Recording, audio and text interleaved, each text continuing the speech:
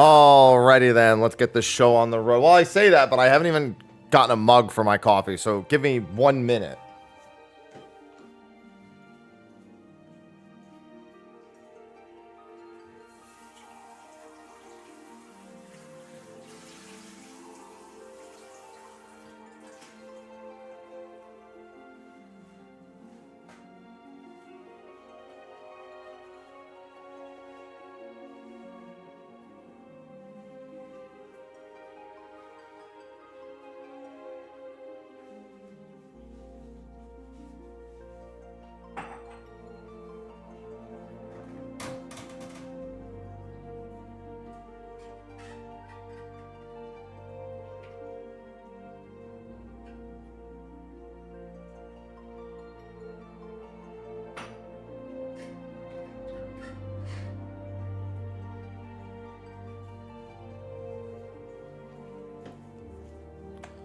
All right, now I have it. All right, now I have everything. So yeah, today we've got a whole bunch of mobile stuff to cover. I have to go through Arthur's VODs at some point. He told me that I could make some videos, but there is also that YouTube channel that's been posting the gameplay related stuff. So I have both options.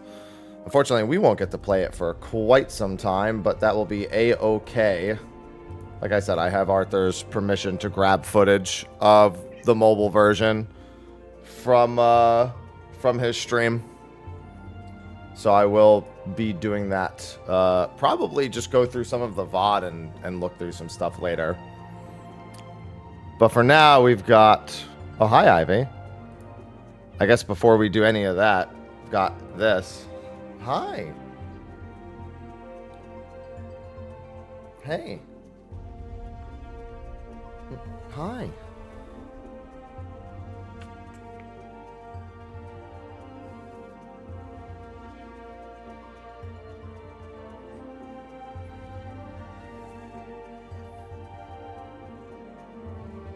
This is apparently first thing.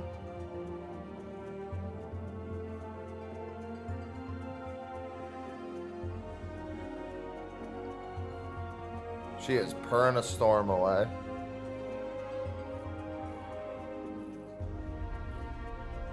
She wants the other leg up. There you go. Oh.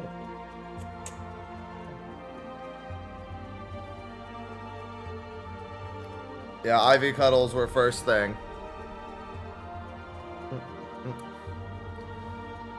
Alright, first things first is the gameplay trailer itself, which I have to do a reaction video for. I actually have to put Magic Spoon on some of these videos too for 14 Mobile, so YouTube video later, like not now, but the YouTube video later, I'll have it edited in. Alright, let me get my recording scene open.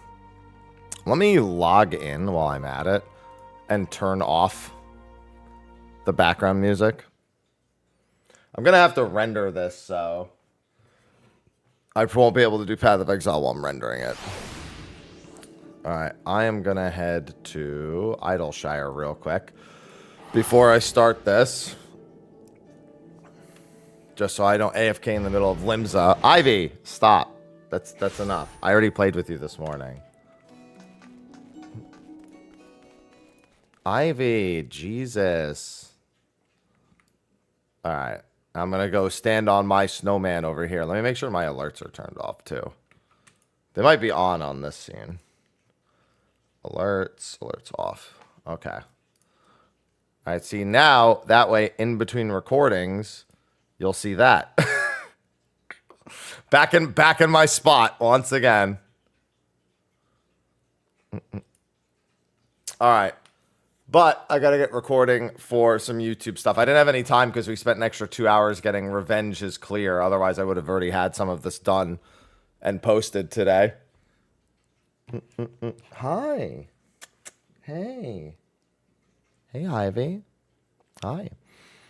All right. Without further ado, we should get started because we've got a lot of mobile stuff to go over. Yeah, at least we got it. We got it on the last pull. I was like, bro, it's my bedtime. I gotta get fucking going, dude. I could use a sip of coffee too before this starts. This is still very hot though. Ah, hot. And cats on my lap. Whew. All right, let's get going. Hey everyone, Mr. Happy here, and today begins what is probably a slew of Final Fantasy XIV mobile videos. While I still have other projects that are kind of in the background that need finishing, Path of Exile, and some other general Final Fantasy XIV, even some 11 stuff. 14 Mobile just became available in the last day or so over in China for beta testing. So for anyone who thought it wasn't going to happen anytime soon, yeah, the beta tests have already begun. We have an idea of the specs that are required. We have a new gameplay trailer that was put out, which we're going to be watching for this video. There's videos and screenshots surfacing all over the internet, going over the UI, the features, more of the gameplay. Obviously, this video is going to be kind of jump cutty a little bit. I took a look at it while I was doing Ultimate last night. And we're just going to go over this. I'll actually be able to pay attention to it since it won't be weaved between doing Ultimate clears this time around. It'll actually have, audio and everything as well.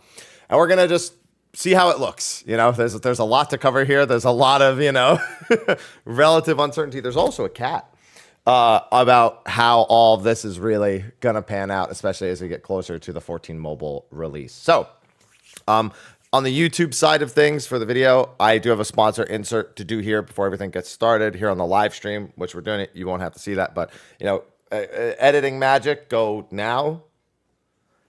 And we're back. Thanks for watching it and enjoying it. They sponsor the stream. They sponsor the channel, actually, not the stream. They sponsor the YouTube videos. So we appreciate Magic Spoon for that. Okay, this is about a 2-minute long video, but I'm sure there's going to be a lot of small details since I really didn't get a good look at it the last time. So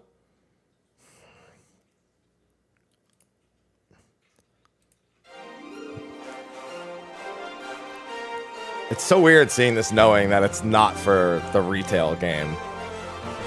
It's still really strange. Yeah, running around. So you can already see kind of a few things with that right from the get-go. I'll go back a second there. Still running around and exploring. It's interesting because, so we know that there is motion controls and they're running from location to location when it comes to this spot right here. I know that if you check really closely, you can kind of see it on the left, but it's hard to see. So you have quests at the top, you have the mini map, you have the weather. Looks like you have social links, and then you have the general menus. Bottom right has sprint, I guess just the generic class action, and then I don't know what that last button is, so I'm going to have to move myself around quite a bit here. You could see in the bottom right. Sprint, that's the exact same one. I don't know what that other one is, but we're going to find out as we check out all the other stuff. Like I said, there's a lot of gameplay related stuff that's already out. And then in the bottom left, you can see the social features that are there. It's kind of tucked under everything, as you can see right before it cuts off down here in the bottom left. I don't know if this is to get on the Chocobo. I believe this is emotes down here. This is at the bottom. You can see the job with HP and MP. It looks like by clicking that, you can change what job, given there is a change symbol right there. And then you have another drop down on the left. As we go to the next map sequence, you can see this is just, over in Gridania. You can see the only real difference here is that he appears to have some sort of mail or gift up top in the UI. So this is probably the most mobile looking piece of everything up here on top of the actual UI menus that we'll see when we take a look at some of the screenshots a different time. But otherwise, I mean, that's 14 all right. See him running through a Fate area right here over in Lenosha. You can also see some of the updated UI elements in the map. You can see the Aetheryte looking a lot more crisp, the Chocobo symbol. All the symbols kind of just looking a bit more, well, I guess more blown up is more so the way to put it. Like the mini-map, all the icons on it, probably to make sure it's visible, more visible, are kind of like enlarged. Could be this person's settings as well. We do also have, of course, the Fate timer, the type of Fate that it is, the amount of time remaining, the amount of progress, the usual stuff. Quite concisely put here in the top right, not taking up too much space. I actually kind of like that it seems to replace the large portion of the other social features and the other kind of more mobile menus that we saw in the top right. You can also swap back to those mobile menus by clicking through that section right there. You can see the Fate join symbol at the top.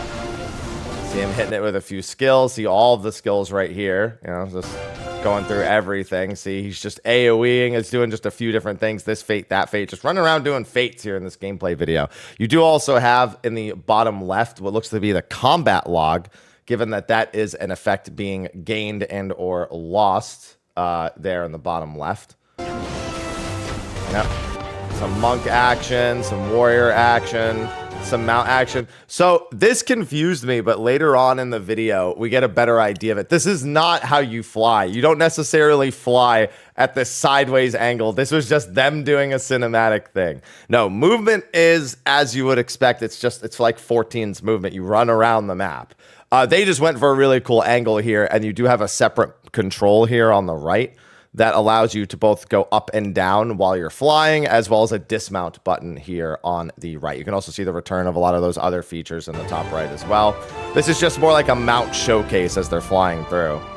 The gold saucer. Now this actually just makes a whole lot of sense. And again, we get an idea of the updated UI. You can see the point counter on the top left. Other than that, you know, this Air Force One isn't going to be that much different. We also have an updated UI for triple triad here. You can see that the cards are seen at the bottom. Your opponent's cards based on the rules are going to be seen at the top. The countdown timer for the remaining turn, as well as some of the other features involved with it. You also have you can also get to see animations, it looks like, during triple triad, which is actually really cool. And you have the card count of who's in the actual lead when it comes to playing on the right.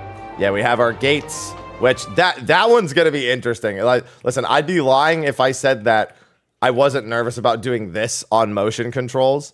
But I mean, there you have it. I mean, it's just like all the other. Is this, that's not the fashion report on the mini map, is it? I just noticed this. Is that it looks like a stack of cards or something. I'm not sure. I don't remember what NPC is normally standing there. I haven't been to the gold saucer in a hot minute. Was that wasn't Chocobo Racing. It made it look like it was the first time here, but it's not. This is just them running around. You can see that their current quest is a main scenario quest in the top left. You can also see that this appears to be before they have flight because their Chocobo can't fly. Either that. Oh, no, if they press this, their Chocobo will go into flight. I thought this was a jump button for a second. No. This will actually straight up lift off, and then the up and down controls will replace it. All right, and then you also have the party settings, by the way. It looks like you have your quest and you have your party settings. That's what this other one here is. And of course we have Kurthus, no other UI elements present in this one. You can see them moving around. So that gives you a better idea. And again, you can actually see right here, again, it's been really hard to see, but this is the motion control kind of indicator here on the right. Now it looks like over here, there is actually a jump and a flight because maybe this was jump and they didn't have flight yet. And now this is flight and this is to the ground and dismount. There's also another quick button for it over here. I can't help but notice, which makes sense because that's where the mount button is to begin with. It's not far from the motion controls itself, so you can just reach over with your left thumb or whatever device I suppose you're actually playing it with. But you can get an idea of even just them turning the bend there. That's representative of the fact that, you know, you are just going to be moving around the world, and the actual flight being normal in that other section. And then we come to Titan, who, this was the bit that I really saw. I didn't get to check out all those other bits till just now, but then we have actual Titan. If I recall, it's Titan Extreme that they actually showcase here. There's Mr. Titan. So you saw, okay, so I saw the pre-buff shields. Looks like we have another buff before we start a persisting one to boot. And I mean, look at the mini map. You can see kind of the idea of how much bigger all the symbols are, so it's easy. I wonder if you can zoom that out further as well. So yeah, this is them fighting Titan, traditional comp. You know, it's obviously going to be a Realm Reborn comp because, you know, there. And also there's the limit break button, which we hadn't seen in prior things. And you can also see it's got 3 bars underneath it, LB 1, 2, and 3. So all those elements are present. Am I bugging, or did Tomahawk just generate 10 gauge for him? I think it did. Hold on. Let me go back and see if he was at 0 and then yeah. So it looks like the way the beast gauge interacts will be a lot more active. Now, we expect this. If you've watched the job action trailer that we actually took a look at a few weeks ago, the gameplay is very, very fast. And there are also some job features that are a good bit different with the job gauges. Bard, for example, has a rhythm game where whenever they're in repertoire, they have to press the song again during a certain time in order to perform another action, which I actually thought was really cool. All right, so there, what were the actions that he had there? Because we're still trying to get an idea of how many actions they are. So this looks to be roll actions, if I'm not mistaken. I'm trying to see what button. Yeah, so by pressing the tank button in the bottom right, so you can see the tank symbol down here, it opens your roll actions. And in the roll actions, we can see, I believe that's provoke, arm's length, and rampart all. So then we get a few different POVs. You can see they're moving around. They're playing like it's Final Fantasy 14. Dragoon's doing their rotation over here. Looks like Litany missed 3 people, so that's bad. Yes, I had to notice. I'm sorry. There was a landslide that we just had. We still have Weight of the Lands, which is frightening to imagine. It looks like it didn't really hit that hard, though, because the Dragoon actually ate a Weight of the Land there. And you can see it really only took their shield and a little bit more of their health, just to get an idea of the mechanics. So it might be expected that you actually need to survive a little bit more than, just being able to dodge absolutely everything. It also looks like the repertoire thing isn't actually happening over here, which is interesting given the job thing that we saw earlier. We have knockback here. Yeah, there you go. Mountain Buster, the classic. All right. That's going to destroy the rest of the arena. Yeah, maybe this is only hard mode. I mean, that looks, I don't know, actually. I think this actually is only hard mode, or even it might just be the story. Who knows? Maybe they just made the story version look a lot more like the extreme version, because it's got the 3 waves, but it doesn't have the 5 waves. Unless was the other one 5 waves? Yeah, is this one 5 waves right here? No, that does look more like the extreme ones, though. It's 4. Oh, no, it is 5. Yeah, that's the 5-way wave. I also like the dead person just has an X through their name in the party list at the top left. But, oh, wait, no, so here's the thing. This is the story version. He's level 35.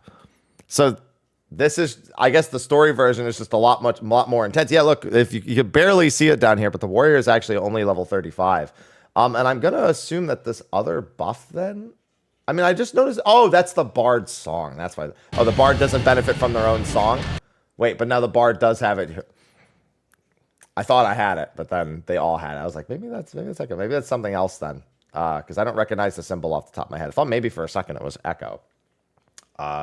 Anyway, that's another couple of things. And we have the stomps, of course, the tumults. He's leaving the arena. He's doing, looks like this would be where in extreme people get marked. We did also see very, very quickly there the activation of the roll actions to arm's length. How many people actually arm's length this? Only the tank. Oh, no, the tank and the bard did. Okay.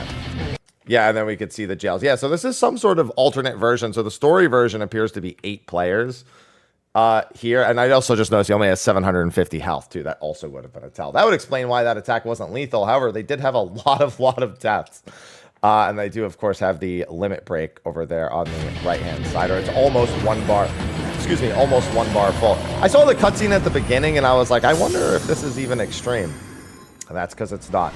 And yeah, that is our first, that is the first look of gameplay we are going to get. Now, this YouTube channel, Chan, C-H-A-N, they are the ones who posted the other video as well. So it seems like we'll be coming to this YouTube channel largely for any promotional materials. I don't know if they plan on posting anything more general about the Chinese beta. But yeah, that's our first look. And I mean, it looks a lot, it looks like Final Fantasy 14. There's obviously still a lot of information, but I mean, again, it's kind of hard not to just say it just kind of looks good. Like, it's definitely a lot more effort than I think most people expected. I know that even though Yoshi P and team had said that you were going to have to move around and avoid AoEs, and it was going to, still generally have the soul of Final Fantasy 14 in it. That most, I know I had one person I spoke to say, honestly, I expected them to do something more turn-based or something like that. And it's like, dude, that's the opposite. You have to press way more buttons in the mobile version than you do in at least at a much faster pace. Like the cooldowns are shorter. And I mean, you even have your auto attack button that you can actually press if you have no actions available or you need to save your actions for something. If you actually press where your job symbol is, it does like an auto attack chain. So for healers, probably good news when you don't need to be healing for any specific capacity, because you will be pressing that if you're not pressing one of your other offensive or, restorative abilities. But again, that's Final Fantasy 14. They actually looked like they did a pretty good job with, making a generally mobile-friendly 14. I just wonder how it's going to feel to play. Atticus says, wait, you can heavy this version of Titan? I just noticed he has a heavy on him. That almost slipped my mind. That almost slipped my eye after the first time. Yeah, I don't know. It's impressive to see what they pulled off. That doesn't necessarily speak to whether or not it will be something that is, you know, good to play, even if you're a 14 player on the side, or if it is just going to largely be people who don't usually play 14 because of the free-to-play barrier to entry for this one. Although don't forget that, you know, retail Final Fantasy 14 does have the critically acclaimed MMORPG that has a free trial that has unlimited play time and includes the first 2 expansions, Heaven's Word and Stormblood, up to level 70. You know, that's also always there as well. Yeah, I'm really curious to see how this will keep going, but there's a lot to go over. Like I said, it's all on the internet. Everything that's been happening with the Chinese beta. Arthur's gave me permission to scour through his footage because he's been live streaming it to, you know, take a look at all this and to produce some content on it. So that means I've got a lot of work to do over the next several days. So expect a lot of Final Fantasy 14 mobile stuff to be popping up on the channel. Don't forget, we have Chaotic next week on retail as well. I'll be posting some videos on that, a clear VOD guide, as well as some thoughts on how it's actually executed, as well as the reward structure and how that actually ends up panning out. So prepare for the first of many. But I'll include a link to this in the description. On the YouTube side, I'll post a link to this once, I mean, on the live stream side, I'll post a link to this as soon as I'm done. And with that, let the season begin. Anyway, that's going to be right for the YouTube video. Thanks everyone for watching over there. Thanks again to Magic Spoon for sponsoring the video. And on the streaming side, I'll get back to actually paying attention to you. Thanks everyone. All right, that's one video done. Bye, YouTube.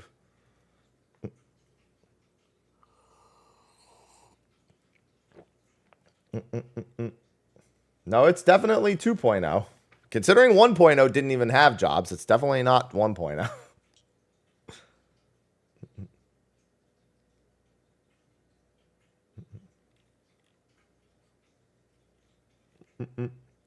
Thank you, Night Wild, by the way. Thank you for the subs while I was doing all that.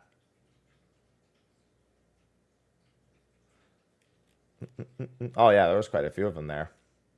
Ah, it was Mahjong tiles. That's what it was. I don't have Mahjong unlocked, so I'm not used to seeing that symbol.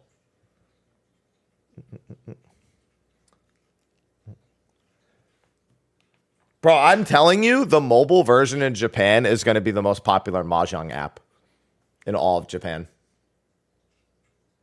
I mean, yeah, they have tons of their skills at like the lower levels. I mean, Bard has all of its songs to rotate. Warrior has inner release with a Fell Cleave combo. Dragoon has like Star Cross at 50 to controller support. That's a question that I have for Arthur's. I don't know if he's even checked necessarily.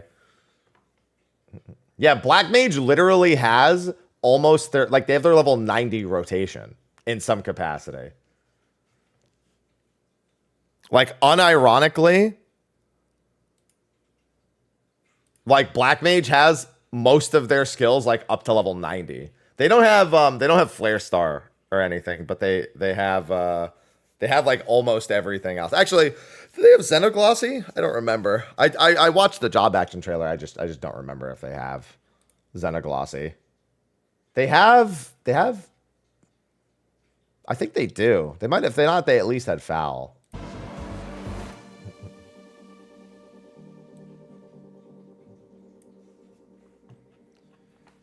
He's only bound things with his emulator. It's interesting because normally in an official capacity, Square doesn't like emulators. So the fact that for that checking out of the thing, he's actually using one is fairly intriguing, to say the least. Good morning, Shorty. All right, so let's get that video going, and then I gotta check out a bunch of other stuff. He gave me permission to scour through his footage, so I'm probably gonna load up his stream and grab whatever I can from that.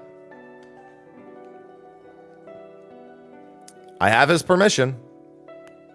He said he tried to get me access, and I'm like, yeah, I don't think I'm suddenly gonna have Chinese credentials. I don't think I can swing that. Hi, Ivy. I don't think I can have a QQ account. I don't think I'm suddenly gonna have a QQ account, you know?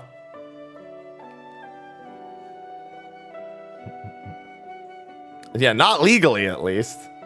Dude, it's gonna be like playing S5 League all over again.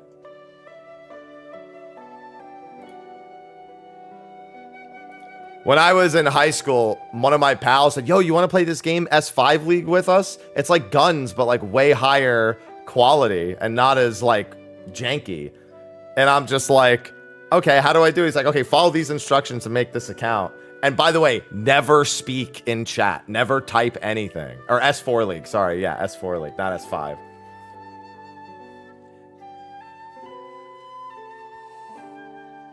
I found out later down the line that effectively everyone was effectively performing identity fraud. Apparently the president of South Korea had like hundreds or thousands of accounts using his Korean social to make Nexon accounts, because they also didn't have like they didn't make it so you could only have one account per Korean social number. So he just had like thousands of Nexon accounts that had stolen his social.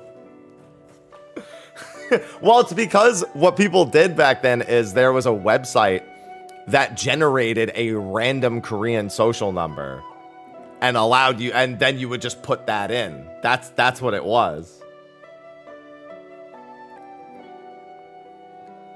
So anyone doing it might randomly generate his. It was, dude, looking back, it was so crazy how bad people wanted to play Korean games.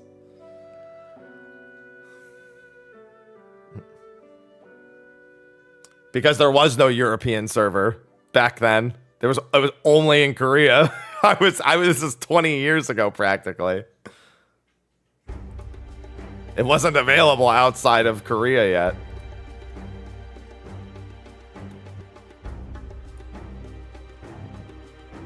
A little bit. I took a look at it while I was doing all. What was it gonna happen? Even some a slew. All right, let's get going. All right, shut up, Happy. Hey, shut up. Hey, shut up. Chaos. Not you. You don't shut up. Thank you for the gift of subs. Chaos. Katsu Hayami gifted 5 subscriptions to the community. And on the streaming side, I'll get back to actually paying attention to you. Thanks, everyone. Thanks, everyone. Hey, everyone, Mr. Happy. Shut up. We hate that guy.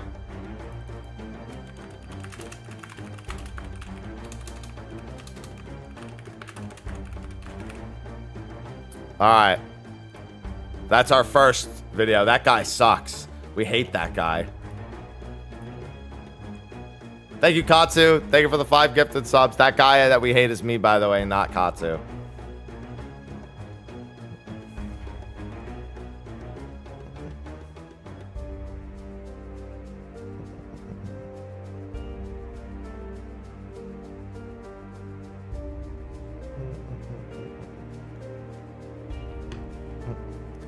Yeah, that's me definitely hating. Cash, thank you for the gifted subs. And Zuko. Sorry, I'm scrolling through the chat. Butcher, Witty, Tiny, and Katsu. There we go. Now I've gotten all of them. Hooray! S-Rank Day! Yeah, I might want to keep my eye on S-Ranks while I'm getting these videos done and rendered. Oh, that felt good. Oh, it's back day. It's back day, laundry day, and dish day.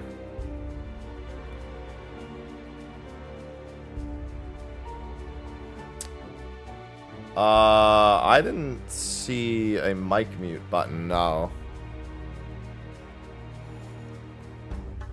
I saw a symbol that identified that they were fighting a combat fate, as well as a button that let them swap back to the mobile menus. The ones in the top right.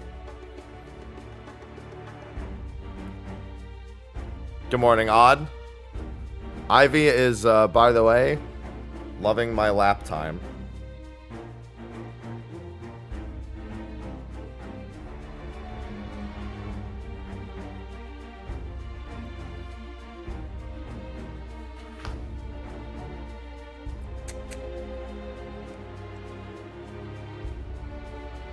thank you.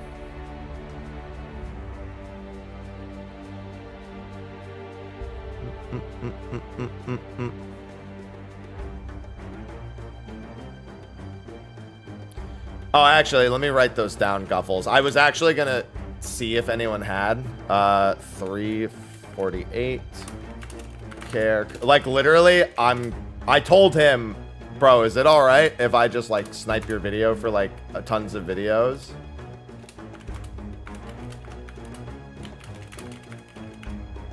Wait, is the job preview the one that I've already done?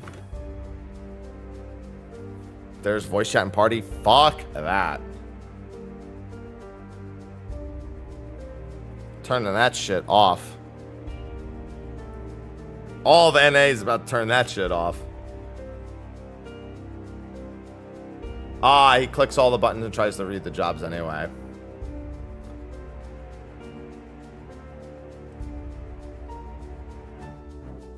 Alright. I have to render this with an ad. Ivy is so comfy.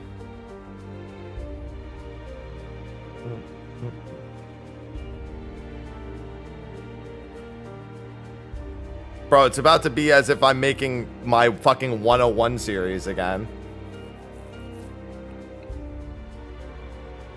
Yeah, if you have any other things, Guffles, about any sort of major feature, feel free to just give me the heads up on them.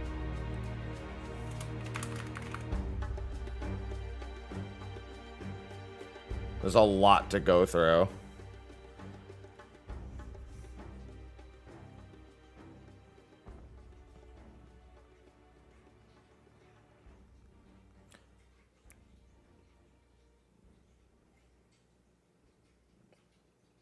Ivy literally every moment of every day.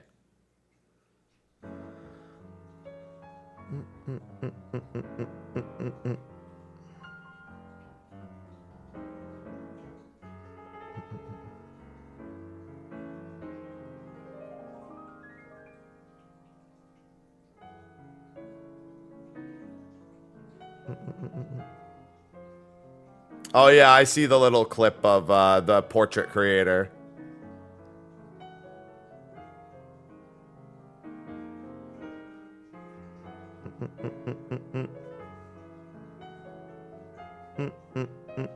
Alright, let's get that done. Okay, getting my first video on this rendered. I gotta get my magic spoon ad in there. Otherwise, I would just upload it right away and move on to the next thing. But daddy's got obligations to fulfill.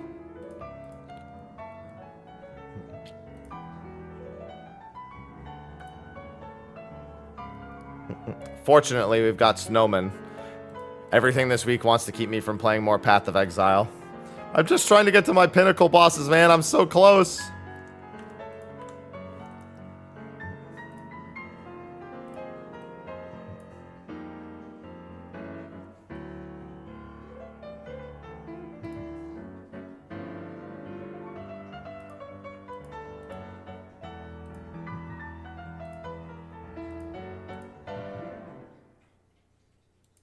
At least I've got some funky jazz while I wait.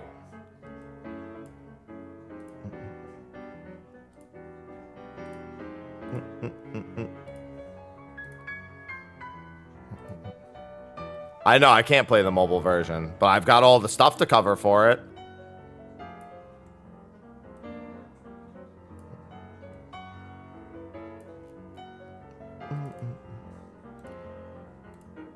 Alright, let's see. Mobile gameplay trailer. It's not even distracted, it's just busy.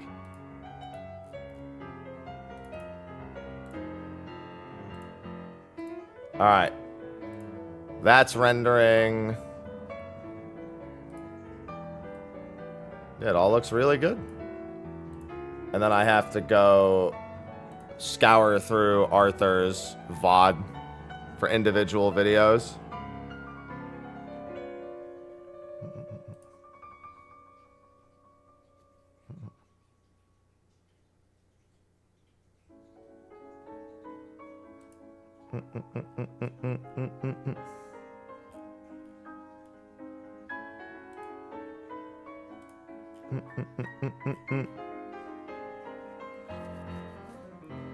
The mount? Chaos. Chaos? Chaos. Chaos. Chaos mount? Thank you, Aura. Thank you, Kiloma.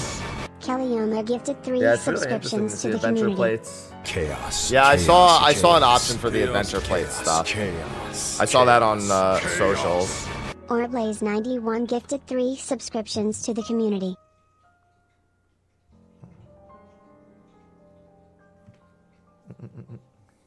Thank you for the gifted subs. Yeah, we got wild times ahead. I'm rendering at the moment, so we get to chill for a few minutes. I've got some timestamps for Arthur's stuff to actually look at. What is the mount? The one that's on your screen right now? If you're referring to the Twitch sponsorship bit. The Twitch collaboration.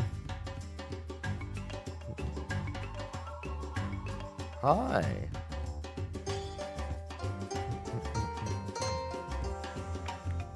Oh, God. Today's back workout's going to be a time. My body is spent. Tomorrow is definitely a rest day. Chaos. Lala. Chaos. Chaos. Thank you. Chaos.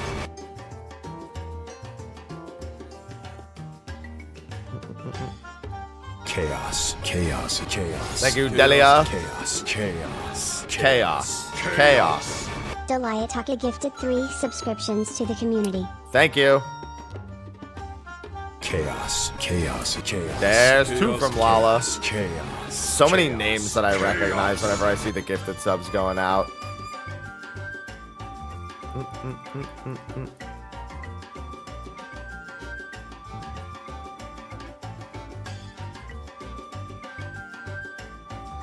You know what else we got this morning? Another Trails in the Sky first chapter remake trailer. That also happened this morning.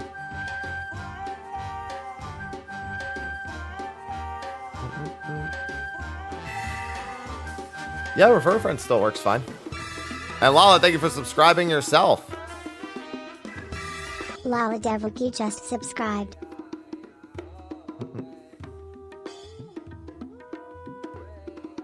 Ivy is so comfy. Ivy, my leg is gonna fall asleep, please.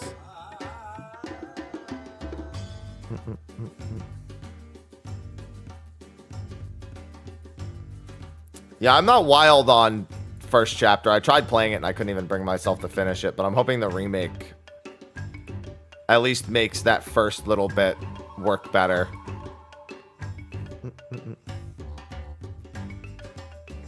Makes that first chapter work better.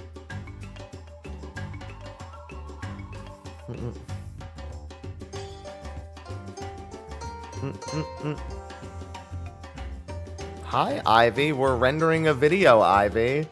And then we're gonna watch more mobile stuff. While that snowman stares into your soul. Let her rest. She's the one who doesn't let me rest.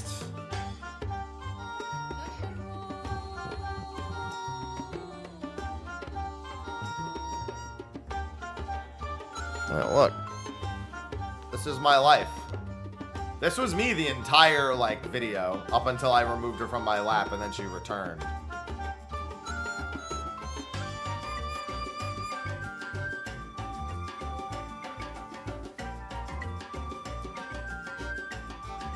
That it looks good.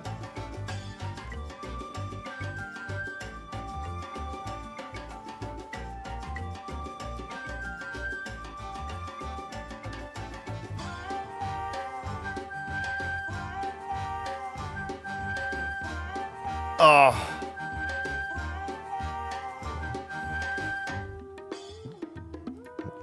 Yeah, I've just got this on shuffle. I slowly have to add some more songs to it. Ugh.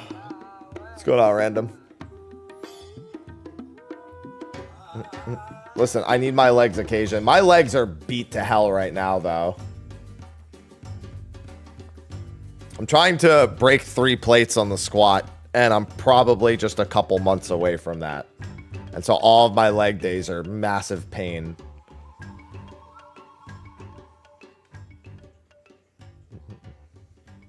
I need to break the 3 plates. Must break 3 plates. For pound knowers, that's 315. For kg knowers, I don't know. No fucking idea. 120 kgs? I don't know.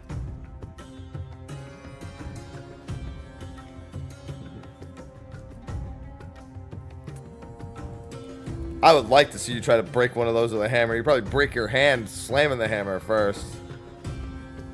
At least a few. You think I'd watch Eddie Hall enough to be able to translate between kilos and pounds? Nope. Absolutely not.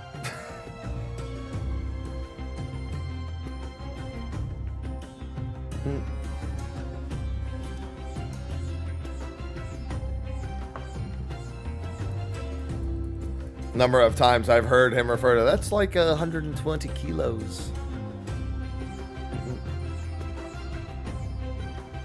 I was gonna say this is Dalmekia, isn't it? Sure is. Oh, all right. So we've got it. So next, I'm trying to think which, because we're gonna make a ton of separate videos. I'm not gonna try to do all of this in one video. So character creation is gonna be the next video for mobile. Then we could do the job preview. Then there's E-Free. I have to look at the quality of life stuff, though. I need, like, specific... I need to, like, crawl through and find, like, specific timestamps on quality of life stuff.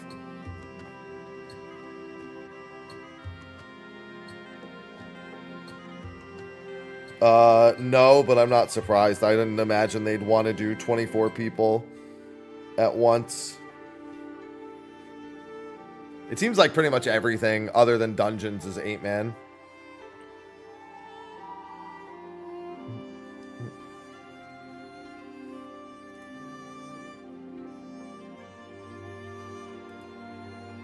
Your boy about to crank some fucking videos.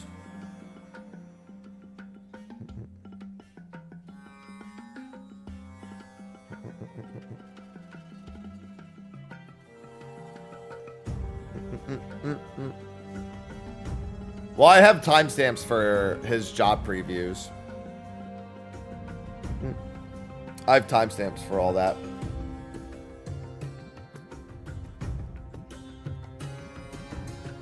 Yeah, I have 3 specific ones that Guffles gave me. He gave me character creation, job previews, and Ifrit.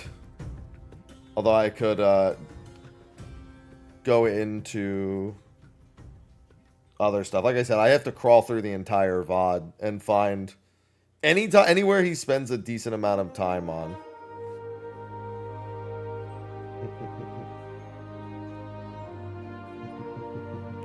God, this is not the week to have 4 nights of Ultimate in a row. So much that needs to be done.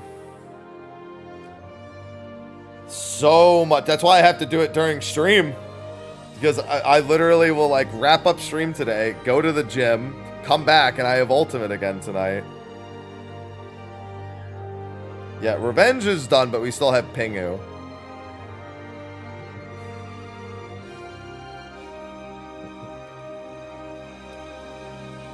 Oh yeah, I have a totem. I don't know what weapon to get. I guess, sure.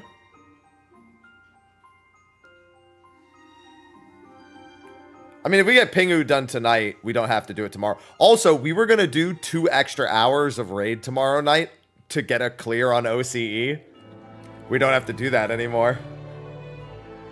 Should I set the UI? I don't know. I play on 1080p with, like... I have all of mine different. Some of my UI elements I have at like 160. Some of them I have at 80. Generally, I just customize every individual one.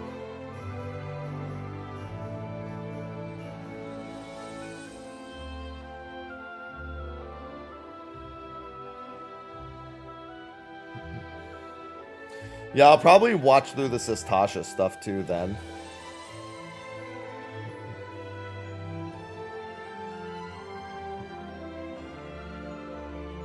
Yeah, generally speaking, I don't have a set UI scaling. I just scale everything individually.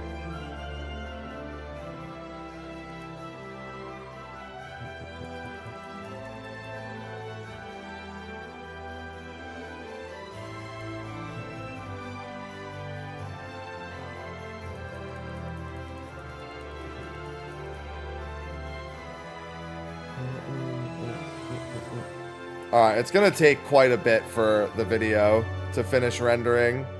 It's gonna take like 15 minutes or so. So yeah, if there's any other important bits, I'll just make specific notes, says Tasha. I don't have a timestamp for it, but it won't be hard to find.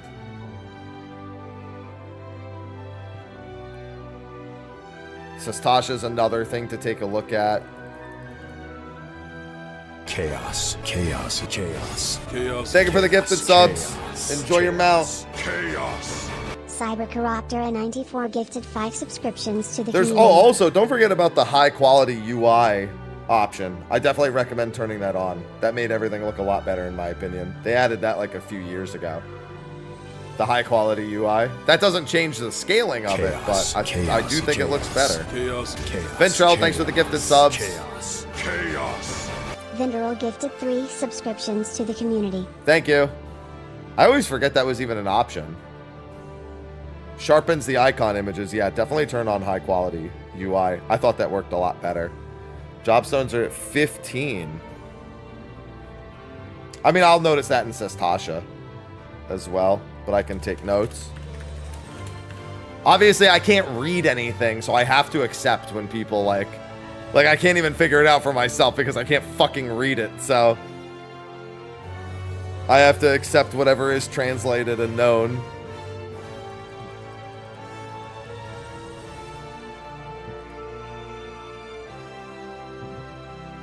Well, I mean, we could see all the map-related stuff. The icons are a lot bigger. It's zoomed in more naturally. The icons are different than they were before. Some of them are straight up higher quality or different images altogether. I put the Copper Bell. Oh, I didn't see the Copper Bell one. That shouldn't be too hard to find. That should be right after says Tasha.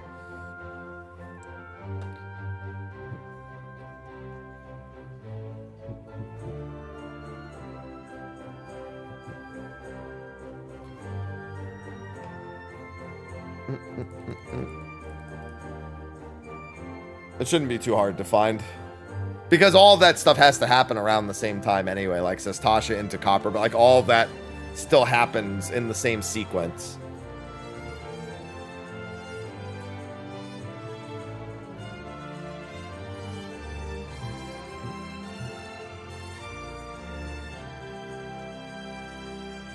Yeah, so we'll render this for another 15 minutes. Everyone can collect mounts and enjoy chaos.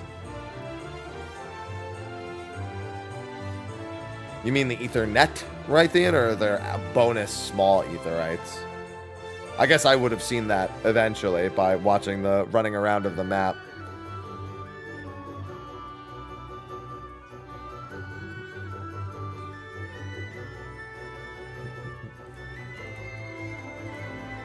I'll just note down overworld, because I can look at any overworld. I'm in the snowman. It's hollow. I am the snowman.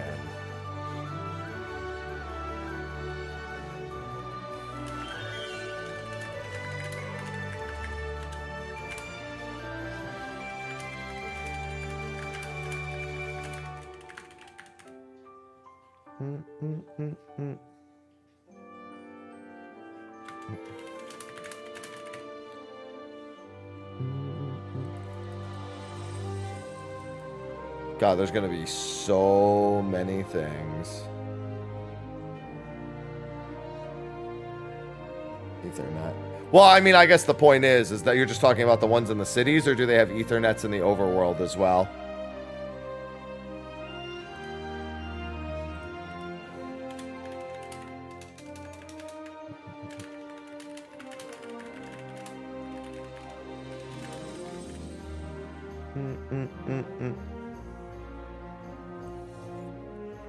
I have no idea, but I haven't changed it, Trevor, and quite frankly, at this point, it's like it's working just fine. I just treat it like it's working just fine.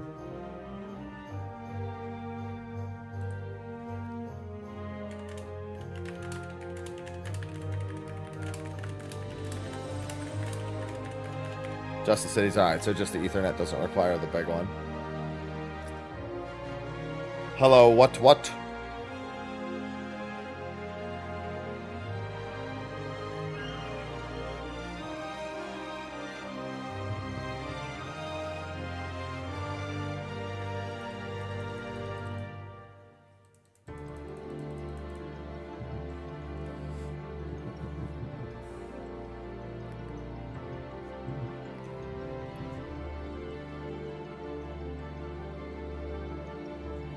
Yes, if you make another Twitch account, you can get another code.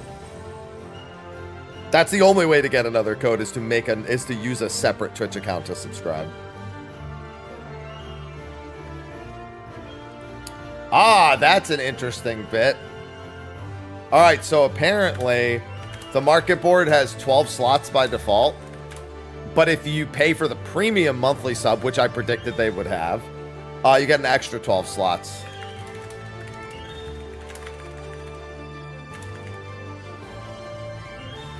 Yeah, you can use it on. I'm actually, now that you mention it, I actually don't know that.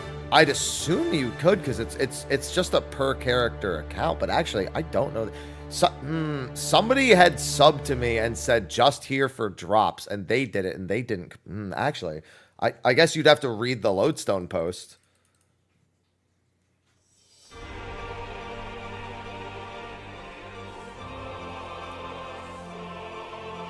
That's a good question. By the way, I still think it's criminal this song wasn't in DSR.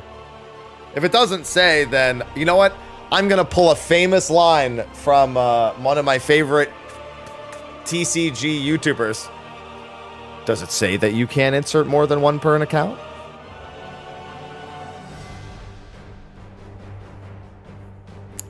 The people who know. The people who don't, does it say that you can't?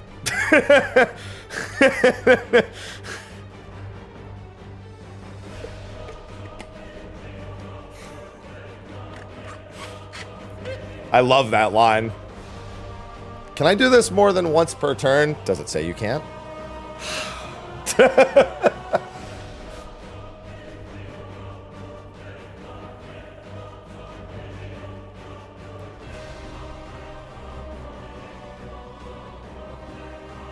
Yeah, I haven't tested that myself. It's a reminder to everyone, I'm currently rendering a YouTube video, and then we're going to look at more mobile stuff.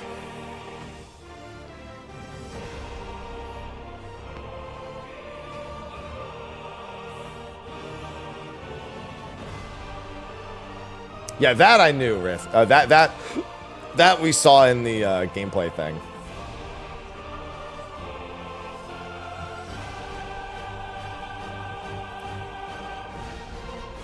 Oh, speaking of that, I do have my top loaders for the Final Fantasy TCG stuff that I got sent for OP20.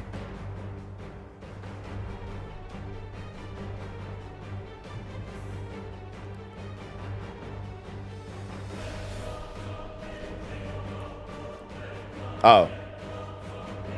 That's my character. Oh, there's an S rank. I must go. My people need me. I think it's already been relayed, so I might not make it. In fact, it's already dead.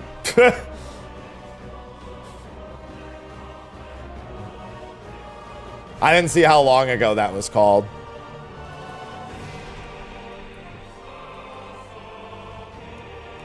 That's alright. I'll just stay here. God, I love Revenge of the Horde.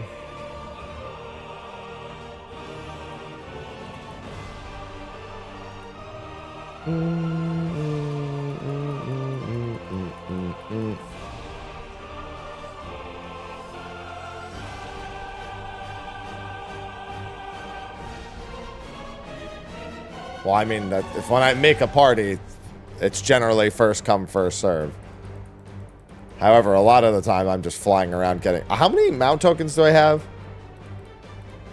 I need 17 more mount tokens. I don't know which DSR. I don't know which Fru totem to get this week. Which Fru weapon to get with my totem. It'll be the last one I get for a while, most likely, because we're not doing weeklies anymore starting next week. So, Viper.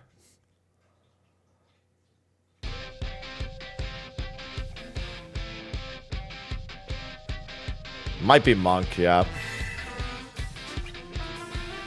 I mean, I'm gonna get them all eventually anyway. Viper is a job I will not go anywhere near for quite some time. Monk, however, is a job I do like to dabble in whenever given the chance. Chaos. Chaos. Chaos. Chaos. Chaos? Thank you, Selren. Chaos. CRMEXE gifted 2 subscriptions to the community.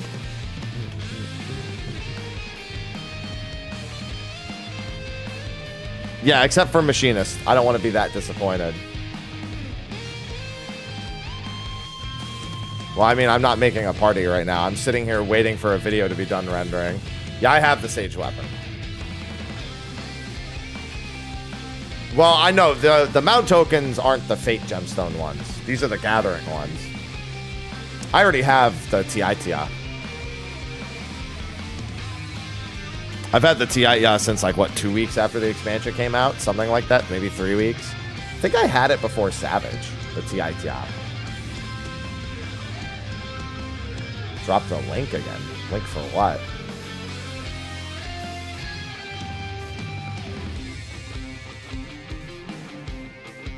I didn't drop any link.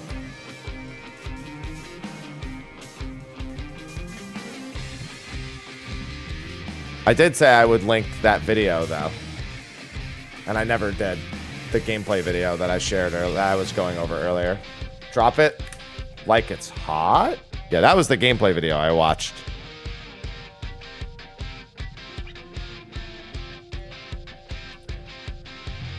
No, I'm definitely going DPS after the way this week's Unreal went.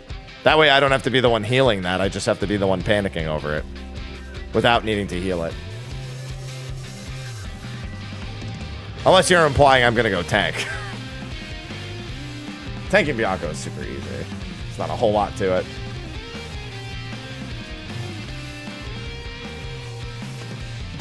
I was tank for all of Leviathan.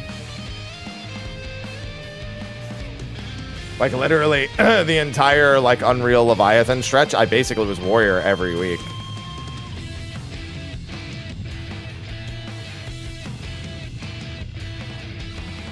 I trusted myself the most when it came to tanking Leviathan stuff. Kodiak, thanks for the tier 1. Kodiak Phoenix just subscribed. Alright. Video still needs 8 more minutes to render. I don't want to pull up the videos and everything until that's done.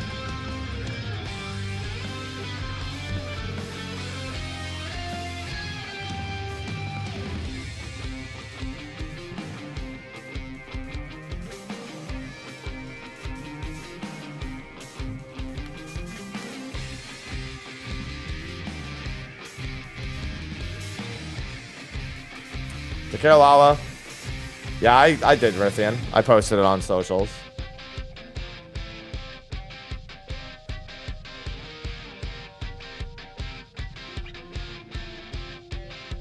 Are you claiming... Cody, are you saying somebody auto-marked?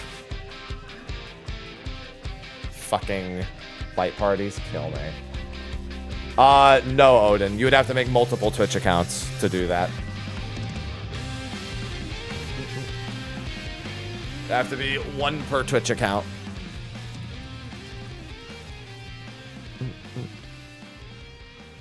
Which can I bench? I don't know. I haven't max benched in a while.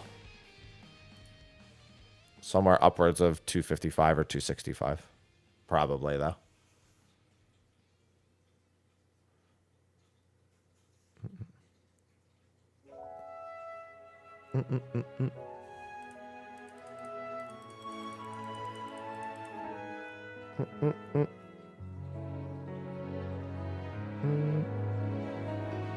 Chaos. Chaos. Chaos. Chaos. Chaos. Raichu. Chaos. Minnie, thank you. Chaos. Crafter H, you gifted Some 3 mountain subscriptions to the enjoyers. community. Chaos. Chaos. Chaos. Chaos. Chaos. Chaos. Chaos. Chaos. Minute Draw 4, gifted Epic, 3 thank you. subscriptions to the community. Chaos. Oh, no, I don't do Chaos. unboxing Chaos. videos very Chaos. often. Chaos. Chaos. I just post on Chaos. social. Chaos. Epic Duke 11 gifted 3 subscriptions to the community. Thank you. So I'm out crying. No, but he's definitely dead inside. I don't know if there's any sadness or joy in there. I don't know if there's emotion at all.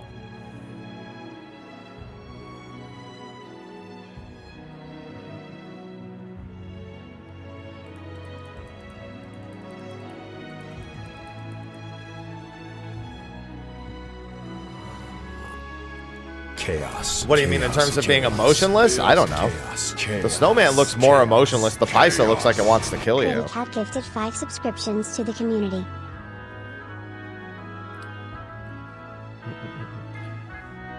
Thank you for the subs, Kitty Cat.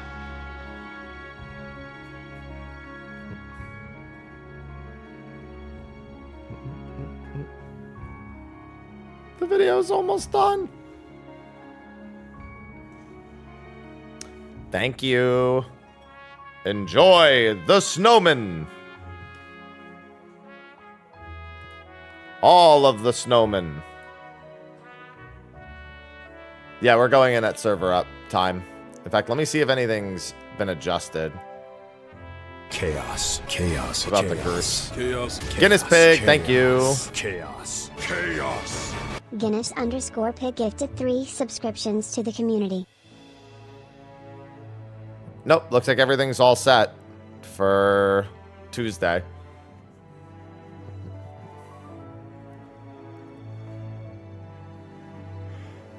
Huh, nifty. Yeah, too bad he probably didn't do it as machinist and subsequently only bought it because he does dungeons as machinist. Smile.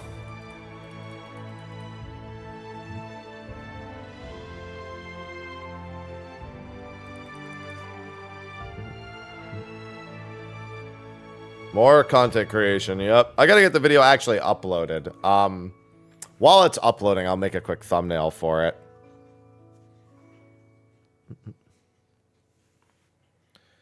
And then we can start, I'll look for a timestamp and then we'll do a new video. We'll do the character creation timestamp first.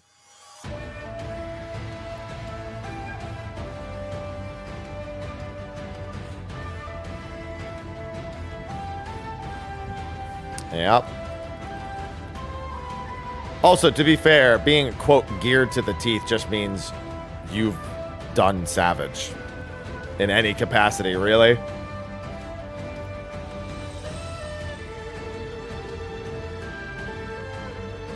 Grand Blue Fantasy Festival 2024 begins next week. Man, it'd be really cool if they had something to share about Relink, except that they won't.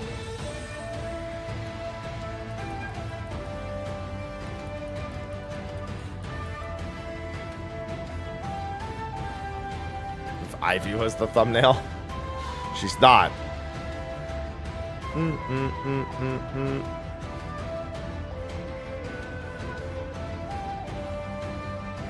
Too real, I know. Relink.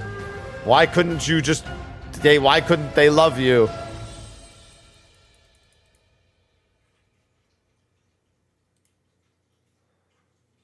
To be fair, with the turmoil that game went through, they just wanted that shit to be over with, man.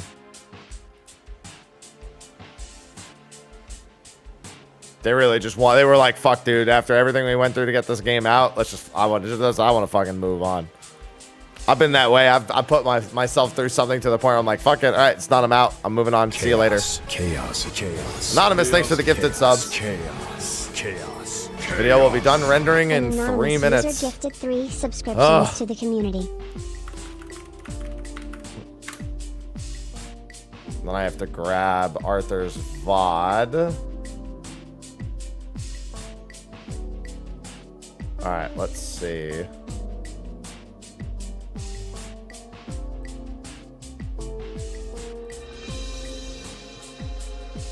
Yeah, he did Fru first.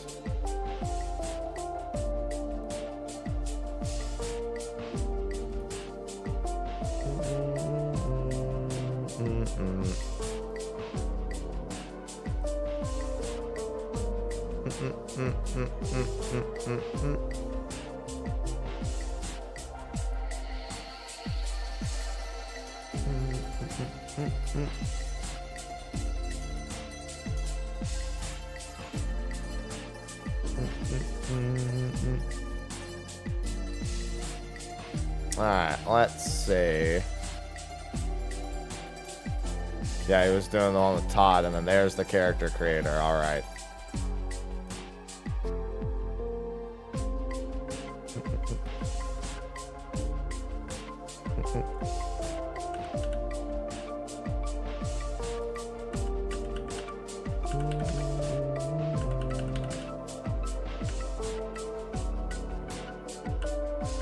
Alright, where is it? I'm trying to find the actual, like, there it is.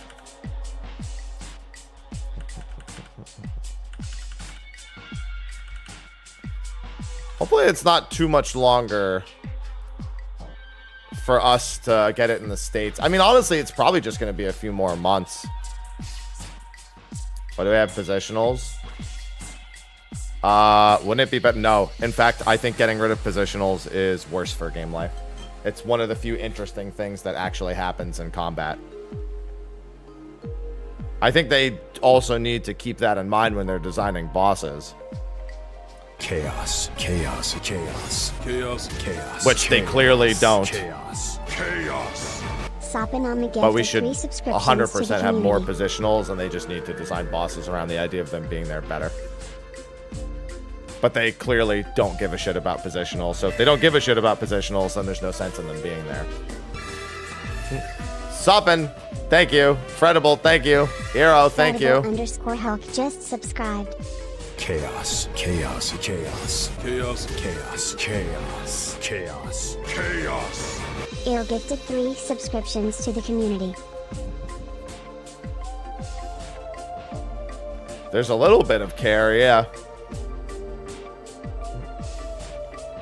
I want Monk to go back to having at least 4 positionals. I still do half of them I still do 4 positionals anyway, even though there's only 2. I try to do Dragon Kick and Boot Shine from flank and rear.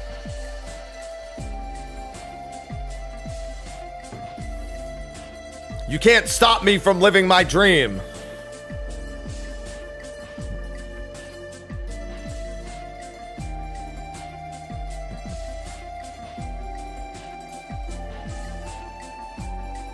Crit the Boot Shine.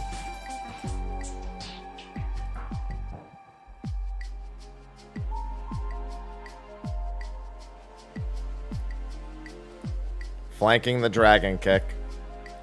When Homeboy flanks the Dragon Kick.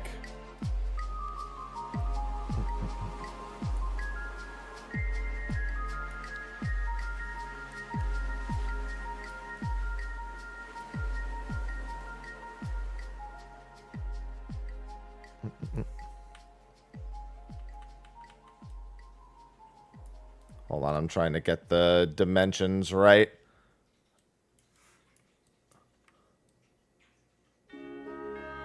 There we go. That should work.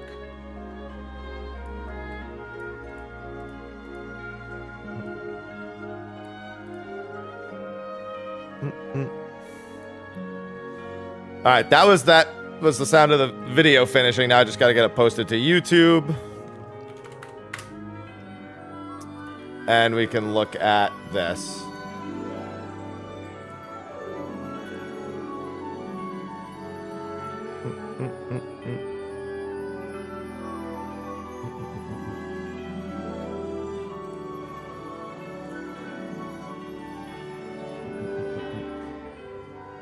Listen, we love when Live Alive music comes on.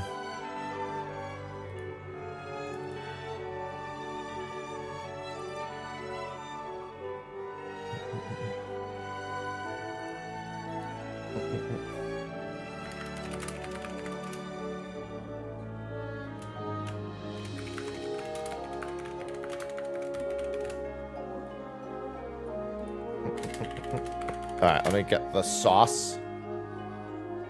Chaos, chaos, chaos. Dragoon actually chaos, had the most chaos, positionals in the game chaos, for chaos, the last several expansions ever since well, An since anonymous Endwalker, user Dragoon's had the gifted most 5 positionals. subscriptions to the community.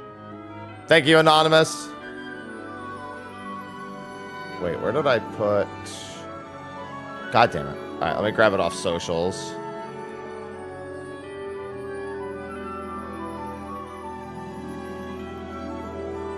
Somebody had tweeted it at me. I already knew. It was in my Discord as well, but I'll just grab the tweet.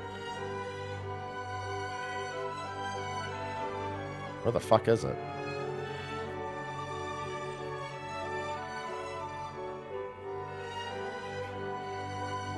Where the hell is the person? There it is. Jesus Christ. It took me forever to find the video. I had to scroll down for literally ever. Be quiet, light stream.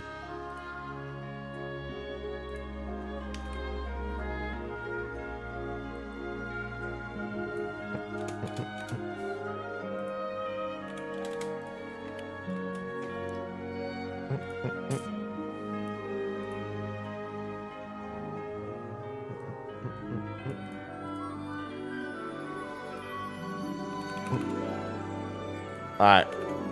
We're almost ready. I need a thumbnail and I need to set up the magic spoon stuff. Listen, when Haps is forced to cram, stream gets to see me cram. Chaos, chaos, chaos. Thank you, Joy. Chaos, Joyful. Chaos. Chaos. A Joyful Noise gifted 3 subscriptions to the community.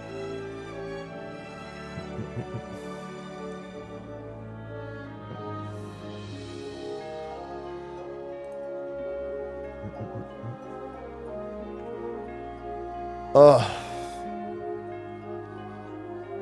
At least Ivy's being peaceful for right now.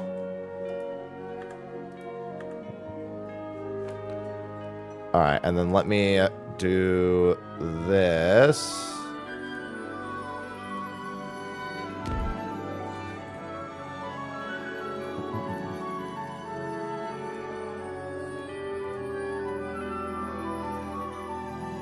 Chaos, Chaos. chaos, chaos. Chaos, chaos, chaos, chaos. Chaos.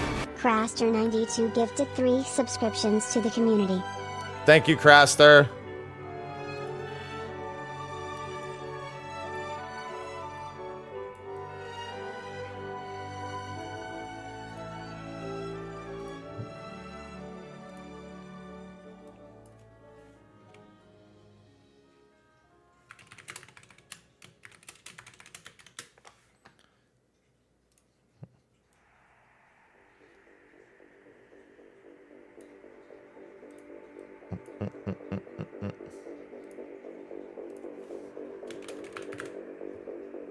You don't just need a VPN, you also need literally a Chinese, like, ID. A VPN would not be enough. You'd also need a straight up, like, you need a QQ account, which would require you to effectively have a social. It's just a code. Nova. You gift the subs, and then it goes to your inbox, and then you go to the load, then you go to the MOG station and put it in.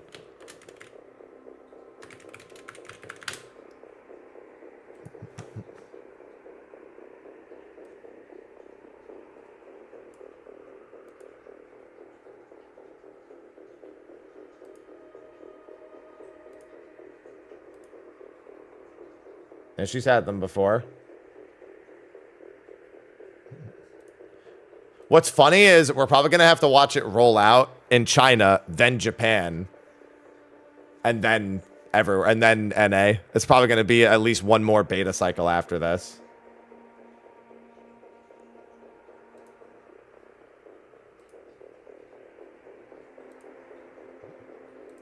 Good morning, Avelia.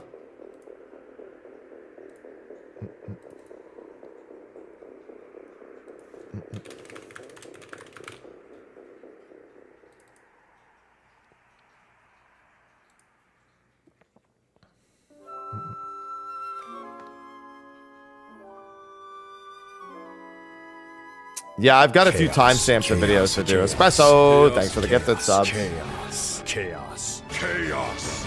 Fire Espresso gifted 3 subscriptions to the community. Nova. chaos, chaos, Because chaos. having a Japanese phone doesn't suddenly give you a real Japanese credentials. Material Nova gifted 3 Though, to be fair, subscriptions plenty of to the people lie community. about them. PoE 2. Well, if I do, it's just going to be in the bottom right corner. April? Yeah, it's probably April. Because you're probably looking at February for Japan's beta. So, yeah, April for the NA. Probably right after Savage, if I had to guess. Thanks, Nova.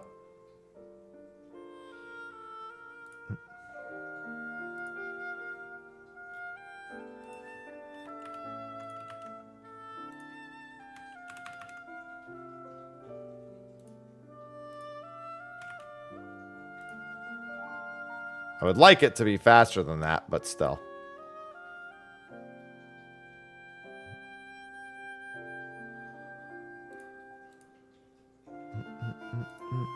Chaos, chaos, Chefs, thank you. All right, the video is almost uploaded. Chaos. Chaos. Shafta gifted 3 subscriptions to the It's community. just doing one last check, and then we can record our second video, which is going to be on character creation. Welcome back, Espresso. Fire Espresso just subscribed. How goes it, Hamps? Hope your winter season's been going good. Did you see Arthar's post about an icon for Ultimate? I mean, Chaos, we know chaos, everything in the chaos, game is going to be in chaos, mobile at some point. Chaos. Chaos. Nezuki Like gifted they've been 3 very clear subscriptions to that the community. everything we have in PC and retail is going to be in mobile. Thank you, Nezu. They said that right immediately, that everything would be adapted to the mobile version. They even said ultimate raids in the initial the light stream's like initial the one where it reads almost like Steve Buscemi. Hello, fellow students. It read like that, but it even calls out ultimate in particular in that post.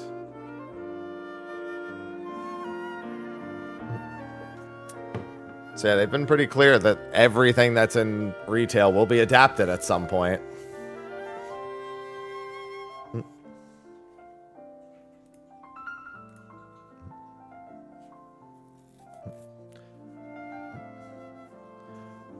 They did. No, they said they were making adjustments to everything.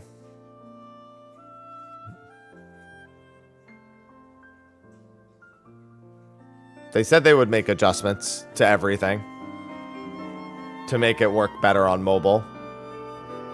I mean, Crystal Tower is an 8-man in mobile.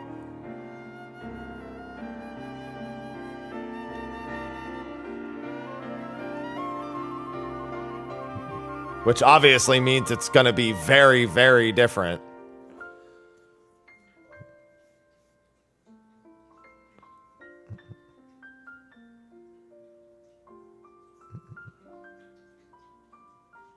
I mean, there's no reason for the ultimate icon to not be there when we know that we've known that ultimate is going to be there. I don't know why they decided to include it so early, but I guess it's so people would take notice of it.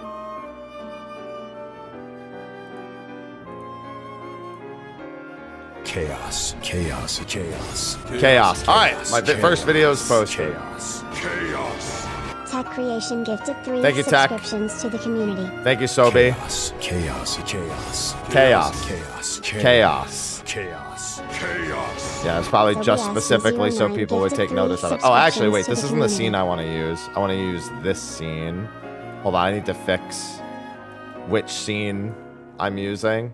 I forgot this isn't the scene I actually want to use to record. I want to use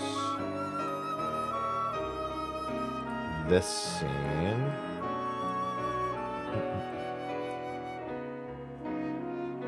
No, I doubt they'll come out anywhere around that time. They have to actually finish Coil before Ukop can come out, and they're not going to release Uwu at that point. They're just there because they know they're going to do it. Like, there's no reason not to if at some point down the line they're going to do it. It's not indicative of a release schedule. It's just hey, our game is doing this eventually. We already know that because we're adapting everything. All right. I think it's time for video numero dos. Let me get some nice, relaxing background music.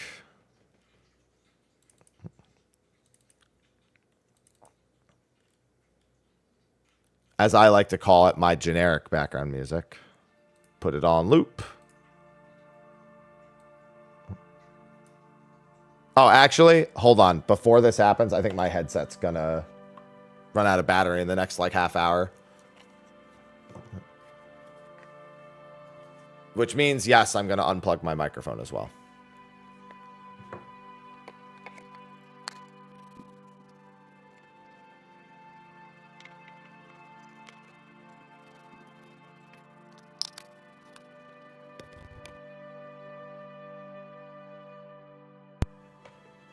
All right. Hopefully not Hamtaro.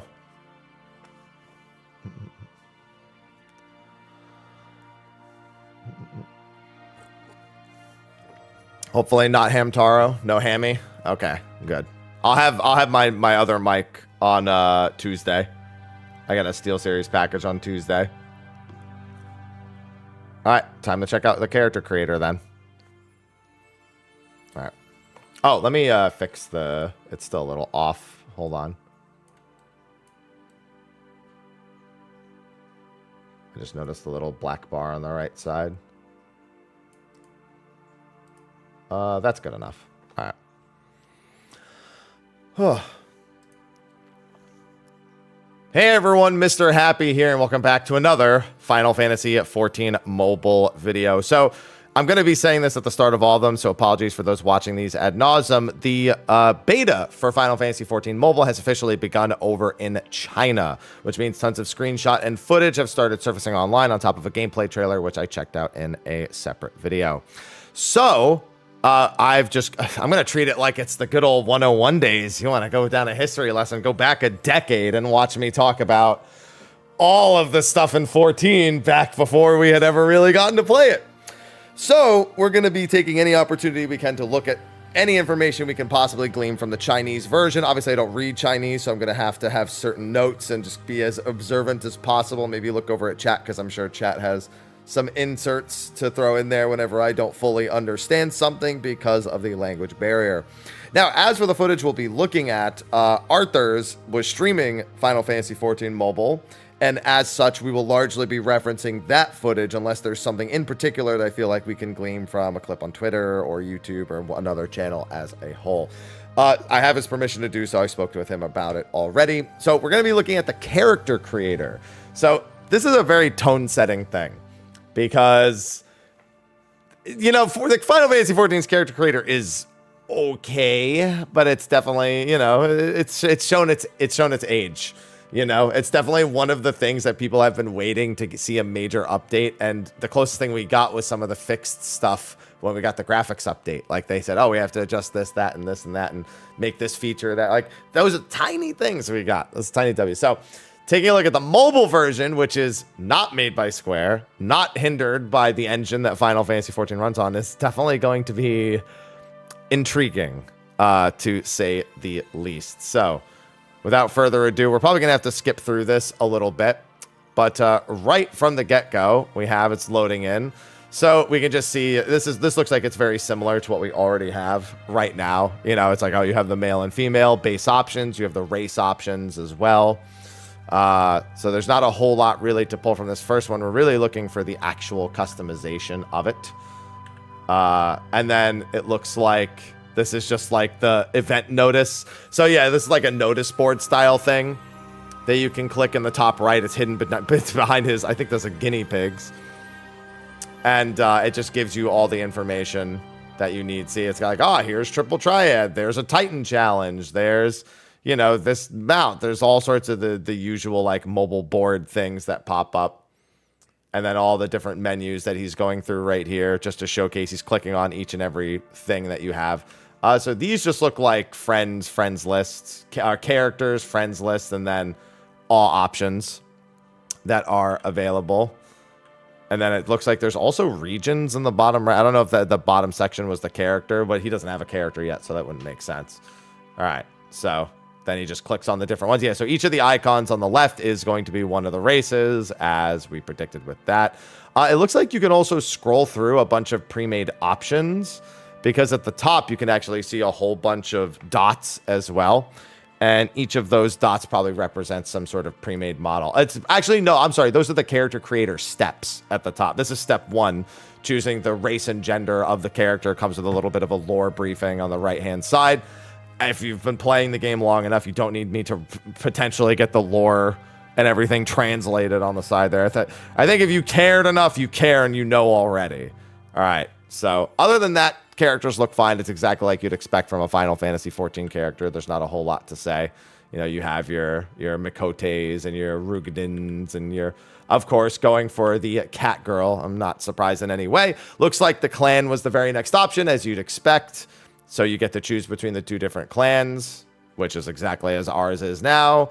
Obviously, the UI changed around a little bit for this. You can see the two kind of crystals on the left-hand side showcasing a visual display of what each of them looks like before even clicking onto them. And then you'll actually get the preview window here. And then again, there's the lore on the right-hand side of each of the different clans. Then we have what looks to be coming up is like some of the pre-mades. You can see some faces when he clicks on to the next part of the menu right here. You see some pre-made stuff on the left, and then the individual options on the right side. Looks like there's outfits and emotes and times of day. Those all change like either what you look like or the background that you have. Looks like there's also a day and night or a weather cycle. Yeah, so you can just get a few ideas, do some different poses.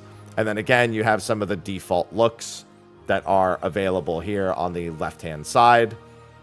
And then you can choose to customize them further. There's an option at the very bottom of that allows you to, looks like customize and make something else entirely. Oh, no, I think the options at the bottom are your pre-saved characters, actually. I think this is the base, and then the next one's customization. And at the very bottom is the option to, like, if you have a character appearance saved, you can pull it at the bottom, just like we have that now, but it's done at a different time, basically.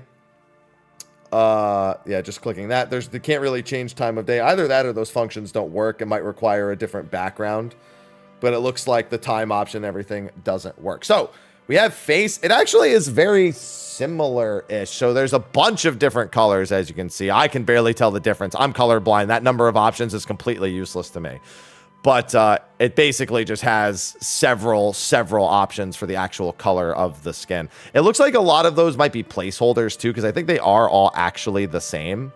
I don't think I'm crazy. I think that the right-hand side is all placeholders and they're not representing the actual colors. It does look like the darkest ones are on the right, but I don't know. Maybe it's just me, but I'm not matching up to all the... No, actually, maybe they really are just that similar. Yeah, they really are just that similar tone-wise. Some of them seemed a little different. And then looks like there's 4 facial options. So actually, not too dissimilar from 14's in terms of the number of kind of set options. You can see the different faces right here. I was worried, bro, that the list on the right, or it was gonna let you do like BDO stuff where you could stretch the cheeks. I'm like, oh no, oh no. These are eyes here that's being looked through. You can just see a few basic changes for the eyes. Man, I'm at least glad that it wasn't like the crazy customization. I mean, I guess glad isn't the right word. It's more like I'm glad we don't have to say it's that different from the other one. The eyebrows getting angrier and angrier. So these are just all the different facial features. These are the nose. There's 6 different presets for that as well. You can get it. He's just taking an angle from the side right now. Just clicking through them all. Really, really looking for the right nose. Dude, I click through character creators so quick, and then these are lips. Yeah, so these are just all facial features going down the list between all 5 of them. So far, it's actually very similar to Final Fantasy XIV's total options. That kind of makes sense because they are, at the end of the day, those are just the irises, looking... They are basically modeling everything off of the 14 stuff. So, again, a bunch of different color options here. I actually like that the color options are also numbered. So you can be like, oh, what color are your eyes? 116. 124, whatever. I'm colorblind. It still means nothing to me because I'm colorblind. But at the very least, we have all of that. And then also looking at which colors are these. Okay, well, he skipped those. So I guess I don't know which. This is eyeshadow. Well, this is the different tattoos. So these are, oh, goodness. Those are some big eyebrow tattoos. Yeah, so these are just our usual tattoo options for Final Fantasy XIV. Looks like they're largely the same. The heart, the half face thing, the dots, the whiskers, all that stuff being painted on. And this, I'd assume, is the tattoo color or whatever facial feature color you've actually decided to take, which means it won't do anything here. And then you have scars as well, which again, it's another option that's a lot like ours. So it is actually very, very similar to what our character creator, like it's nigh identical to what our character creator achieves. So you should be able to pretty easily make basically the same character, assuming you're not an Aura or a Hrothgar or a Viera, since, you know, those aren't here yet. It's just doing the Realm Reborn base classes for the time being. Looks like he's looking for the colors there, and I can't see those. Looks like those were some more facial options or highlight options. Then we have the different hairstyles, which again, I assume will be the largely similar ones. Of course, the Ishtola hairstyles right there. It's funny watching the hair as it's clicked. It takes like a second to render after it's clicked. So you see when it clicks, it's like initially kind of like a pixely mess, and then it like smoothens out and it actually looks like the hairstyle that it's supposed to be. So yeah, same hairstyles as well. All right, so it looks like we've got a character creator that's pretty much identical. I mean, I know I've said that a few times, but like I'm looking for differences. Like I'm actively looking for them. Which is probably for the bet, dude.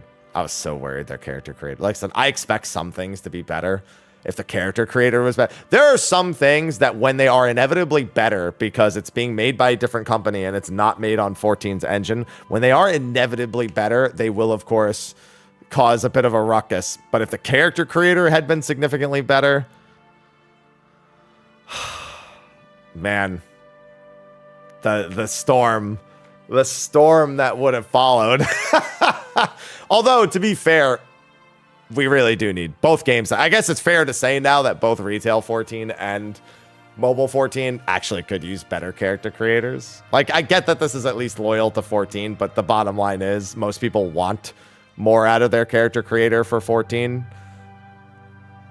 And so I think that's still a fair piece of feedback slash, I don't know, not even assessment, just criticism. It's a fair amount of criticism that comes with it. I'm surprised he's spending this long on hair. I mean, I guess he's to be fair, he's not even checking out the hair. He's genuinely trying to decide the hair he wants most. This is height. Yeah. That's just a height slider. You know, no biggie there. No real surprise. Is that 162 centimeters for the max height? No, it can't be centimeters. Oh, actually, maybe it is. I don't know. Tall. Very tall. This is voice, which I assume that these are the same as the Chinese voices, more so. These will probably not be options that we have, I assume. Suppose I could try listening to a few. Oh, no, they're the same as our voices. I wasn't sure if the Chinese client had different voices than ours. Maybe they are. I don't actually know.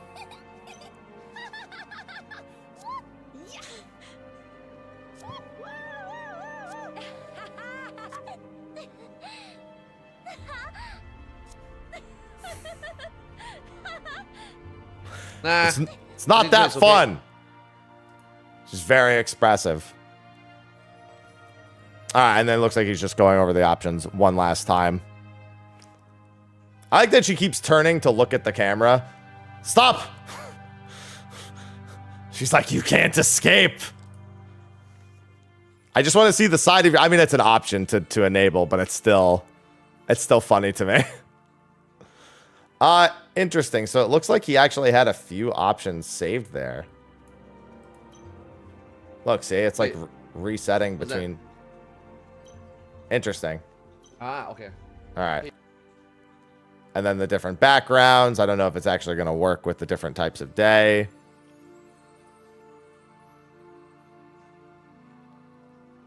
I mean, not with this background. It's not. Can't really change the weather without the outside backgrounds being available, or change the time of day without the outside backgrounds being available. That's just not going to work. I'd assume that'll make more sense once there's actually more backgrounds to preview against.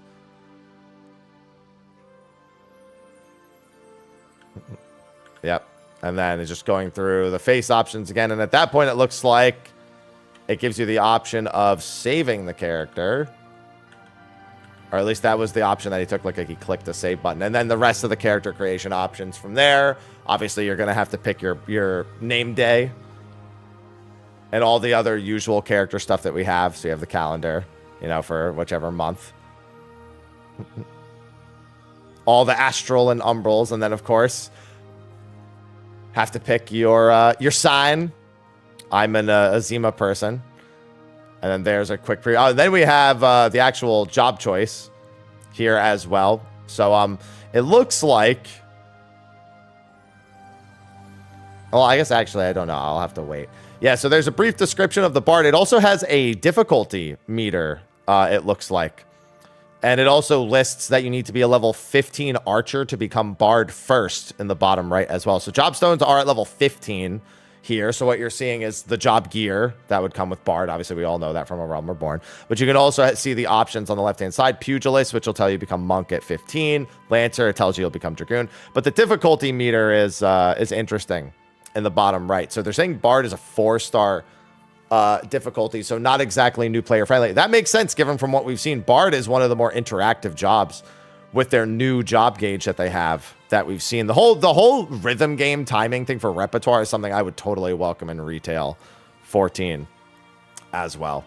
So let's see if he clicks any of the other ones. So yeah, like monk is 5-star, dragoon is 3-star. Again, it's just listing that, you know, lancer will become dragoon at level 15 in the bottom right, which is a good bit of information. Summoner, scholar, black mage is a 5-star. No surprises there. Summoner is only a 3-star. I'm not gonna lie, I thought it would be 1-star. And it looks like for because you're just picking the base class, it looks like when you click Arcanist, it actually then breaks off into the Summoner and Scholar options in the preview. Although it's interesting because Scholar doesn't have a difficulty in the bottom right. Gladiator's only a 2, or Paladin. Warrior's a what? Maybe it's the mobile. Listen, I don't think any of the tanks need to be over a 2. If Gladiator's a 2, Warrior, but then again, the way the job's playing, maybe it'll be different. Maybe it'll be different. That's it. I mean, we know it's different, but still.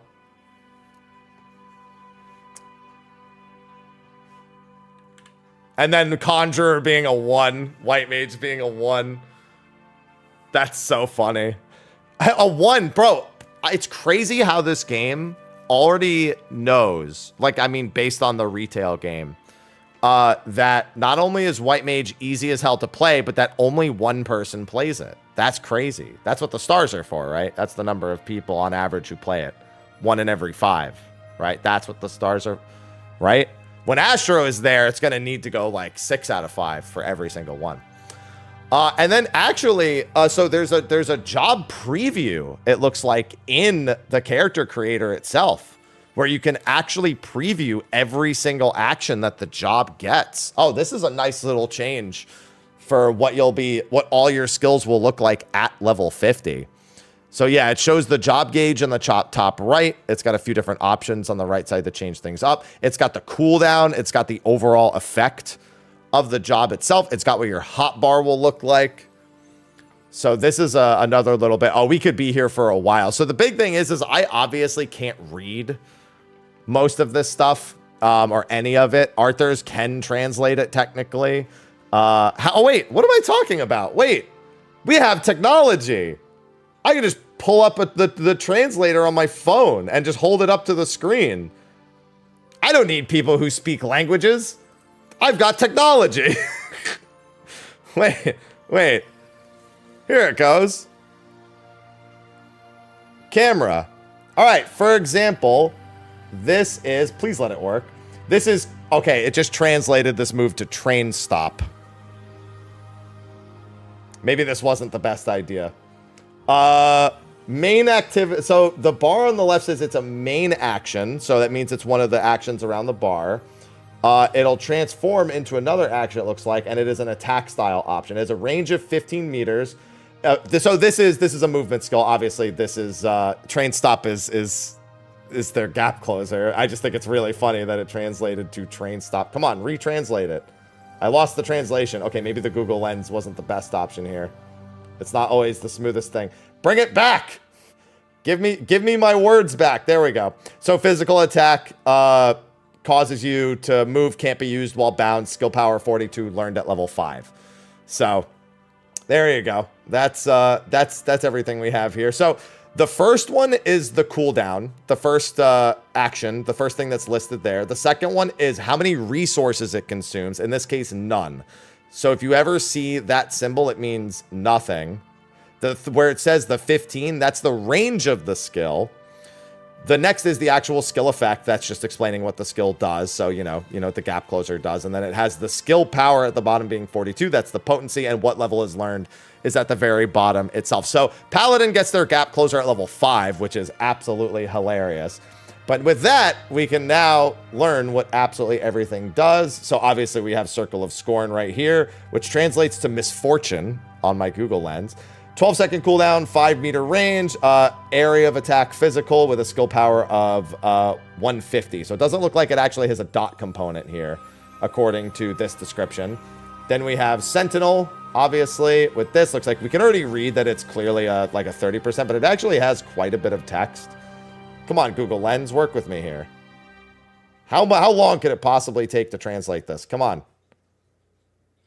I want to know why it has so much more text. The Sentinel has so much more text. So clearly you learn it. So it has a 40-second cooldown. Dude, Google Lens is hilarious. Obtain the envoy himself. Police. Airport police effect. All right, Google Lens is making this way funnier. It's calling the first effect airport police. I don't know why, but it is. Receive damage reduction by 30%. During this period, the Kyoto police will 20% presence. Injurious. He is a 20-year-old member of the Seiko Junction. What is this? This isn't what it says.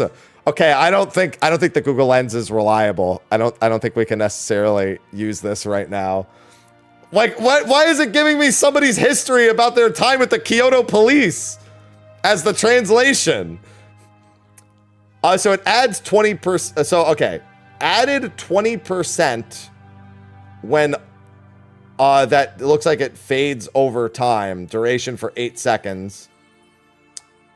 A shield. Yeah. So it has some sort of effect that goes beyond it. We're not going to be able to get all the effects out of this. I don't think that's going to do. It's going to do what we thought it was going to do. And this is why, ladies and gentlemen, when AI articles are written, they usually turn out really bad. 20% of the damage you receive during the active period will become a shield for you and your party at the end of the duration. Okay, so Rampart has a party shield tied to it. It's just you take damage while Sentinel is up, and then at the end of Sentinel, it gives the party a shield. That's what it does, based on 20% of the damage that you take. That's a lot better than the Kyoto police and somebody's first day on the department, or whatever the hell it was trying to say in my Google Lens.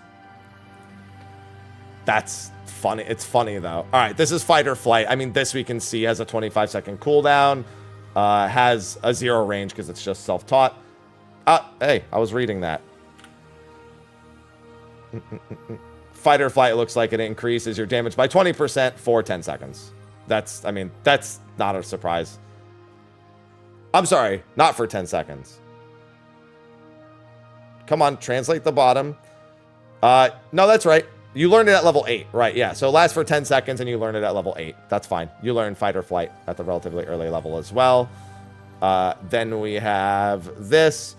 Just shield. The player obtains a shield. This technique has different effects depending on the length of time. Fast movement in one-step direction. Use a skill to shorten the cooldown time. Interesting. So is this just raising the shield? It looks like you can dash to a player, in a sense. Short arm. It's actually got a huge description that I can't even get the entire thing of. Shortens the cooldown time by... Use this skill to... Oh, it shortens the cooldown of another skill by 15 seconds, it looks like. Fast movement in the morning... In the direction. Yeah, so it looks like you can dash to a player and shorten the cooldown. Its effect depends on how long you actually hold the button. So it looks like it's just... interesting. It seems to mention a cooldown in the lens, but as we've learned, the lens cannot be relied on. One step distance. Yeah, it looks like it's just a movement. Dude, I kid you not. The support skills, and it's funny that I'm looking at Arthur's. The support skills, so main activity, obviously, because it's on the main bar. Transference as well. But the middle one at the top, where it's under the skill, you know, there's the 3 different colors. It translates on Google Lens, I kid you not, to Sasuke. Which I think it's trying to say it's a movement or a support ability. But on the Google Lens, it just translates to Sasuke. So, Clearly, AI has not come far enough. Clearly, technology has not come far enough for it to read Sasuke. This is a roll action. So now he's previewing the roll actions right now. So this should be Rampart. Looks like 20% damage reduction for 20 seconds. Every 30 seconds. Come on. Finish translating just so I can double check. Just so I know. Well, and no, he learns it at level 30. It has a cooldown of 90 seconds. I keep forgetting the order.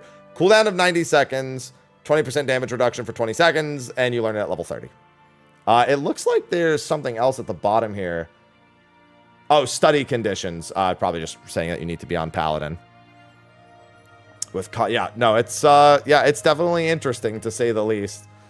Then for this, we saw this skill. This skill looked really cool in the preview because it looks like it's a multi-action button. Wave cut, cooldown 12 seconds. Shoots an attack in the direction that the enemy is with it says that the power of the option, I kid you not, it says mother-in-law's power 65. I wish you could see what it says on my Google Lens. It's just saying the potency is 65, obviously. But the fact that the translation says mother-in-law, for some reason, is wild. These translations are great. So obviously, that's just the first part. As you can see, it is technically a 2-part action. So that's just what that one looks like. If he clicks the second one, you'll see what the second one's power is. Yeah, and then that's the combo action that comes out of it. We saw this before. Also, another skill. That has a skill power of 300.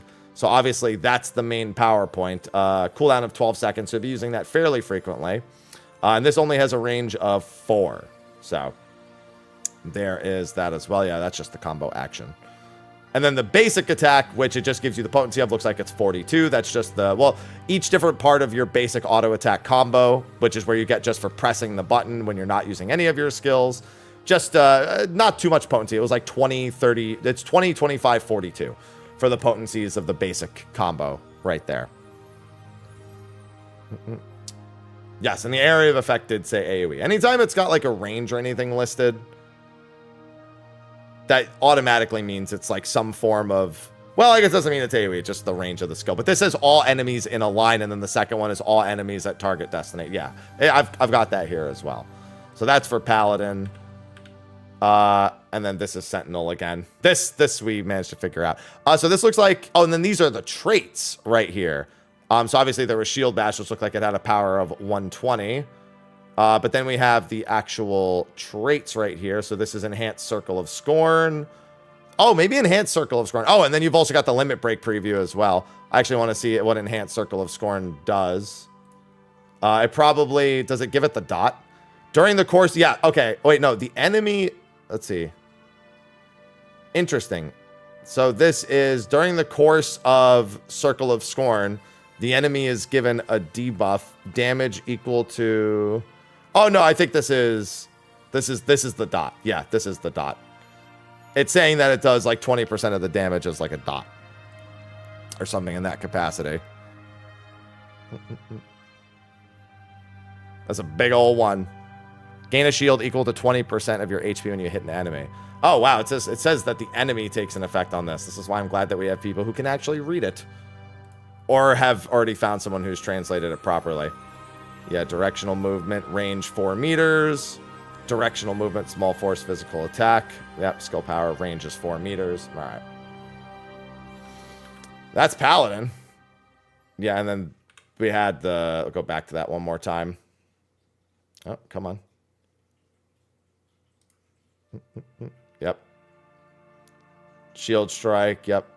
I mean, this does what you thought it would do.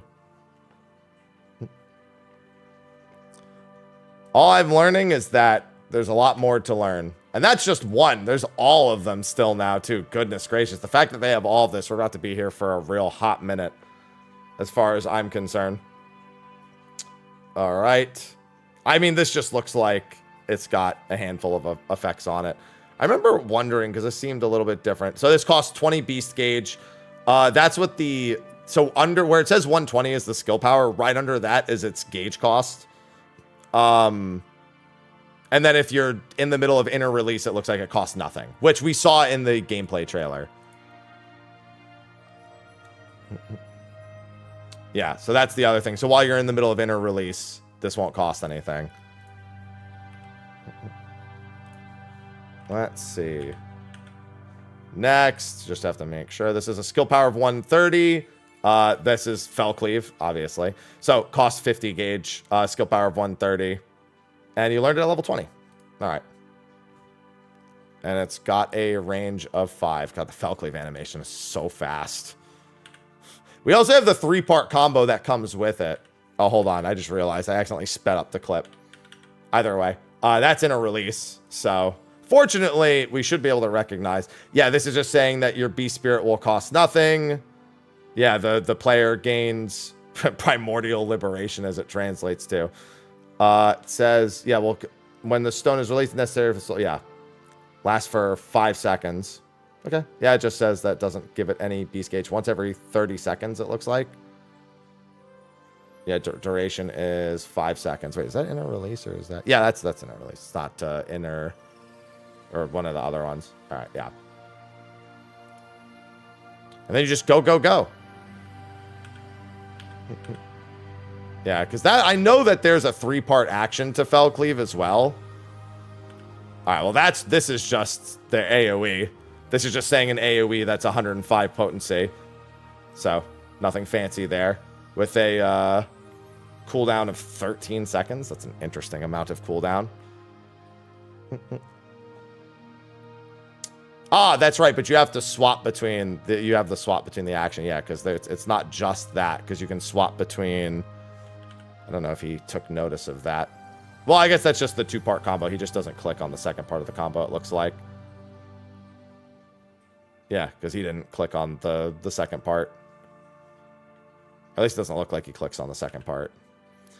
Then we have... dude, the auto-translate calls this Super Axe. Hold on, I gotta reset it. So cooldown of 35. This is what's it called? Infuriate, basically. Just gain 50 points of gauge with a cooldown of 35 seconds. Also gives you Primitive Chaos, which I'd assume is what's going to transform the skill. Yeah, because it gives them Primordial Chaos as well. But it's not even Super Axe with an E. It's just Super Axe. Like, yeah, that's Infuriate, basically. It's just AX. Axe. Alright, that looks like the Gap Closer. So, yep. That is a Gap Closer. 8-second cooldown, 75 power. Learned at level 4. Nothing fancy there. Has a range of 15. Oh my goodness, dude. There's so many. So that's Vengeance. Obviously. Reduces damage taken by 30%. It doesn't mention the revenge damage, but that might be the second hit. It might just be like the revenge hit that comes afterwards, since it does not mention... Also has a 40-second cooldown. Yeah, it doesn't mention the return damage back to player, but he didn't click on the second action, so we have that. This looks like the... What's it called? This restore... What's it? Thrill of Battle. It's Thrill of Battle. Yeah, it says the same thing. It increases your maximum stamina by 20% and heals you by 20% as well. Duration 10 seconds, learned at level 12. So that does pretty much what you would expect to do. With a cooldown of 25 seconds as well. That's... Man, I wonder if this works the same. Raw Intuition. This is the same effect based on skill development and time. Interesting. One small step. This skill cooldown to 1.5. Looks like it's a primitive... It looks like it's a held button. Just like that other one. If I'm understanding this correctly... This is another, if you hold it for longer, it does something. Yeah. I am, okay. So anytime my lens reads one small step distance, for some reason that translates to, yeah, so the effect changes depending on how long you actually hold the button. Unfortunately, unless he scrolls down, I can't read the rest of it to see what it actually does. Only a 12-second cooldown. I don't even want to repeat what it says right here. I mean, I'd imagine it's blood weapon. Long tap is skill. Yeah, short tap. Short tap is the movement. Long tap is the skill. I don't even want to repeat what my phone is trying to say. That raw intuition. It's funny because it's raw intuition, but it's got the bloodwetting, full bloodwetting animation. It keeps changing what the very bottom says, because it can't read it because it's cut off.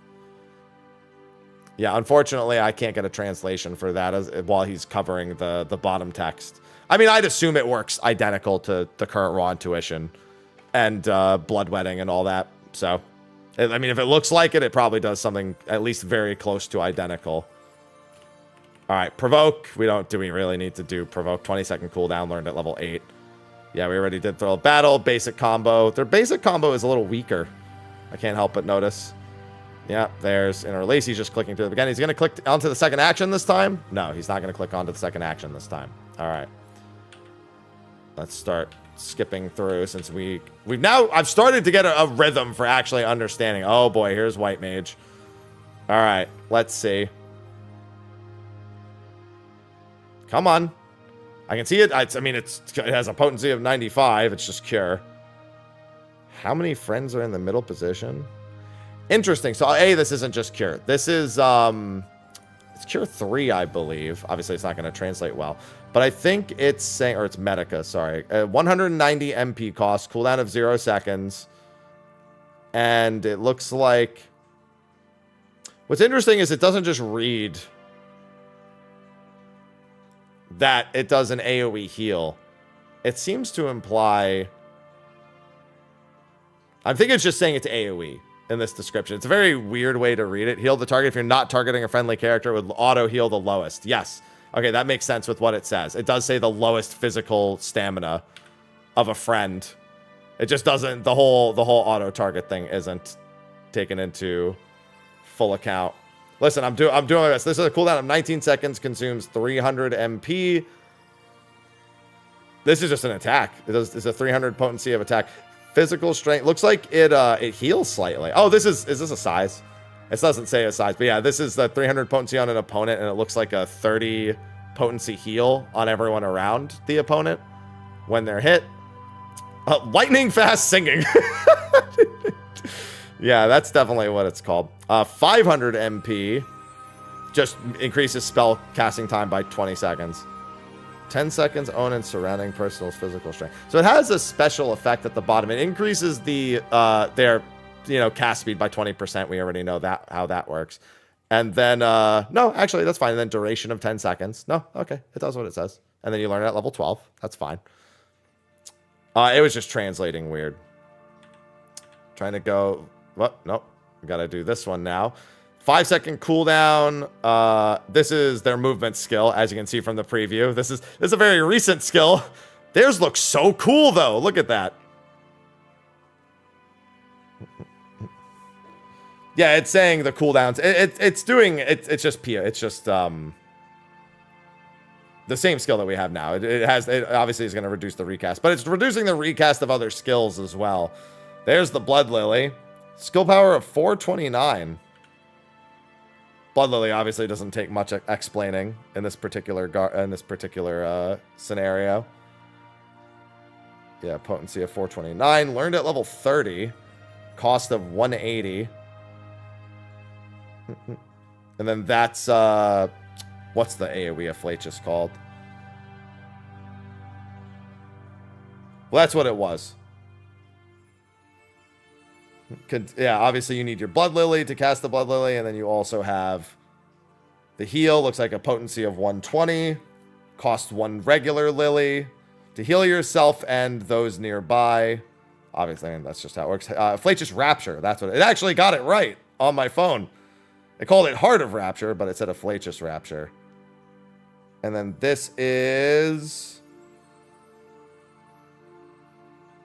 Does this heal? So 730. Am I bugging, or does this heal for 20% of the damage taken at the end of the effect?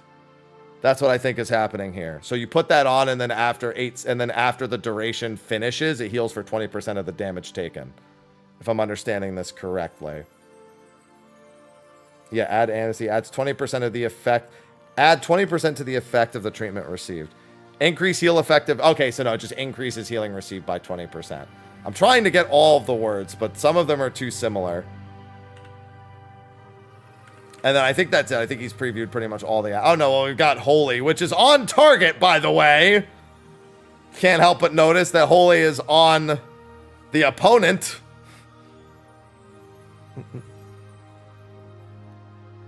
Look, see? Bam! Yeah, it's just a ranged nuke. I think it says 267 potency. Click it again. Yeah. 267 potency. AoE attack on the opponent. Doesn't stun it, looks like, anymore. Yeah, and then that was the size equivalent again. White Mage, pretty easy to understand. Dude, I expect Monk to be an absolute nightmare to fully understand. Just because there's going to be so many actions that need to be gone through. Alright, so obviously we have Dragon Kick right here. Potency of 220. Just that's it, and then it activates the next skill. So then there's Twin Snakes. It looks like, or whatever this is. Yeah, that's it's called Twin Dragon Legs here. Same deal. And then that's Demolish. So yeah. I like that the training dummy is just barely visible on the screen, by the way.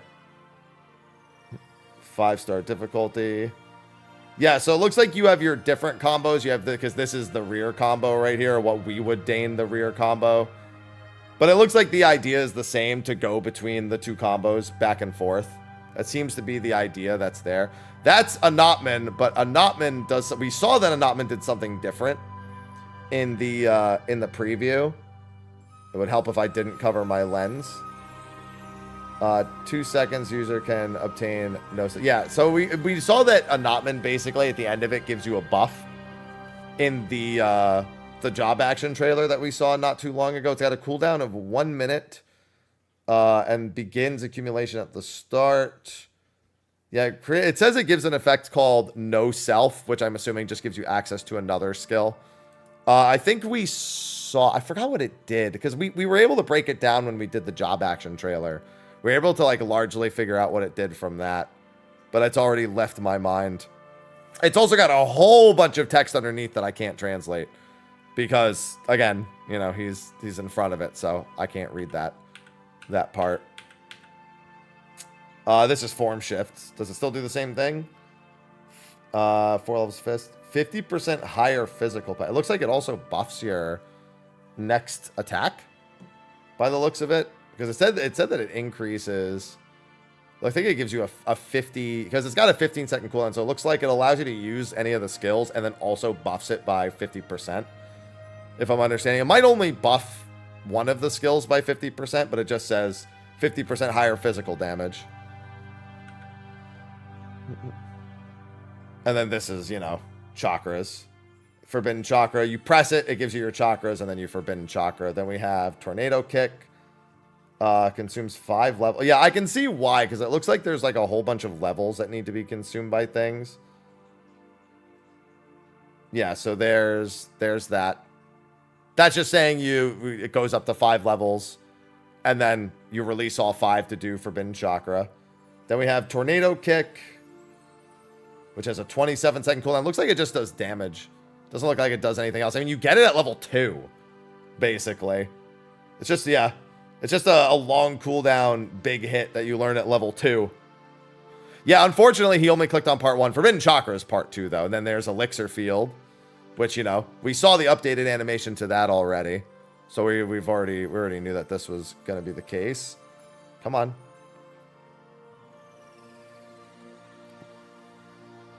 And then we have, get to Elixir Field. Come on. I believe. There we go. We haven't gotten to look at any of the traits, really. Level 18, 280 potency, 25-second cooldown. The text at the bottom, the quote study conditions, I think it's just being a job. Yeah, it just looks like it's an AoE around the target, 280 potency.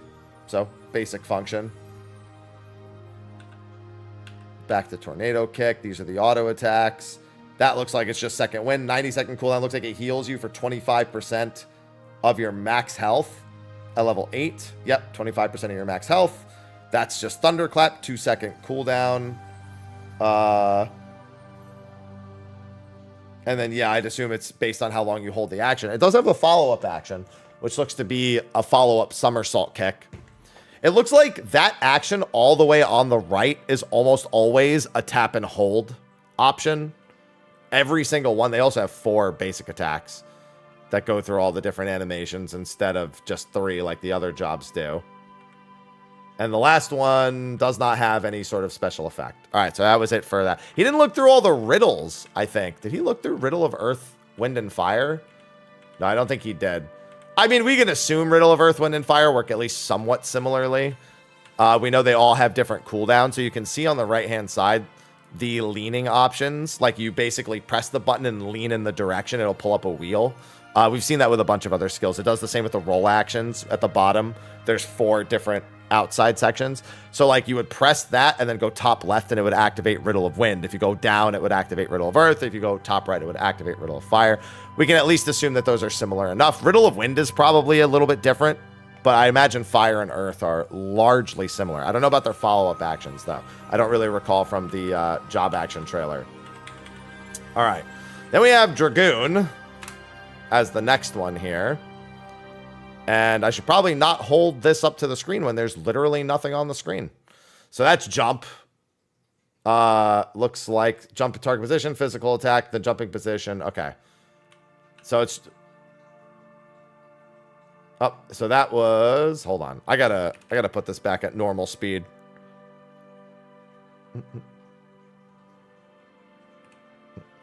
Yeah, it looks like it's just jump and then it becomes... Oh, that's the enhanced jump when you're in Blood of the Dragon. That's what that second one is. Yeah, it's jump and high jump, but one of them's the regular jump that you do, and the other one is specifically when you're in Blood of the Dragon. It's the enhanced effect. Just does more damage, it looks like. Mirage Dive and then enhance. So it looks like when you're in Blood of the Dragon, all of the attacks become a slightly different variant on themselves, except for this one. That's just Battle Litany. That's 10%. I mean, that does what you think it would do. 10% crit rate for 10 seconds with a 1-minute cooldown. Nothing major there. Then we have their AoE. This is just their basic AoE. Yep, that's just a 320 potency AoE in that direction. 10-second cooldown. Learned at level 2. You have, what is their Skogul equivalent coming back. Come on, there it is. Skogul with a completely different animation, as you can tell. Looks like a potency of 235, and it activates an extra effect for 10 seconds. It looks like it activates Skogul. That's what it looks like at the very least. Although I'm pretty sure we saw that there's a different, that something else does that more specifically. But yeah, I think it activates blood. No, because that only activated Blood of the Dragon for 10 seconds. Blood of the Dragon is 30 seconds here, so we know Blood of the Dragon is 30 seconds. Yeah, it activates Mirage Dive. It gives you the ability to activate Mirage Dive afterwards. That's why he was going back and forth between the two. All right. I'm just clicking through all the skills so quick before I can translate them.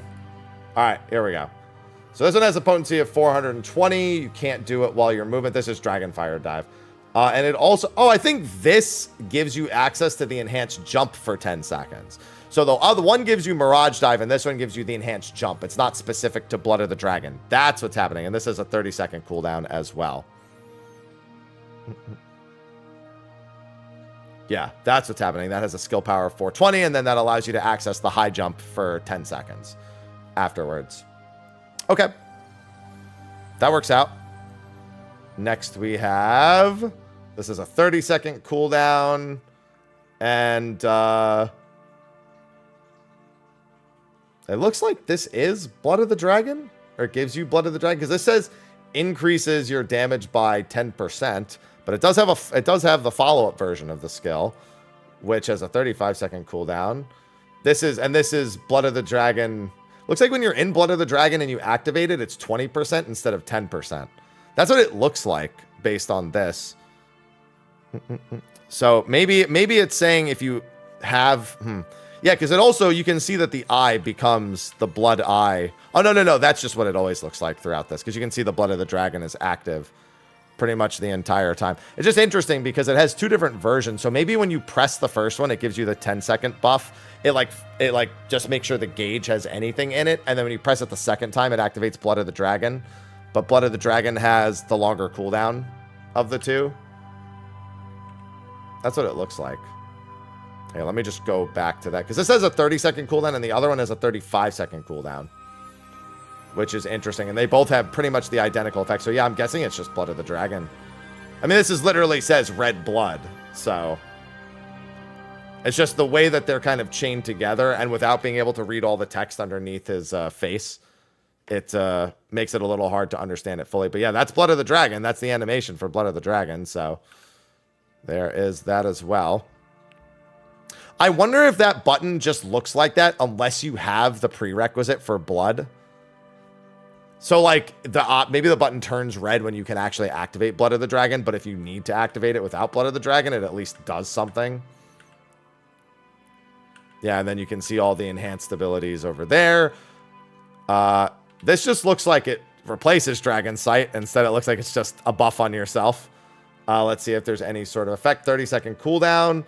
The player gets the right eye. Unfortunately, it cuts off at the bottom. Looks like it gives the player the right eye of the dragon. It gives them a 10% damage buff. I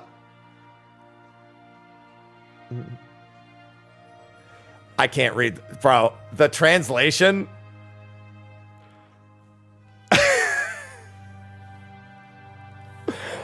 Hold on, let me see if it translates to the same thing again. That was wild. I'm going to read the translation because it's funny.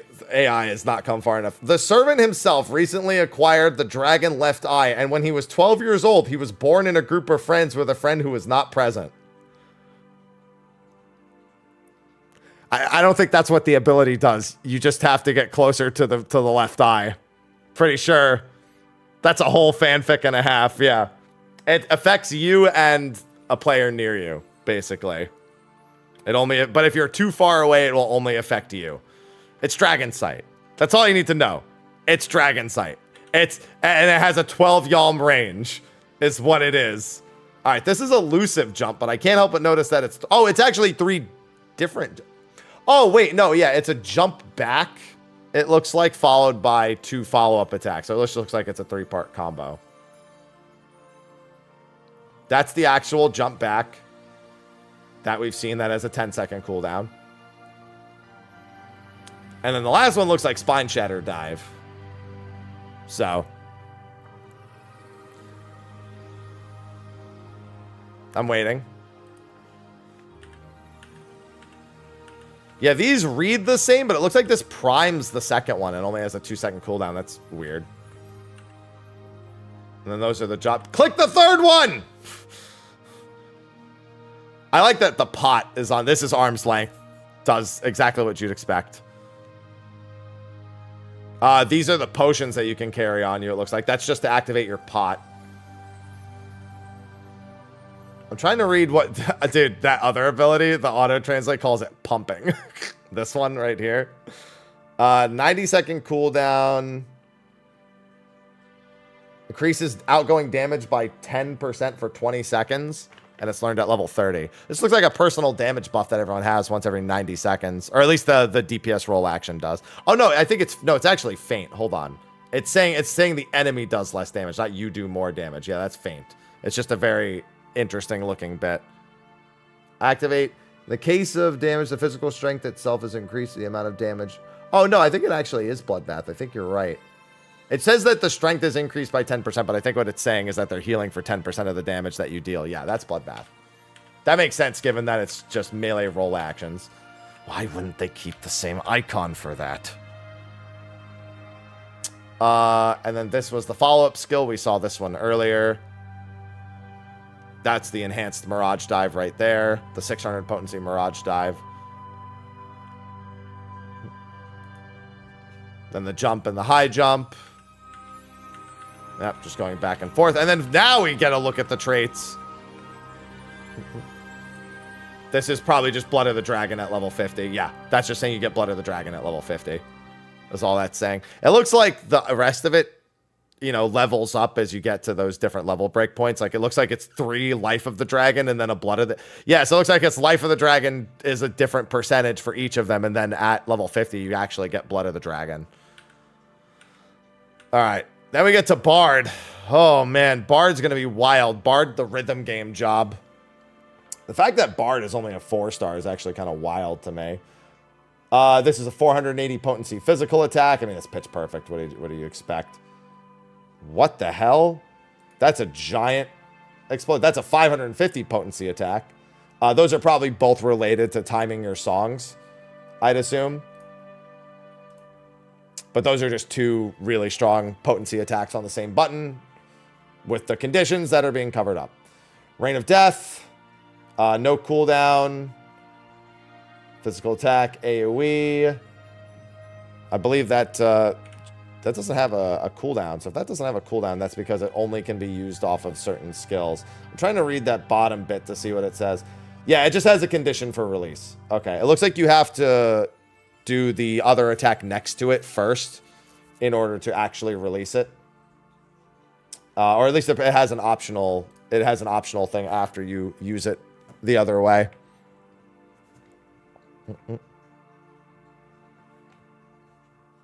This is a 45-second cooldown. It's probably Raging Strikes. Yep, increases your damage by 10% for 12 seconds. Learned at level 50. All right. Although I could have sworn this was the Apex shot. Hold on. It says... It's not what it says. Wait, yeah. Duration 12 seconds. Learned at level 50. Yeah. The Envoy himself gains strong strength. Increases damage caused by construction. Yeah. It's Raging Strikes. Yeah, it had a 30% chance to proc after every skill. Some of the animations on Bard are so cool. 200 potency, AoE, 15-second cooldown. Venomous Bite. Does this still really only last 6 seconds?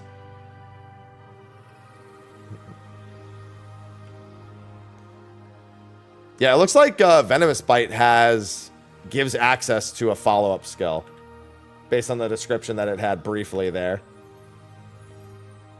Yeah, because this says that the dot does indeed only last... does not last very long. So it does 160 damage and then does 240 potency over 6 seconds. That's what it does. Okay.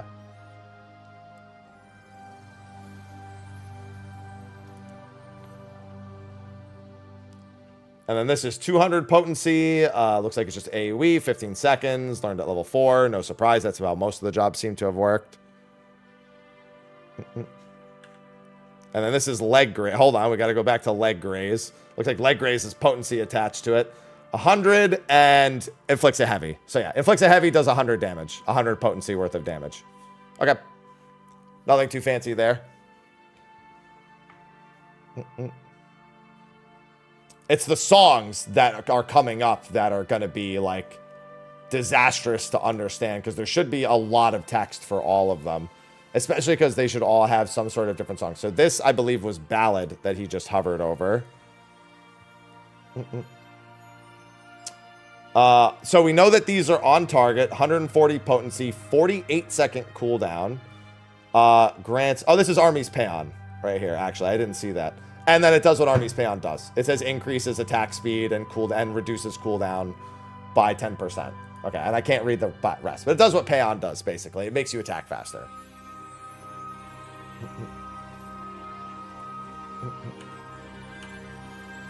This is Ballad. Also has 140 potency, 48-second cooldown, and gives you a 100% chance of proccing Rain of Death, it looks like, is the answer. So yeah, 100% chance. Normally it's 30% for Rain of Death. Looks like under Ballad it's 100% chance of proccing Rain of Death, so you'll be pressing Rain of Death pretty much non-stop. And then this is Paeon again, so we need Minuet for the last bit. Please, preview Minuet. Please.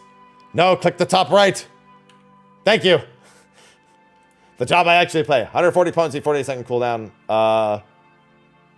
And then it gives you, looks like it gives you access to the performance attack with the timed effect, which we saw in the preview.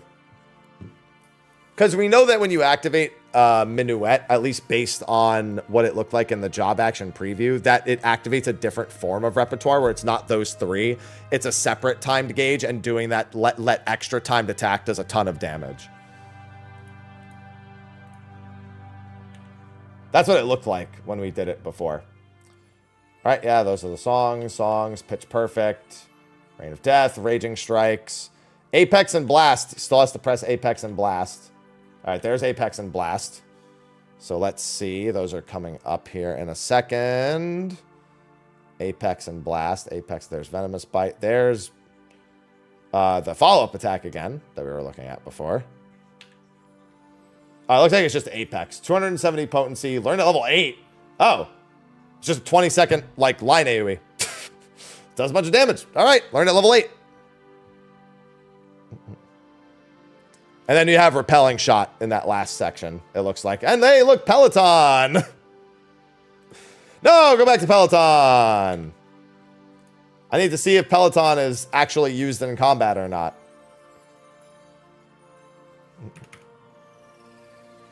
Come on. Click it. There we go. 60-second cooldown. Nope, out of battle. 30% movement speed out of battle. And then it disappears after entering. Okay, still an out of combat skill. 30% movement speed. It's interesting actually having the number 30% tied to it because we often just say increases movement speed. Yeah, different effects for it said that it loses the effect in battle. I guess I couldn't scroll down far enough to see the in battle effect. Must have been underneath his thing.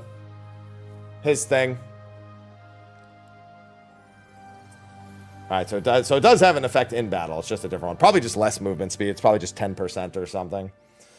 5, this is just Repelling Shot. That's it. 5-second cooldown, a step backwards.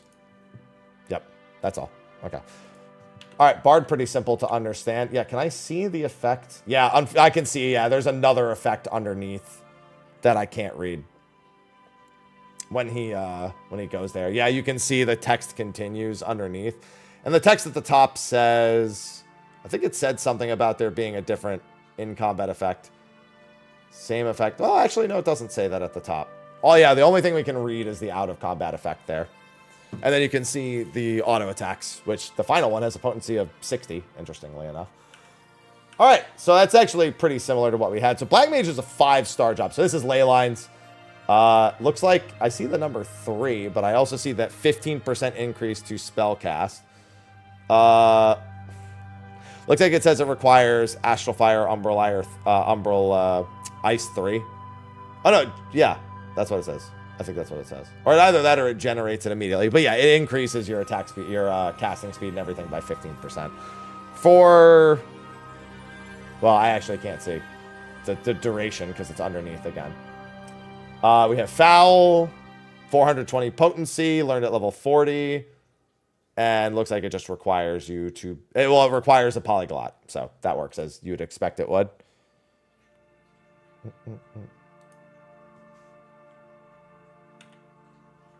Oh my God.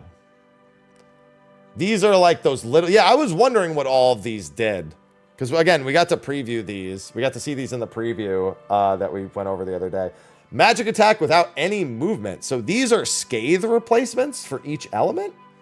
It looks like. Cooldown of 20 seconds and there's one for each element. Do they do anything different?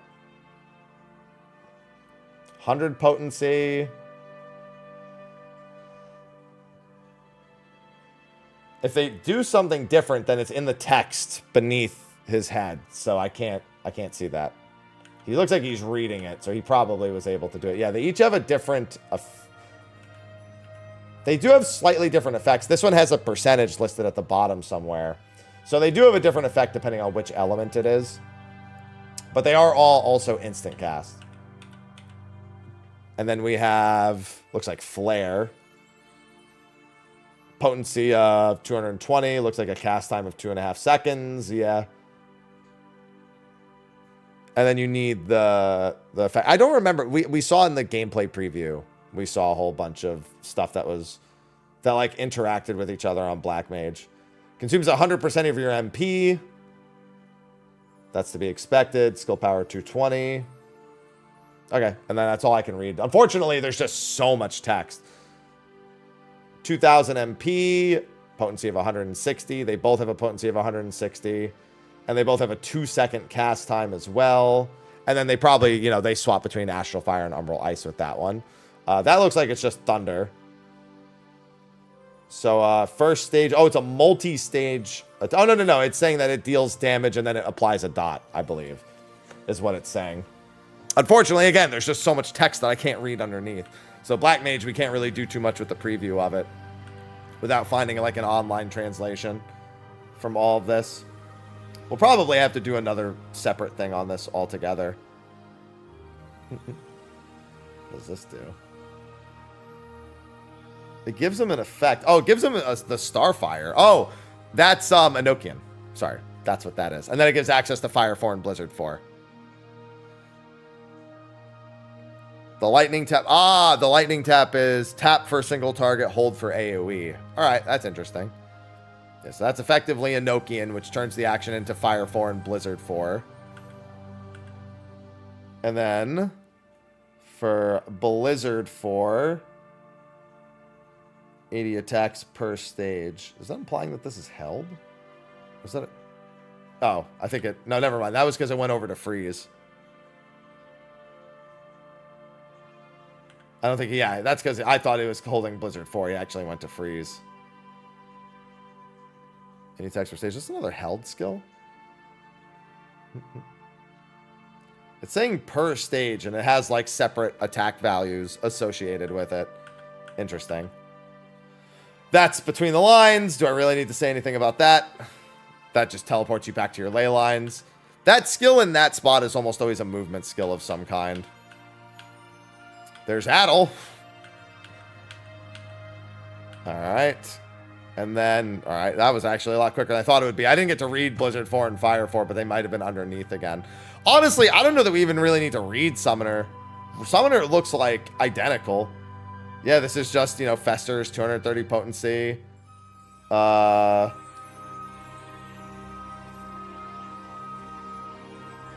Increases power of normal attacks by 20. Yeah, and then this gives you your socket, so that's that activates your carbuncle gauges. That gives you all your gems, basically. Yeah, that's just you getting all your gems. That looks like, I guess it was Ruin 4, the other one that he went over. He went over it pretty quick. What is this? Every action is just them holding a book up. Level 3. 45-second cooldown. I want to see the actual activation action for that again. Yeah, I was going to say, is that just a barrier?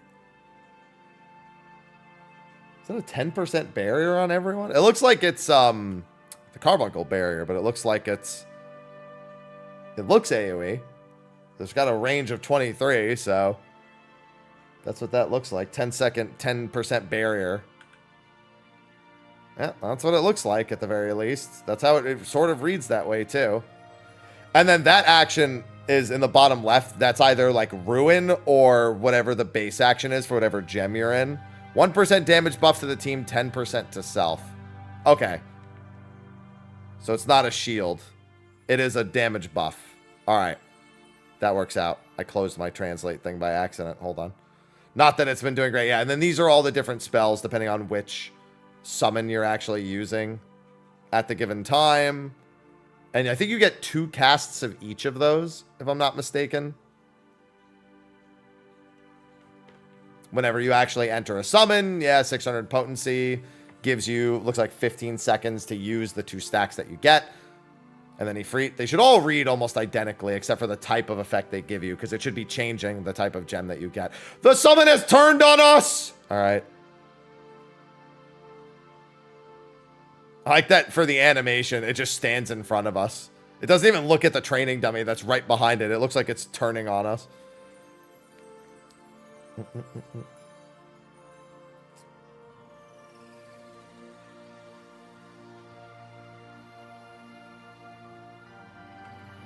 The way that reads is interesting. What is the second? The second effect is the thing I need to know. This right here, because it has a second effect there.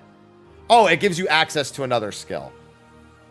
I believe that's what gives you access to Fester, I'm guessing. That's not energy drain. Friggin' my brain is melted trying to do all this at once. The other one.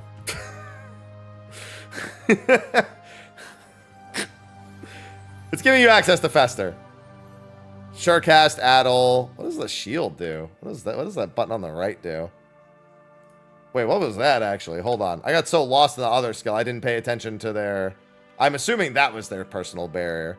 So they have a damage buff. They have all the summons. Is this their health barrier? 15-second cooldown. Looks like a 10% shield.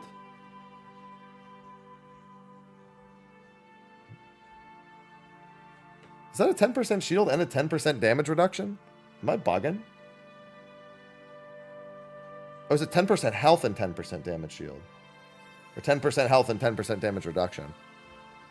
Yeah, energy siphon. Recover 10% and get a... I could see it was a double 10%. Yeah, it's heal and shield. Got it. Oh, and then this. This is every 90 seconds. This is, looks like 20% damage reduction for 10 seconds. So it's just a personal shield. That's just for the caster roll.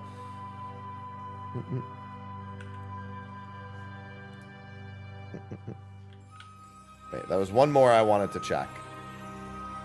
Those are the different auto attacks. Fester. Just wanted to read this one more time. Yeah, just 300 potency attack. Just looks like it has the cast condition on it. Oh, and then Scholar. Whew. That's a lot of work. A work I can't even do correctly because I have to rely on technology. Holy moly, that looked cool. Alright, 30-second cooldown. This is recitation, isn't it? Pretty sure this is just recitation. Yeah. Yeah, it's recitation.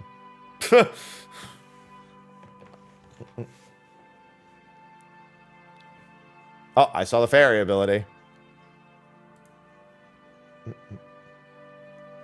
Consumes 10 points of the gauge, and every 30 seconds does... It's so... Bro, why are there like 3 carbuncles on the screen? What the hell? You guys see that? I got distracted by all the carbuncles. It's like every time he presses an action, it's accidentally summoning another car. I think it's a bug. Look, there's one carbuncle. I swear he summons... There's a second carbuncle. Yeah, it is. There's an animation bug on Scholar. Hey, it is just a beta. I was like, why are there extra carbuncles here? Well, there's no fairy, but there's plenty of carbuncles. All right, this is... Yeah, it looks like it's... that's just the AoE, and it's Whispering Dawn, but it consumes 10 gauge, it looks like. And then this is the magic damage reduction, I'd assume. Skill Resilient 70. Yeah. That's what it looks like here. 30 seconds, consumes 10 points as well. That's the magic damage reduction / healing buff. Whatever it's called in game. That looks like... Is that Sucker? Yeah. It actually looks like the magic one gives a shield instead because it says skill resilience, and this is Sucker, and this also has skill resilience on it. Yeah, Fealoom. Looks like Fealoom also had a shield associated with it. Yeah. This is skill resilience of 60. Yeah, that's what it looks like. And then this is AoE shields. Well, no, that's Sucker. The other one is Eloquium. Sorry, Eloquium, Sucker. That's Eloquium. The next one's Sucker. I was reading the thing and not actually paying attention to the animation. That's... Wait! Why did he cast Sucker and it worked on the training dummy? Don't help the training dummy. We're here to beat up the training dummy. That's their energy siphon equivalent to give them that. Yeah, so that's 150. Looks like it gives them 1 gauge as well to use. That's Lustrate. We know they have Lustrate and Indom, I believe, on this ability. Yeah, so Lustrate and Indomitability. Pretty straightforward on that bit. Heal the training dummy so we can keep... Oh my god, does that say 1500 potency? Hold on, I need to actually, like, get this. This is a 2-parter. Is this the offensive action that we saw on the other thing? So 30-second cooldown. Any day now. Any day now. Recovers 1500. Oh, yeah, 1500 magic power. Okay, so that is it saying it consumes 100 MP to give you 1500 back. All right, if it's every 30 seconds. And it gives you a follow-up skill. Interesting that it consumes 100 to give you back 1500. And then it'll give you the stacks at the bottom. And then it has the follow-up attack. Follow-up attack has a 6-second cooldown. Consumes 1 ether flow to do an attack. It looks like that's energy drain equivalent, basically. Whatever this is, it's not even energy drain. It's like some AoE, but this seems to consume an ether flow according to the description. It's just an offensive ether flow action, is all it looks like. And then that's just an AoE attack that they get at the low level. Does it say this consumes an ether flow? Yes, this consumes an ether flow. It's an AoE. Yeah, it's just all their ether flow skills are at the top. Making the Carbuncle Cerberus. Okay. Why do you need this for this now? This is like the easiest one to understand so far. Yeah, I think it's broil, but it says it consumes an ether flow.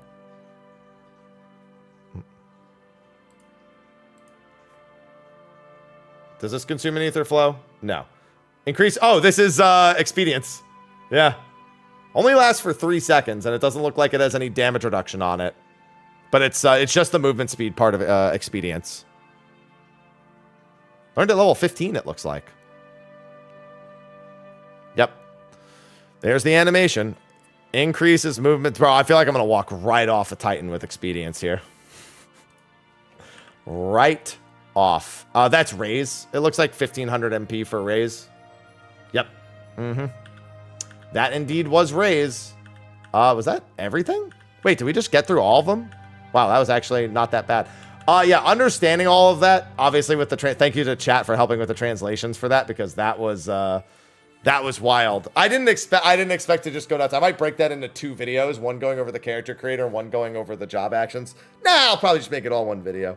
But yeah, that was all supposed to be just a YouTube recording, and then I got really into it, and I kind of forgot I was doing a YouTube recording, but I'm going to upload that entire segment anyway, because it's full of really funny bits that come out of the Google Lens, and I have learned that when I travel, I will never use Google Lens, because I am going to get injured by somebody when I try conversing with them based on what I have learned from Google Lens, or I'm going to get lost. One of the 2 things is going to happen, and then I'm going to die, and you're never going to hear from me again.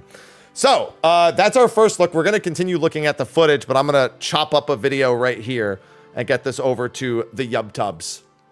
I think is probably a good idea. So on the YouTube side, and I hope you enjoyed that and look forward to more, because I've got a lot more footage to scour over. And on the Twitch side, we're going to take a short break from looking at new stuff while I get that chopped up and everything. So on to the next one. All right. Short break from all that because my brain hurts. Bro, trying to do the fucking Google Lens reading was both the best and worst idea I could have had. I don't know which one it's more of, but the answer is yes. Thank you for all the subs that were coming in while I was doing that, by the way. Since that was for YouTube, I didn't want to stop and thank every single person, but your subs are indeed appreciated. Oh, that's not what I wanted. That's kind of what I wanted. There we go. Because now you have the snowman. Oh my god, hold on, let me check my phone. My phone was like popping off during all that, so.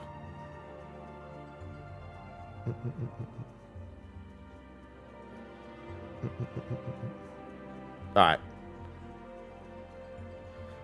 My Google Lens also has my phone being slightly hot.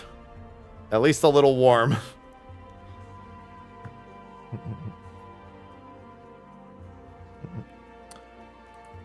If anything, I should probably just include a link to the translated skills underneath all of that. Yeah.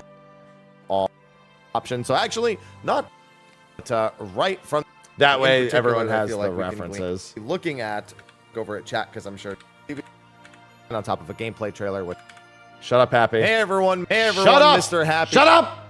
Anyway. We'll see here when there's no feed. Yeah. The next one's Sucker. Frustrate and Indomitability. Hold on. This is helping with the trans. I'll probably just make it all one video.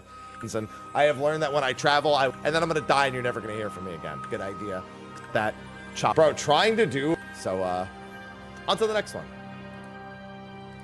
All right.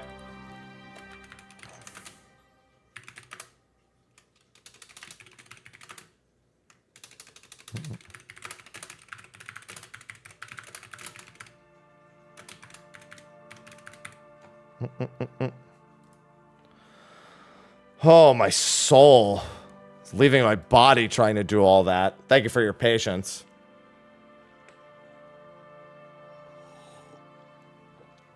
Oh, it's only 9:40 in the morning. I feel like I've been going all day already. Who needs people who speak languages when you have technology? Gets a story about a 12-year-old who was born with a group of friends. Certainly a wild direction for that auto-translate to take.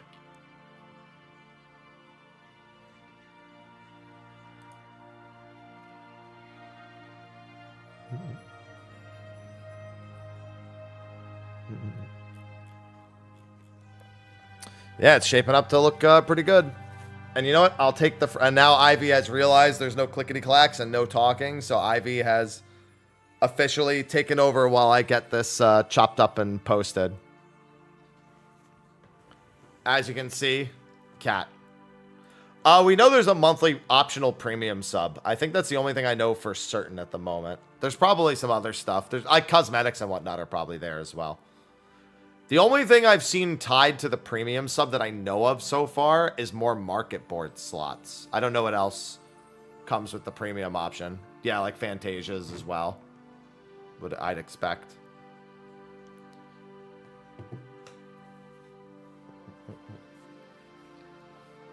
Somebody said that there's 12 market board slots by default, and if you pay for the monthly premium, there's 12 more. That's the only thing I've seen mentioned about the premium yet. I haven't seen anything else mentioned. Guys.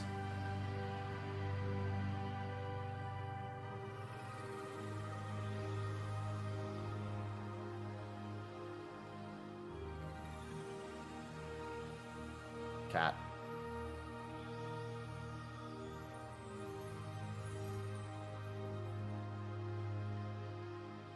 Cat.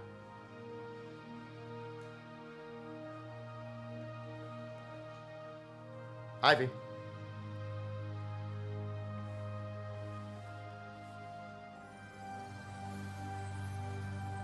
No, give me the belly.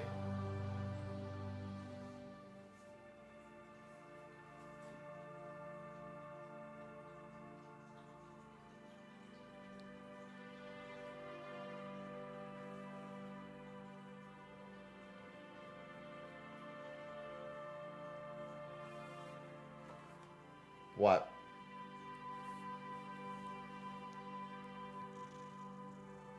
Oh.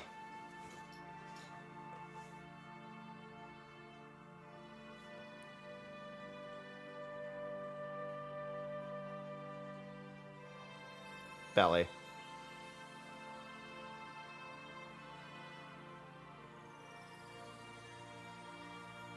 She just flattens. I didn't finish my barrel tender yet. Ivy.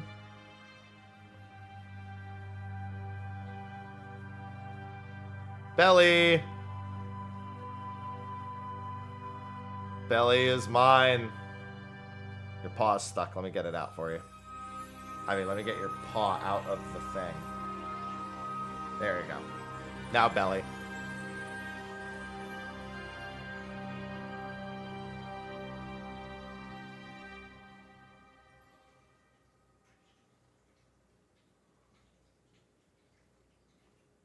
God, she is drooling everywhere.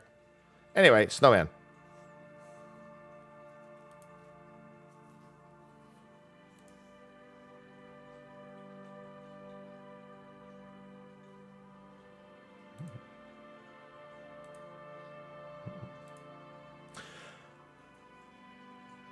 It's probably better if I don't. Because then the translations are on screen and just doubly as awkward.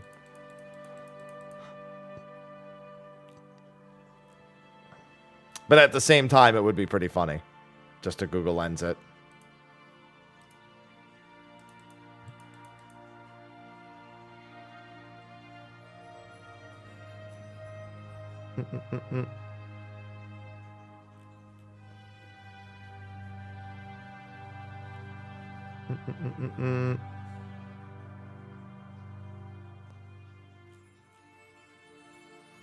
All right, looks like it's... Is it almost done? Yes. All right. Do I want to... I'll just export this one. That's going to take a hot minute, but that means we don't have to wait as long. I just need a break from trying to absorb all of that.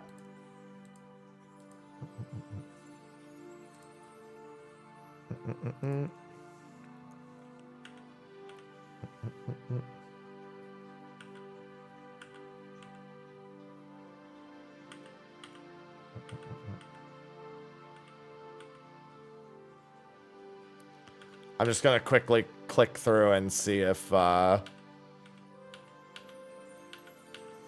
anything in particular I want to grab. There's achievements, there's vendors, materia. Looks like instances.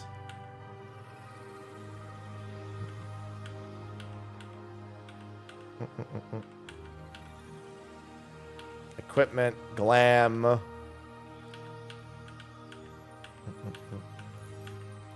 The ability to increase your inventory size by paying 15,000 gil. I see that.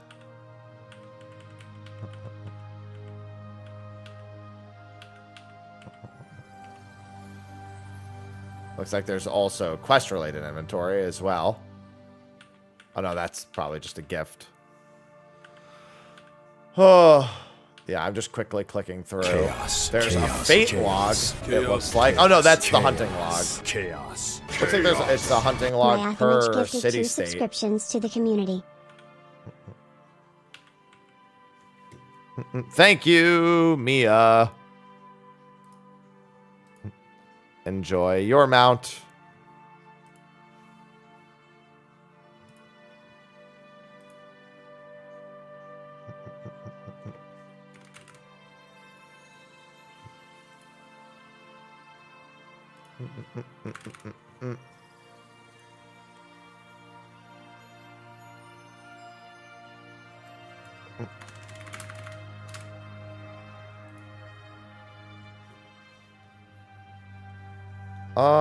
Let me see. Listen, I'm not gonna lie, I don't know how it was a 3 even there. Both Summoner and Scholar.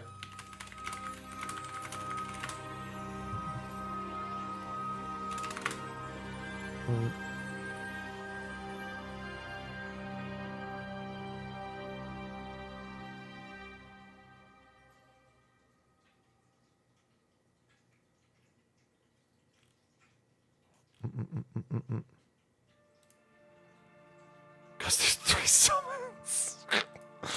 True.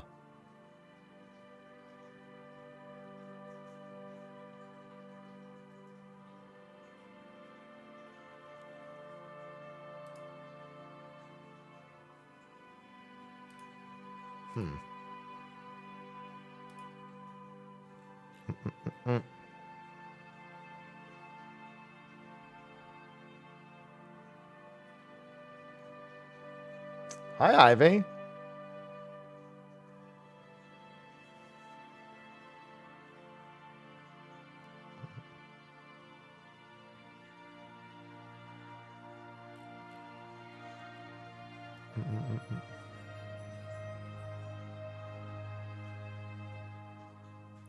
All right, let me do this. I don't see it.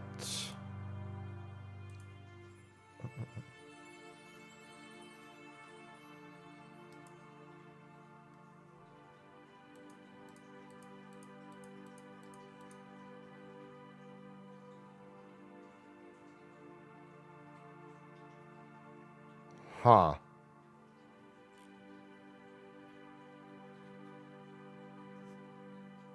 I don't even see Google Lens in my Chrome. I don't see an option for that anywhere.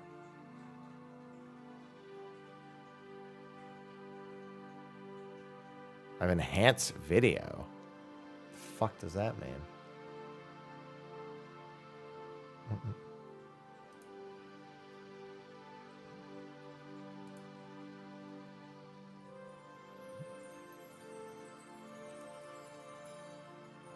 Under print. Bro, I don't even have a print up here. I don't even have that. No, it's not. I'm bothered. At least not that I saw.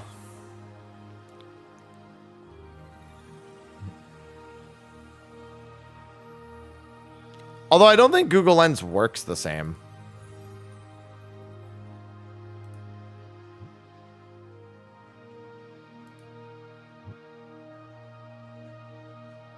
Yeah, I don't have anything that even remotely resembles that.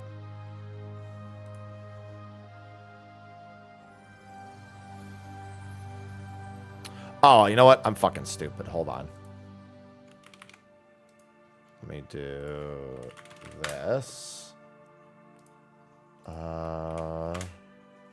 This might fix it.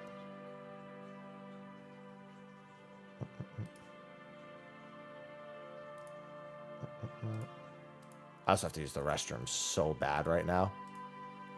There it is.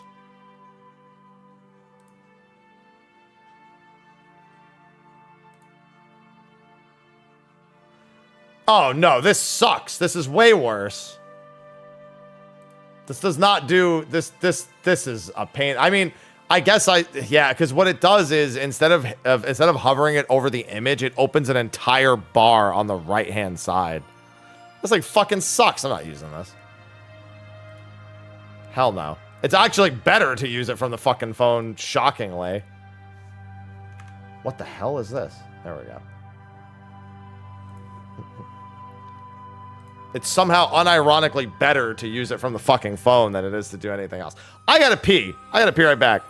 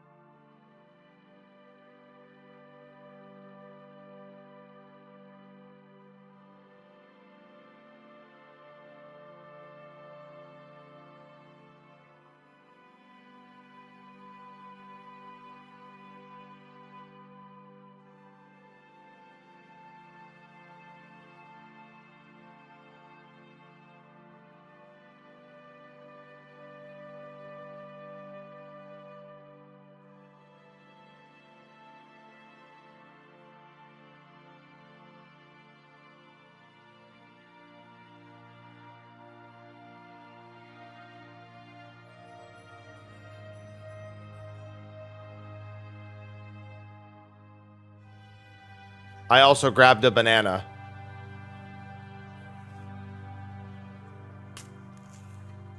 And Ivy has followed me for the banana.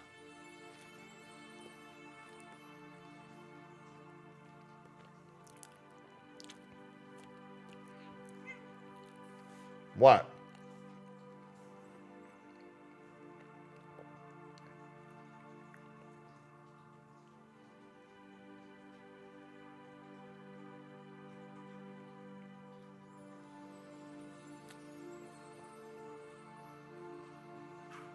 Stop trying to steal my banana.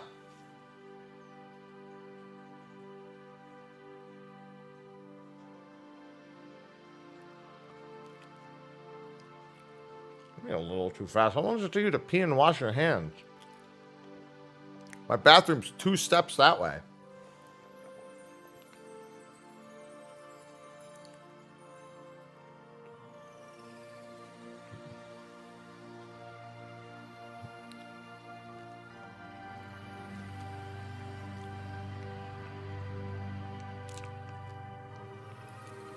What, you live in a goddamn mansion?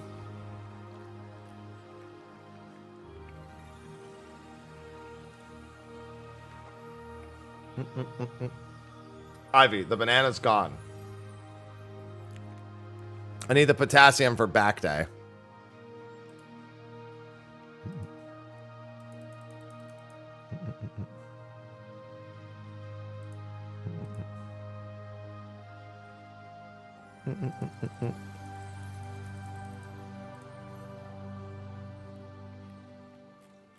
I see you trying to be cute, but it doesn't change the fact that you're not getting a banana.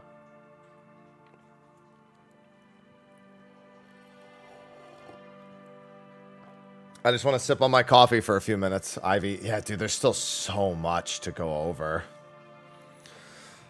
Oh, I just need a break. Just a brief break. Like, this is going to be me for the next several days. Just going over everything. Think of the content.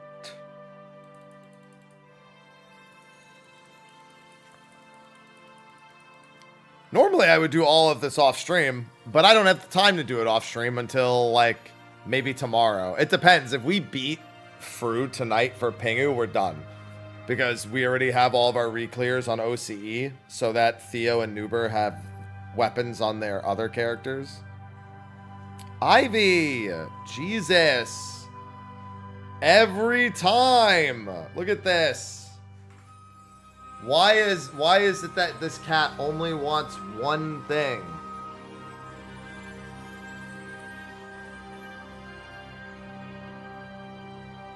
Why are you like this? Yep, we got Revenge's clear last night on the very last pull.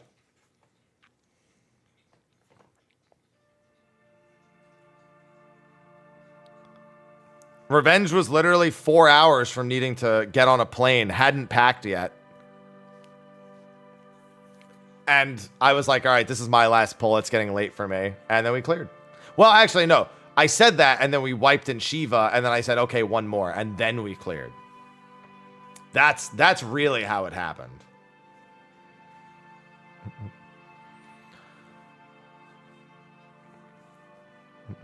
What is that on my mic? That is a, what's it called? Pop filter.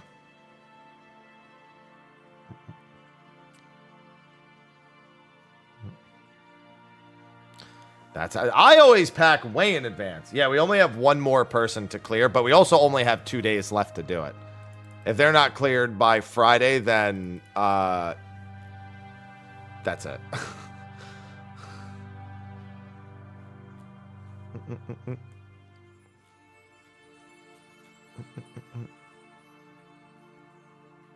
Little emblem part of the pop filter. Yep, that's the heart from Metaphor. It's just upside down. Awaken! That heart.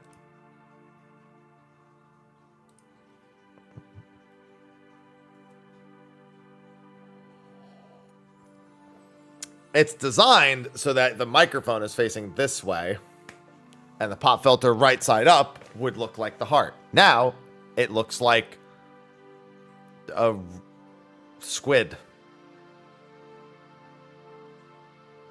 I do like calamari.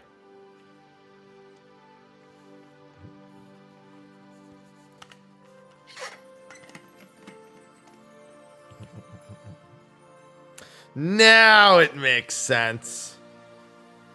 No, now it looks like a squid. Ivy! Jesus! Oh, God. You almost made me knock this over. I need a little piece. And she's like, yeah, me too. I'll join you.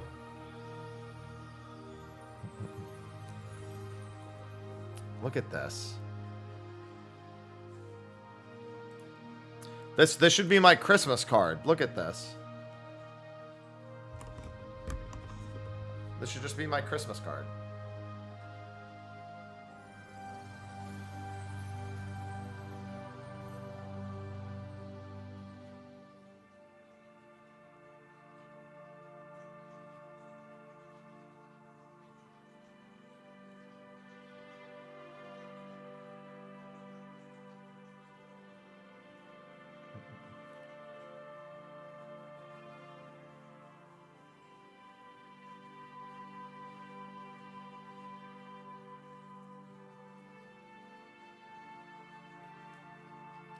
This is all Ivy wants from me.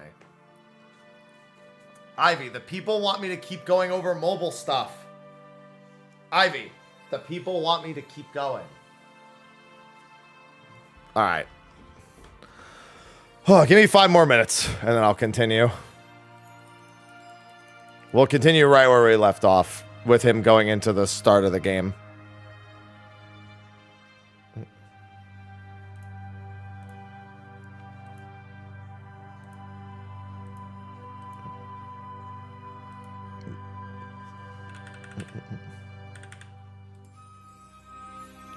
Find any good anoints? There's a handful of good anoints. There's a lot of good anoints. Some of them more defensive with like, there's one that was like evasion and energy shield, crit chance, and like one other thing. I don't remember what the other thing is. No, prime subs wouldn't work. Prime subs don't work, and multi-month subs or higher tier subs don't count as extra. So like a 3-month sub is still only 1 point for the 3 subs. And a tier 3 sub is also only 1 point. So just either gift 3 or like subscribe to 3 different people with a tier 1. The only thing that outright doesn't work is a prime sub. There's a lot of good anoints that you can get. I mean, you can get pretty much anything on the grid. Chaos. I'll still take a prime sub. Don't get me wrong. That I'll still take. Slime Shot Agree just subscribed with Prime. I will still say yes to it.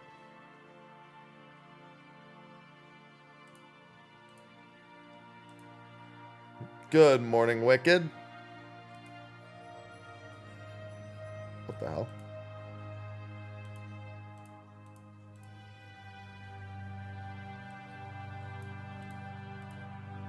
Oh, it's because his emulator is minimized. I was like, what is that line on the left? Thank you for the 3 gifted sub, Slim. Who is that? That's Arthur's. That's like, we just watched him make this character.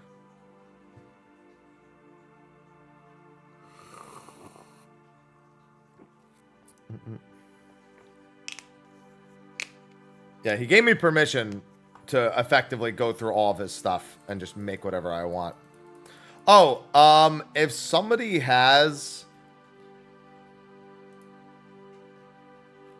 a translation of all the skills that I just like fumbled through, feel free to go into my Discord and just link it in the 14 channel.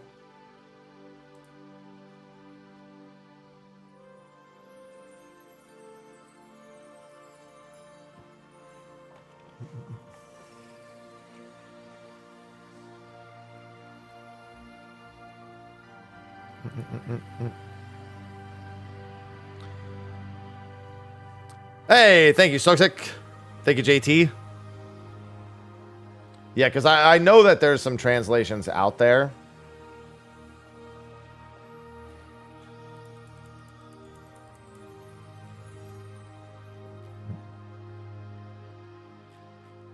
Somebody was actually offering it to me earlier. If you just go into my Discord and drop it in the 14 channel, or if anyone has it, just go to my Discord and drop it in the 14 channel. I'll include it in the video that's uploading right now.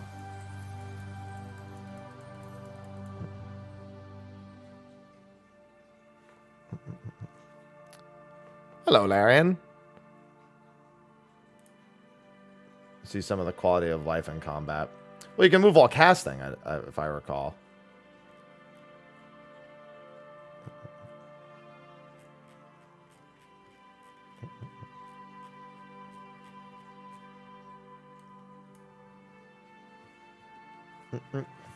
So Black Mage is just schmoving.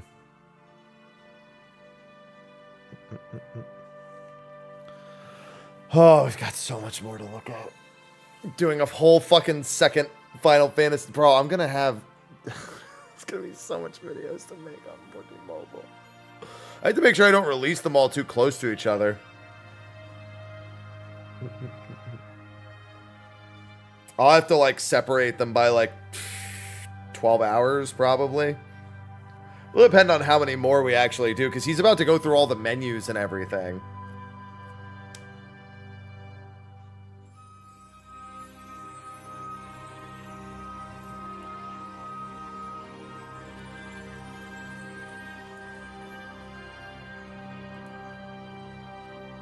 I don't know that he was at CT. Here he's looking at the map way later. He looks like he's still in scrub shit, so I don't know about that. Granted, I don't know what level CT is here. Here's Ifrit for the story. Yeah, he did Dungeons and Ifrit normal. I was going to say he didn't go to CT yet.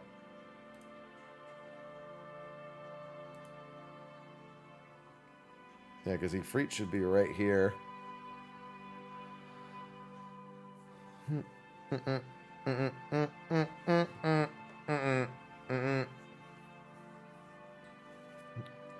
Because CT should be still level 50. It's just... Wait. Bro, the most relatable thing...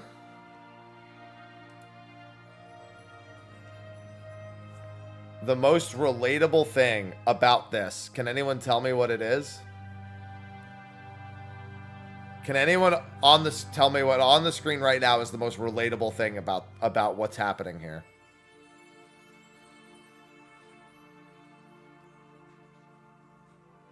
It's having players who have completely ignored their job quests, even though they could have done them several levels earlier. Because keep in mind, level 15 is when their job crystal is. And this is, I believe, level 20.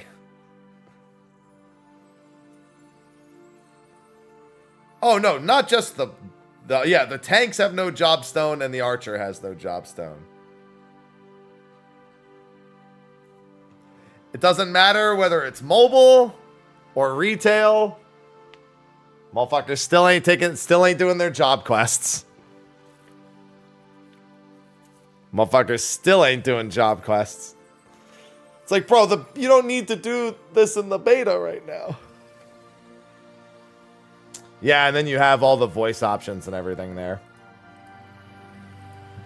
But this is where I want to start the video when we go back to it.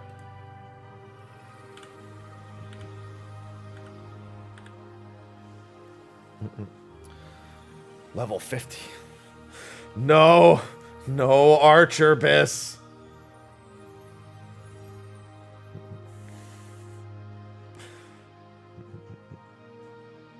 God, that image. So the friend who sent me that image, the Drake and Josh image that I posted to social, she just saw it that I posted on social and liked it. I didn't credit her in the image because I didn't want her to deal with spam, but she knows. When you think you're about to get your first phase 5 pull in through. It's such a good image. It's not my fault. Whenever I see it, it makes me smile.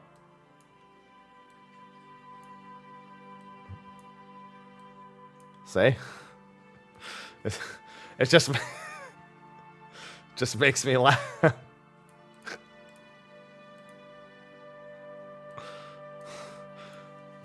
Where's the crystal?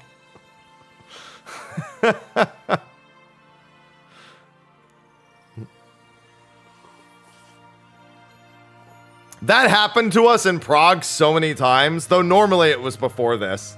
It would be like in the middle of the Mornifot cast, someone would be like, where's the crystal? It's so good.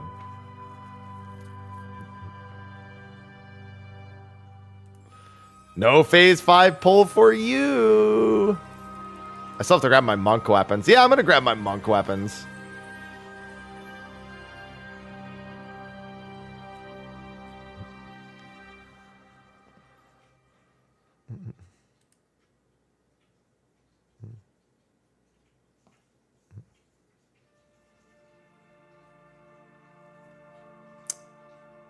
Monk. Single target heal, shield to crystal. No, you have to make sure it never gets hit by anything that the players are targeted by. If a player targeted attack hits it at any point, it will die. Whether that's the water stack or a somber dance or a spirit taker or the spread marker or the stack marker or the ice marker or the wind AoE. It's funny because the crystal being north automatically makes a lot of crystalline time automatically solved. Because you can't use any of the space by the crystal for any mechanic other than the rewind itself.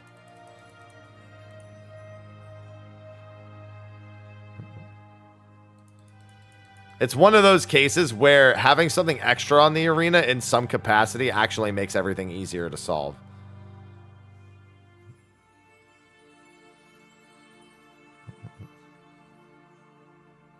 Yeah. It just eliminates like a massive amount of space. Dude, that happens a lot in Ultimate. Sometimes in Ultimates, they just eliminate space you can use. So you're like, well, gotta do this then.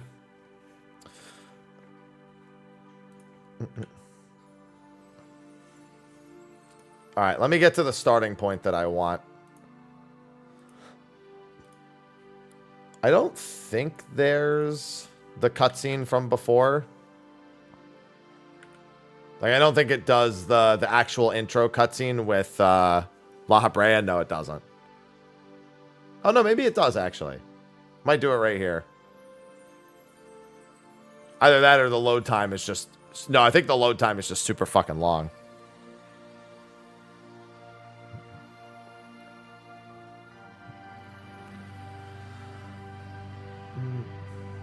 Yep, that's the case. No La Habrea scene.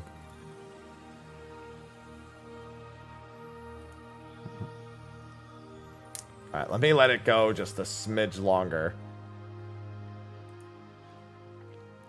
All right, I think this is where we record the next video. No hear, feel, think. Nope. All right. Hey everyone, Mr. Happy here, and in this video, we're going to be taking a look at the start of Final Fantasy XIV Mobile, the actual start of the game. We know when you first, make your character and go through. I've already can tell from this being the first frame that there's a few things missing, like the hear, feel, think moment. But yeah, the Chinese beta is currently ongoing, and so there's a bunch of footage popping up online of the dungeons, the primals. I'm actually going to be using Arthur's footage. He did give me permission to kind of dissect and analyze and make whatever content I wanted to make out of his VOD checking out the mobile game. And so the start of the game, we'll just get to see the basics of how it begins. And then I know that he goes through a bunch of menus and we get an idea of some of the quality of life, of how some of the features work, things like inventory, glam, equipment, vendors, social lists, and things like that. And we'll probably be going through different portions of the game. We'll take a look at the dungeons, we'll take a look at the trials, and we know there's some other stuff later on that he hasn't gotten to yet, so when he does get to it, we will do footage on that. Some of my videos this month, including this one, are going to have a sponsorship at the beginning. If I decide to cut the sponsor in for this one with Magic Spoon, then that's how I'm going to do it every time. It's cut and cut. That's how I got to do it. So if I included it, it's there. If not, then there's a weird thing where I just do that and you're like, why is he doing that? And that's fine. But anyway, yeah, we're going to just take a look at the start of the game real quick. We don't need really any of the audio on because, you're just going to be hearing Arthur's and, we can't read or understand any of it either. Start of the game is largely similar here, except for the fact that the La Habrea scene with Hear, Feel, Think appears to be missing. I can see Alphino and Alice are still in the back, and it looks like this little section here where we get stopped going into Ul'dah is still largely the same as well. There is one thing I do want to know. Okay, so while he's doing that. Okay, they tell me to skip. Okay. Skip. I think I wanted to hear if there was audio from... Oh, I went too far back. I wanted to see if there's any audio coming from the NPCs or if that part itself is not... Okay, yeah. That's what I wanted to hear. Okay. So yeah, so it looks like they have some unvoiced scenes here as well. So it's not going to be everything fully voiced. We know there are voice scenes, but it looks like for some of this less important, well, I say less important, it's the start of the game. For some of these kind of introductory scenes, it looks like they are largely keeping the voice acting out of it for the time being. Then it's introducing Ul'dah. It goes into the start of the city. Largely a recreation of our starting scene. You get called over by the new player guy. And now we are in game. So he decided to start as a thaumaturge. You can see the main story quest in the top left. You can see the mini-map. He's covering it with his guinea pig thing in the top right, but you can see the Ethernet tries to leave. NPC's like, no, exactly the same as it works in the rest of the game. So you probably won't be able to do pretty much anything until actually leaving. Right now, he's just getting used to the controls, it looks like, more than anything, and he's already getting friend requests. That pop-up on the right-hand side is the friend request pop-up, which I actually quite like. Very easy and convenient to understand. It gives you a limited time to respond to it. So I assume it just goes away if you don't respond to it in time, which, you know, he's like, oh, we hate that guy. Little tutorial pop-up at the bottom. The character also has just their name. There's no surname or anything like that, so you can just name your character what you want. I could just be Mr. Happy, MRHAPPY, if I want to. And there was a quick tutorial popping up for the sprint button in the bottom right. You can see the quest marker pointing with an actual arrow. I wonder if that's just the actual quest. Oh, and also it looked like he had a quest tracking option there. So if you click something, look, it gives you a little quest tracking option with that pop-up, or at least that's what it looks like. That is, that's not another player effect because he doesn't have any other players. This section doesn't have any other players. So yeah, you can see it pinging on the map when he it looks like he can select it on the map, and you can see it pinging briefly. It might do it automatically too, because I actually don't think he's clicking anything, but the pace at which it's doing it is a little inconsistent. Sometimes it does it, sometimes it doesn't. The pinging on the mini-map is not entirely consistent either. Although it looks like it's telling him to hurry up at this point. Because now it's just pulsing nonstop. So we've got that. He's just messing around with the camera, getting a good view. Yeah, you can see the actual line that's following all the way through. Yep, just getting used to the camera controls. I believe that's just... this is like the emulator chat that he's using. Because he's using an emulator. He's using Mimu, I believe it is, or Memu, in order to play, as opposed to playing on his phone. Which I guess consider this also the beta test of it working on emulators, which is what everyone's other question. Hey, here's a mobile game. How do I play it on my PC? One of the first questions we got. We can see a Hall of the Novice right there. All the other NPCs in their usual spots, Momodi, waiting for us as we take a few steps forward. But so far, fairly concise. Looks like, oh wow, the mini map is, I'm sorry, the world map is animated. Look, you can see the whale that represents Bismarck kind of moving around in the clouds right there. And again, you can see the lightning of Garlemald.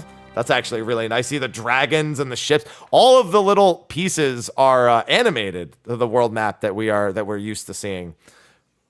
Yeah, look, you can see the boats appearing and disappearing, seagulls.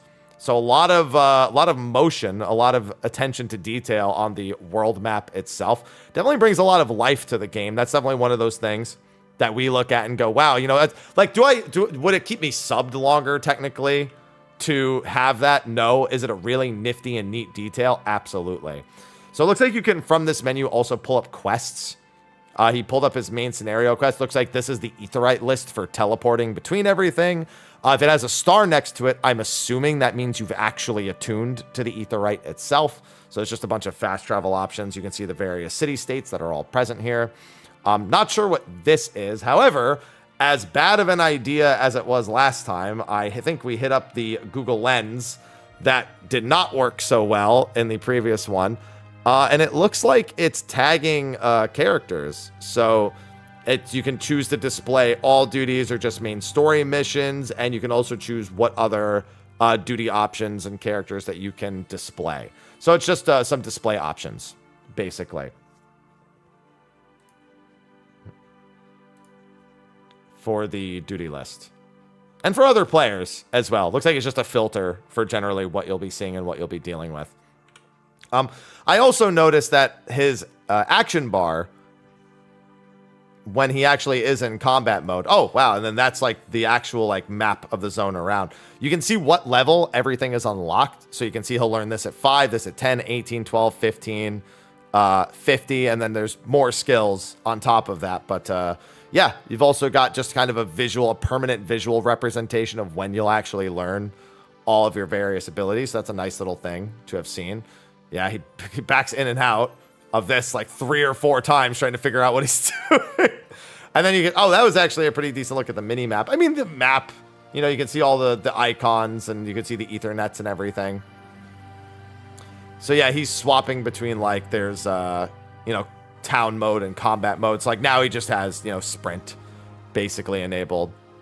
He just has like the basic movement stuff as he tries to figure out all the options. You can't see his face, but he's stupefied right now. He's just like and I've been there. I feel that. Yeah, so again, you can see the map options right there. If I could stop accidentally, Twitch, stop trying to ask me if I want to knock on people's things on their streams.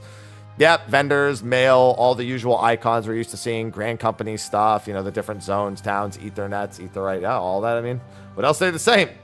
That's Ul'dah. You also have the filter at the top for the different areas inside of each region, so not too dissimilar from what we have right now. You can choose to place a flag down, it looks like, as well. We saw a flag that he could put on the quest, for example. It's interesting that clicking the Black Mage button in town opens this. So yeah, you can see with his click, he can actually put a flag down. Similar to our flag function now, you can choose to put a flag down on the map for you and probably to share to your other teammates as well. And then, yeah, he's just looking at the chat again. He's messing with his options in the emulator itself, just trying to get everything right. Messing around. He's also key binding, like, so you can see because he's using an emulator, he was key binding like the movement and other things. So like he's making sure that he actually has like, yeah, there's the WASD that he can put down. That's something that you can do on the emulator as well. So now WASD acts as the movement. So that's just something that if you use an emulator for a while, you know that you can do things like that, program certain parts of the screen to work that way. For those who don't plan on actually playing as it. He's just talking to some NPCs and then gets a tutorial about the main scenario quest pop up over the NPC's head and about Momodi Modi. He skips the cutscene, gets to level 2, and then it does the mini-map, which he'll probably get rid of the guinea pigs for in a second. Yeah, this is just the introductory quest. It's teaching him what the... So it looks like when there's multiple icons on top of each other as well, it gives you a pop-up. You can see right there, very briefly, that he had a pop-up that said, oh, are you trying to click on the Ethernet or are you trying to click on the quest? So that's another bit. I think this is the quest to go attune to the Ethernet anyway. There's the Etherite, the Ethernet, and or to just attune to any of them, I'd assume. You can also flag it, it looks like.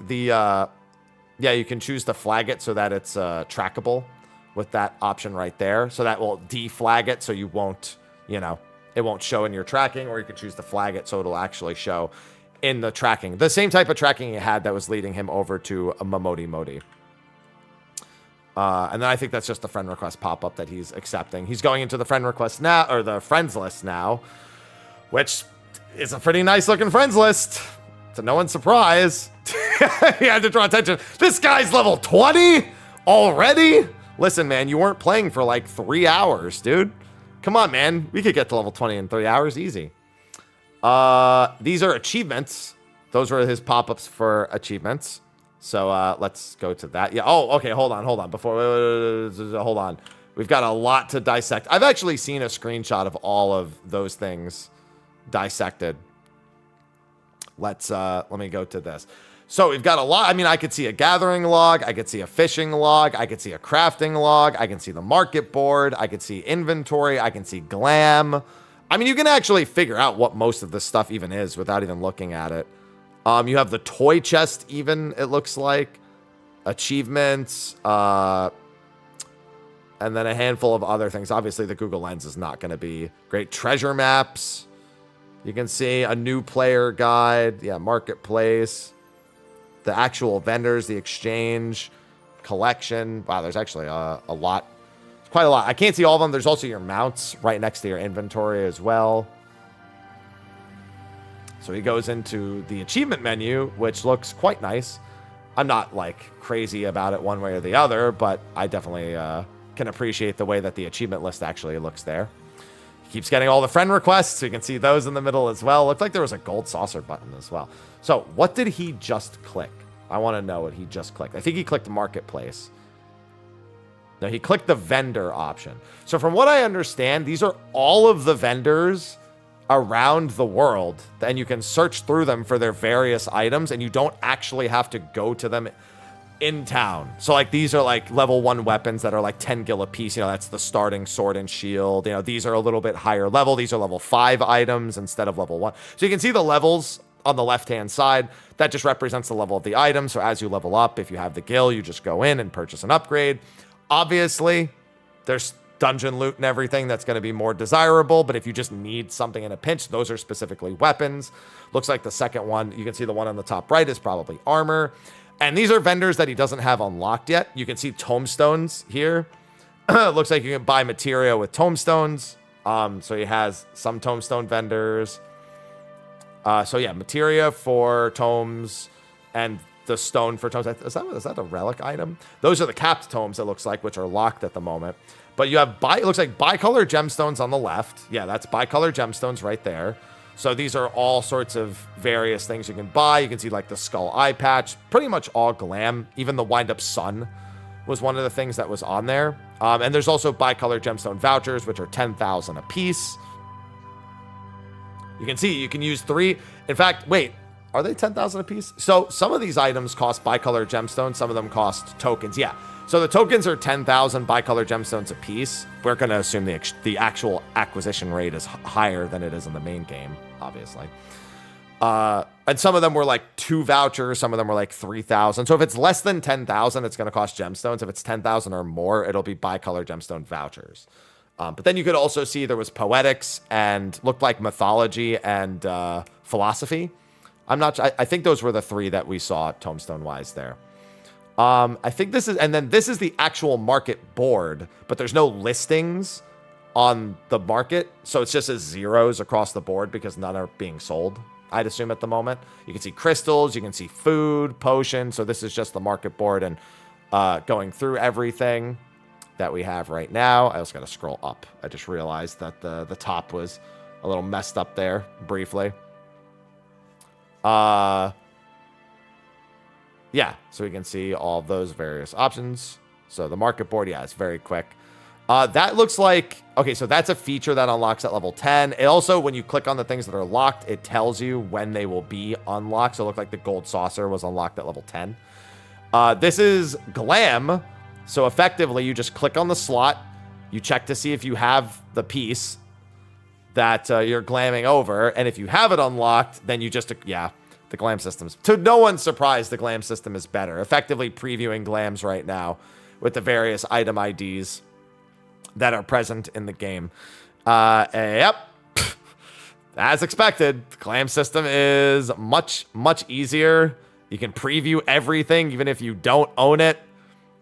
It just tells you that you don't own it and that you need that item in order to properly glam it. Don't have to go to an inn. Don't have to go to your glamour dresser. At the very least, that's how it's appearing right now. And then you can choose which pieces will be on or locked with the preview. You can turn your hat on and off. You can choose to turn your weapon on and off. You know, our usual options. Your rings, your everything, your left hand, your right hand. Yep. That's a glam system, all right. Sure is. To nobody's surprise, and honestly, nobody should be surprised by this. Absolutely nobody should be surprised. Oh, look, somebody's disconnecting. Hey, we now know that the red dot is also in the game. Because I saw somebody disconnecting in the back. Look, they're disconnecting. There's somebody disconnecting on the right also. Then this is new player tips. Any tutorials that you've seen pop up will then be added to the new player guide here on the right. Inventory. So your inventory by default is 300 slots. It seems to include your gear though. And you can spend 15,000 gil or use what looks to be an item expansion token to increase your inventory by 20. Like I said, I'm fairly certain this includes, well, I mean, maybe it doesn't include equipment because he should be wearing his base gear and that's not counted as part of the 300. So, yeah, there's that. So 300 by default, and it has to have one of those 2 items, the item expansion token or the gil. We don't know if every expansion is 15,000 gil or just the first expansion is 15,000 gil. But then there's other items you can oh no, that item also costs 15,000 gil is what it is. So you buy that item for 15,000 gil. You have glamour prisms. Looks like those are dyes, if I'm not mistaken. All those different colored objects, I'm pretty sure, are dyes. And then that looked like a bicolored gemstone voucher. He's still getting all the friend requests. What is that a voucher for? Hold on, let me see. Because that looks like a bicolored gemstone voucher, but I don't think it is. Let me just check real quick. Oh, this is the quest item. This is the introduction to Momodi. This is just a key item. Okay. That explains because it's still 0 out of 300 for his inventory. Because you can actually sort by the item type on the left. And then those are those not, is that where the key items are supposed to be? Or maybe that's the mail. Key items 1, 2, 3, 4, 5. Or maybe those are the individual bag slots then. No, those look like, here, let me go back and check that real quick. I just want to read what it says these are. Because I figured that on the right would be key items. Warehouse. So yeah, they're like side bags? Warehouse. Yeah, it's just like storage. I think it's like the equivalent to your retainer storage. And then you can buy more, it looks like, after the 5th one. Looks like it's 5 storage, 30 items a piece, and then you can purchase more. Which I'd assume comes with a, monetization cost. If I were him, I would click it. Because I would like to see that. Click it. Click it.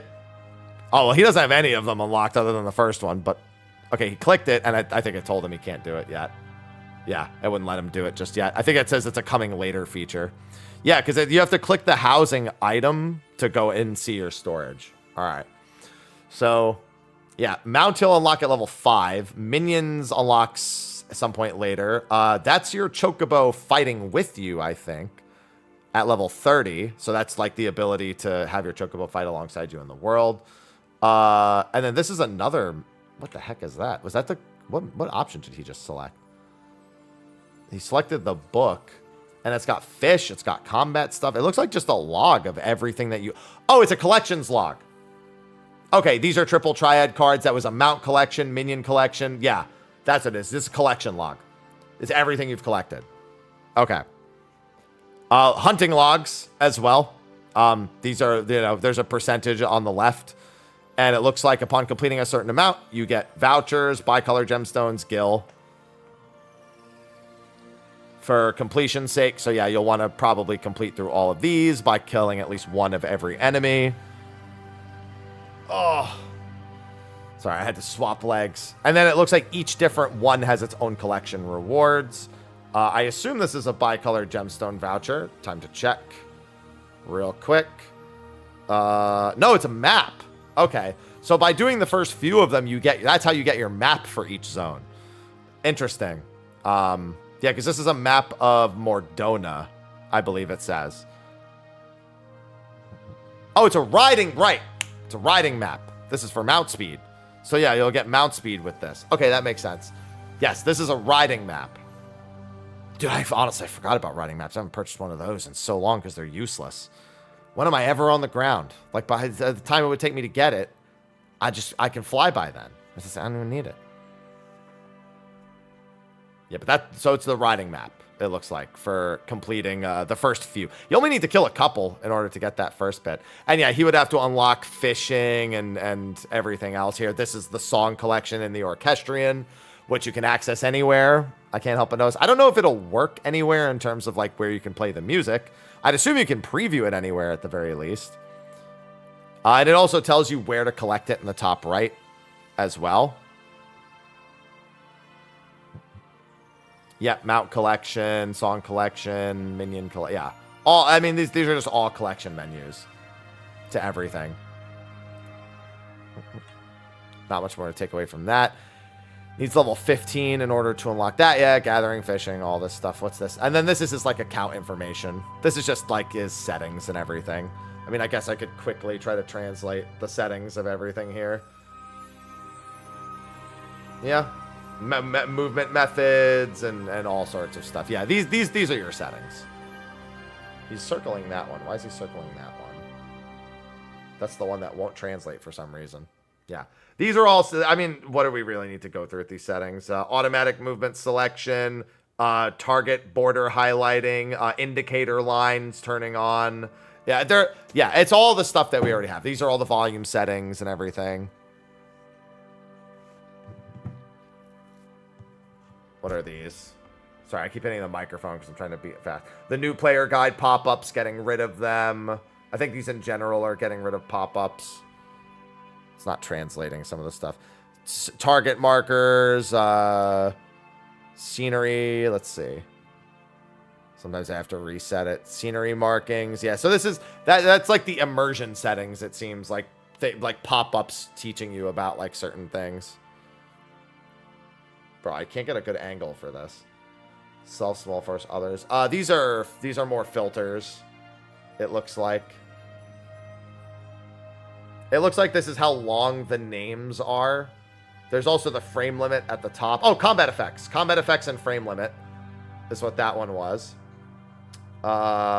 Shadow qualities, sticker qualities, branch rates. Yeah, these are all like graphics related stuff, graphics and performance related things that he's going through right here. So just a whole bunch of options, depending on how good or bad your phone is, I suppose, or in this case, your emulator, or in this case, your computer, since emulators are massive resource hogs. But these are options you'll have on your phone, obviously. It's completely irrelevant that he's on an emulator at the moment. And then we have a few more options here. These look like accessibility options. No, actually, these are casual options, I see. Like always show head equipment, automatically change your posture while idling. Come on. Come on. Self-adjustable head equipment, weapon delayed when collecting weapons. And then we've got a few gauges right here. What do these do? It's because when he's clicking through, it like changes it. Oh, these are colors for friends versus team members versus random players. So those are display names. English. These are languages.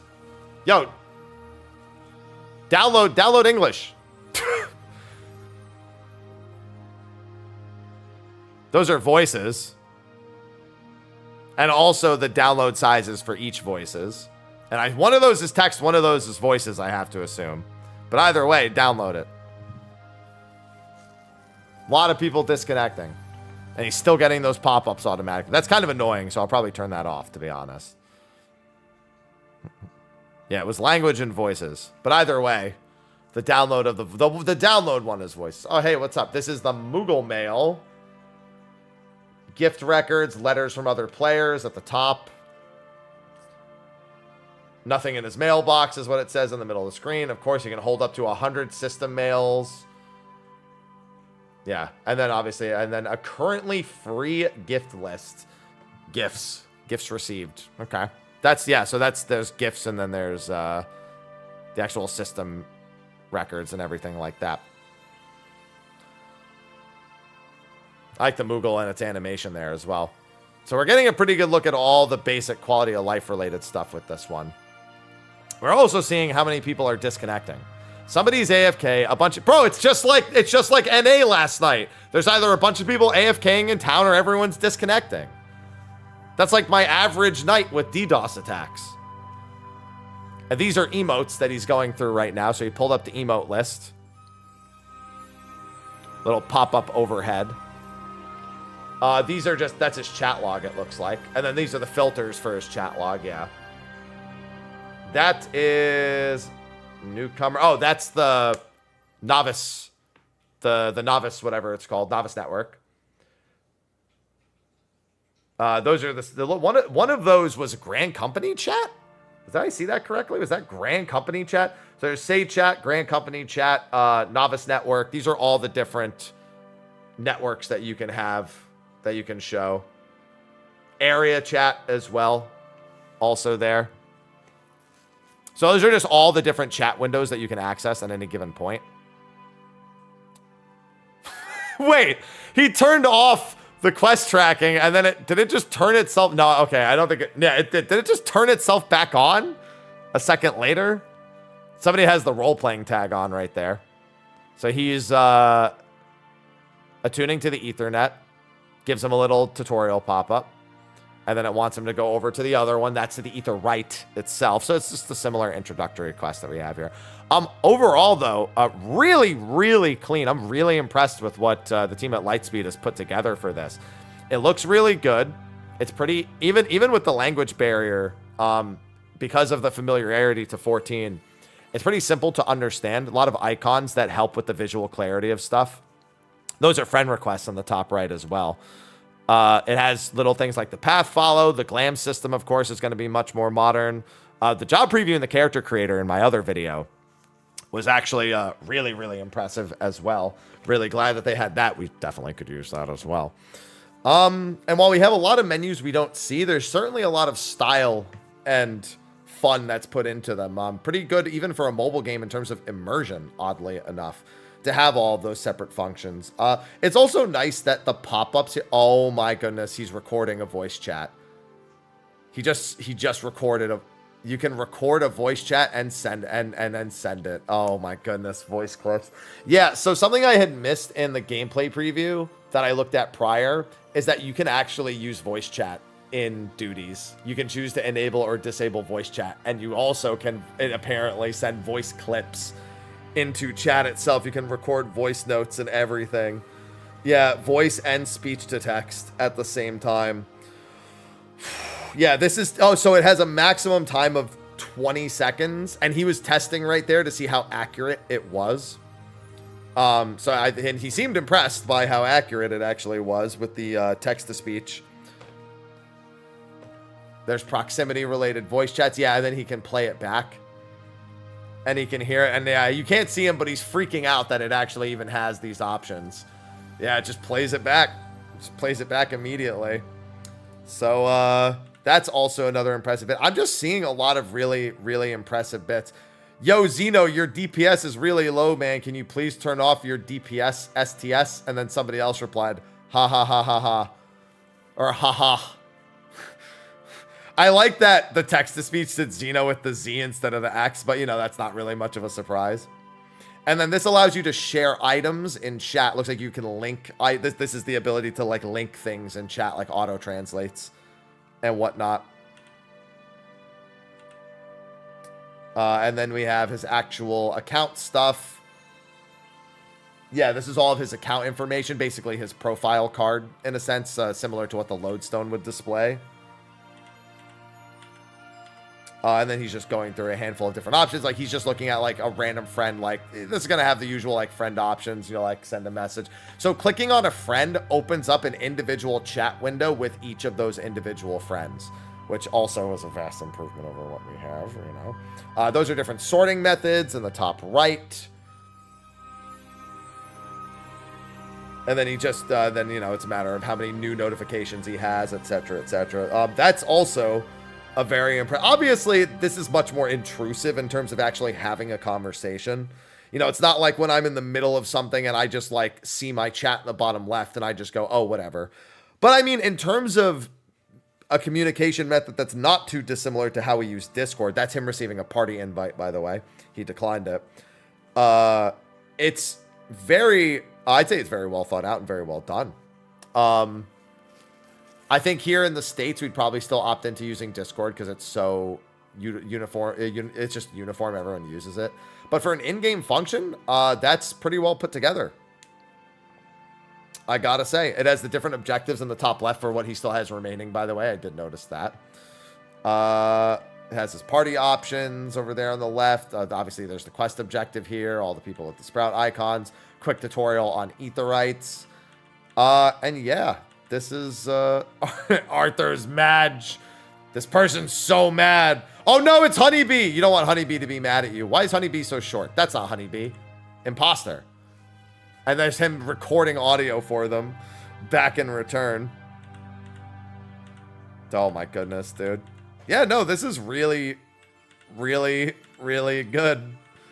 It's impressive. I think a lot of people are going to be... Two things. One, they're going to be... Okay, here we go. First, people are actually going to be rather impressed by what is put together here. That's then going to be followed by being mad because some things are clearly better in some ways than the PC version, or at least adapted in such a way that are incredibly intuitive. and see they are now going to admit that they're playing it.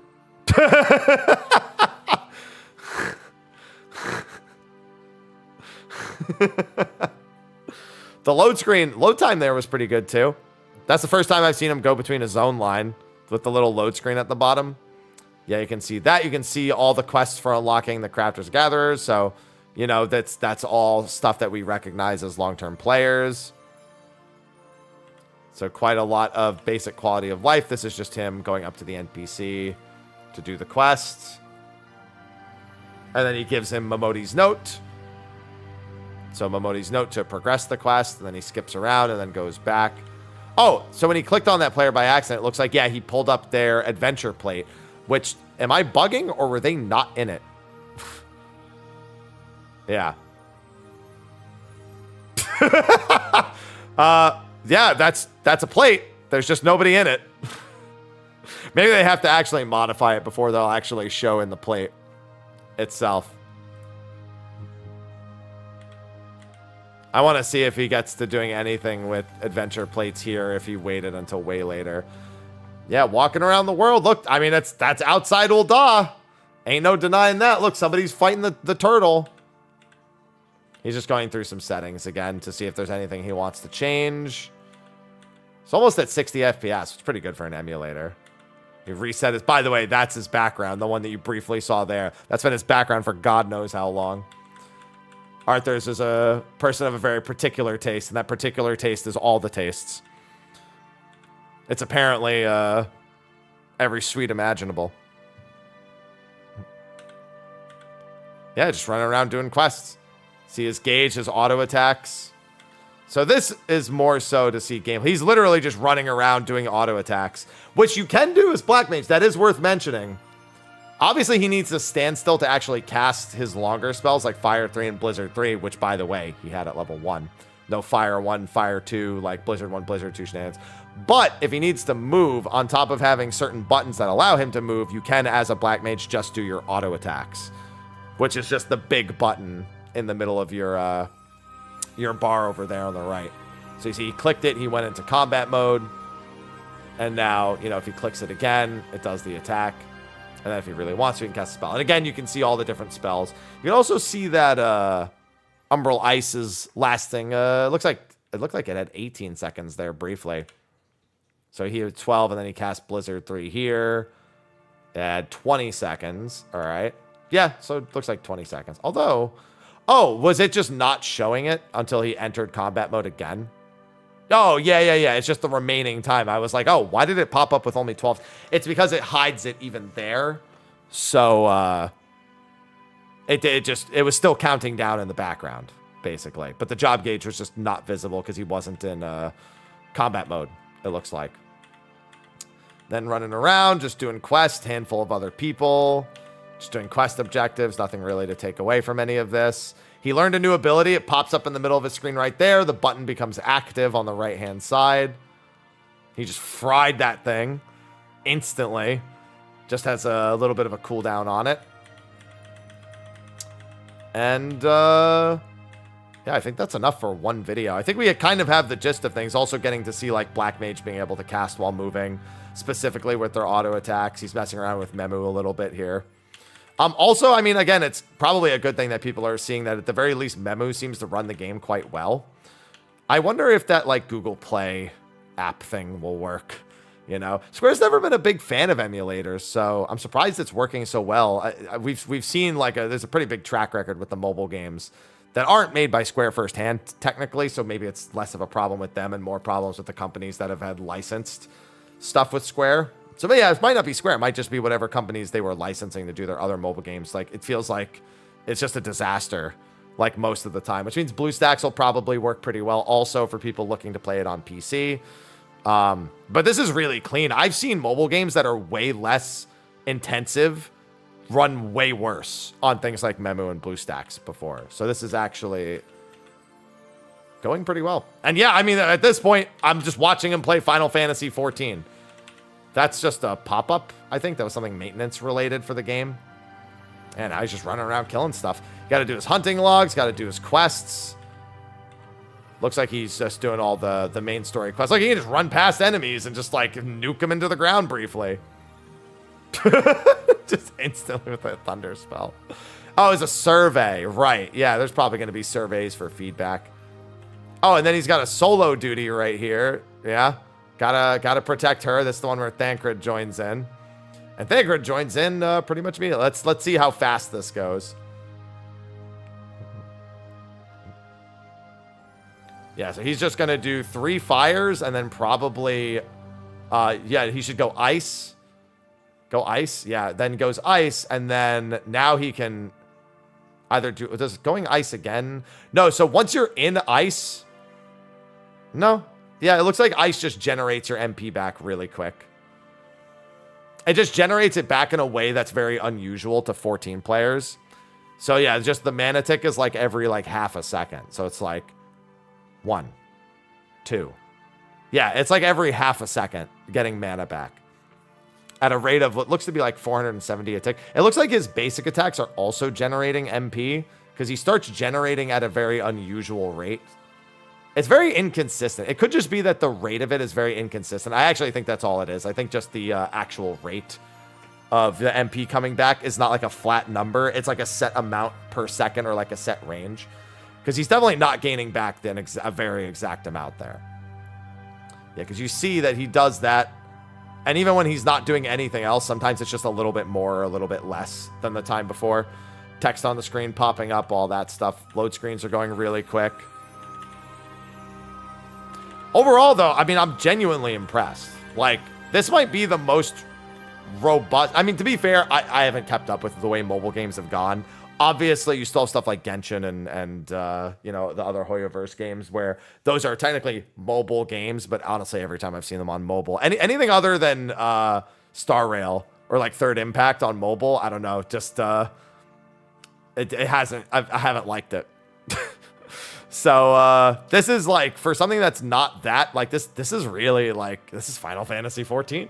Like it's really impressive that what they've got here so far. Obviously, we still have some questions about monetization. It looked like you could purchase those warehouse spaces, those storage spaces. We know that there is a monthly premium sub that's optional. Apparently, the market board by default has 12 sale slots, and you can choose to pay a monthly premium to double that. I don't know if that's just for the market board or if that's like it's like an optional premium sub. Like a lot of games do that, free to play with an optional premium sub. I mean, that's like every mobile game nowadays. Every free to play game practically has some sort of equivalent to that. But yeah, it's like a monthly pass. You pay a monthly sub for. Yeah, that's going to be the thing because we know there's no gacha. For those who haven't kept up, there's no gacha or anything like that. And they said that their monetization strategy is very specifically slow and steady income, slow and sustainable income, and not like make money quick kind of monetization. So like no stamina systems, or at least it appears like no, maybe there's like a dungeon limit or something later. I don't know. We haven't seen that yet. But that would be in line. I mean, just having basic functions that emulate a monthly subscription without demanding a monthly subscription. Basic things like paying for more storage, which is a pretty normal thing. But I mean, most of the basic systems that would require that you would expect to be thrown in your face already. Like he hasn't been asked to do a 10 pull. Hey, here's your first free 10 pull. Now get addicted. But it's still question marks. You know, there's no one's going to give benefit of the doubt. No one's going to accept it until we see the finished product. And we know that monetization is part of the beta in that they're not the final plans for monetization. It's what they're going to do. They're putting in there and they want feedback on said systems. So, that means that anything we even we do see here could change. Maybe the market board stuff is like 18 slots down to and 6 instead of 12 and 12. Or maybe they deem that the monthly pass isn't valuable enough and needs that. Like that. No, again, there's just going to be no benefit of the doubt. Like no one's going to be like, oh yeah, I'm sure they wouldn't do that. No, of course they wouldn't. It's a mobile game. Like it doesn't matter what anyone says. What any company or dev says, no matter the track record, is irrelevant until the final product. That's true. That should be true in general, but it's more true in mobile games. So this is the NPC just teaching. This is the NPC that demands that you wear level 5 stuff for the MSQ. So this is the tutorial showing him the vendors where he can instantly buy the level 5 gear. There's also, of course, housing, which we know that everybody's going to have a house option, or at least it's implied that everyone will have a house option. I can't say for certain that's what it will be. When he buys something, it pops up on the right-hand side with an equip now option. That's what's happening on the right-hand side. Kind of annoying that it's a timed pop-up and is separate from the menu itself. Why wouldn't that just pop up at the bottom here? Why wouldn't it just say equip now at the bottom? And it's yes or no. Why would it be a separate pop-up on the right-hand side? So that's a little strange, I suppose.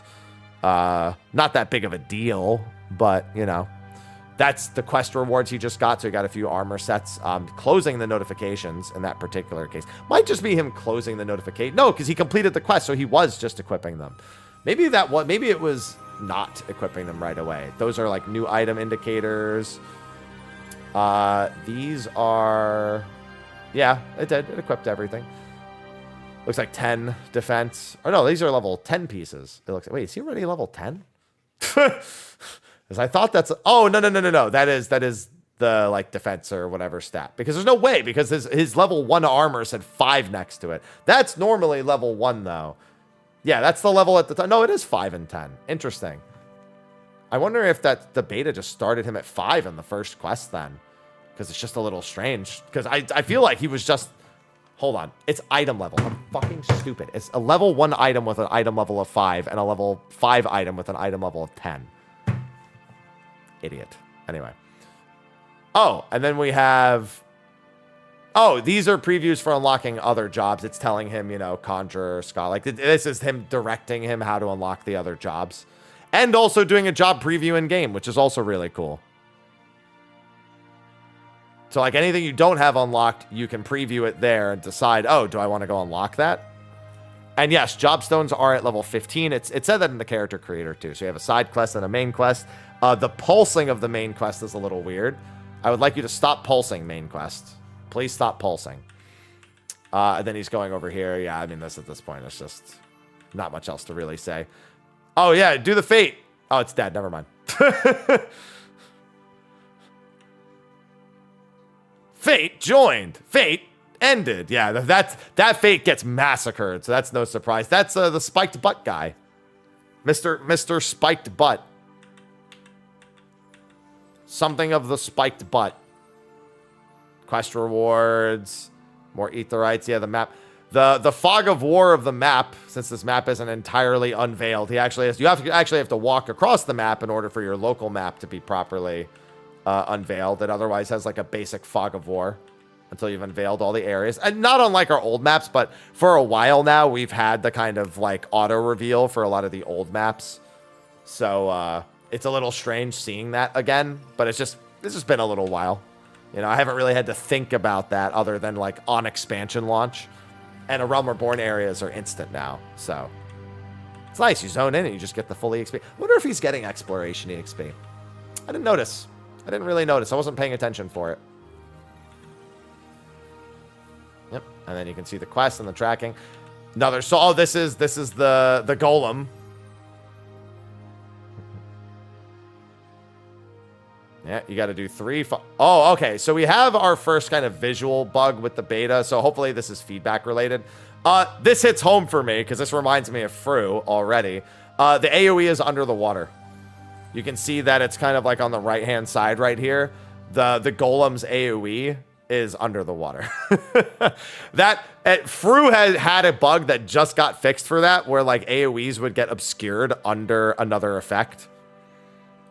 But it's just funny seeing that. I noticed it immediately. That's the conal attack. He got out of it still, but the water seems to be obscuring it to some capacity. I wonder if it's better to spam Blizzard, or if it's when you need mana, or if you'd rather spam the auto attack, just so you don't run out of, because you're making it take longer to get back to fire by spamming Blizzard. So I'd assume that you realistically want he doesn't have any of his roll actions. You realistically want to he's trying to die. Oh, he's testing the server tick. Okay, so that's actually a really good test to see if what the latency is like for getting caught in AoE. So he tries to move out of it at the very last second. I will say this. Something else to notice is the cast bar innately goes with the animation. So watch. As the cast bar is almost done right here, the boss is doing the animation.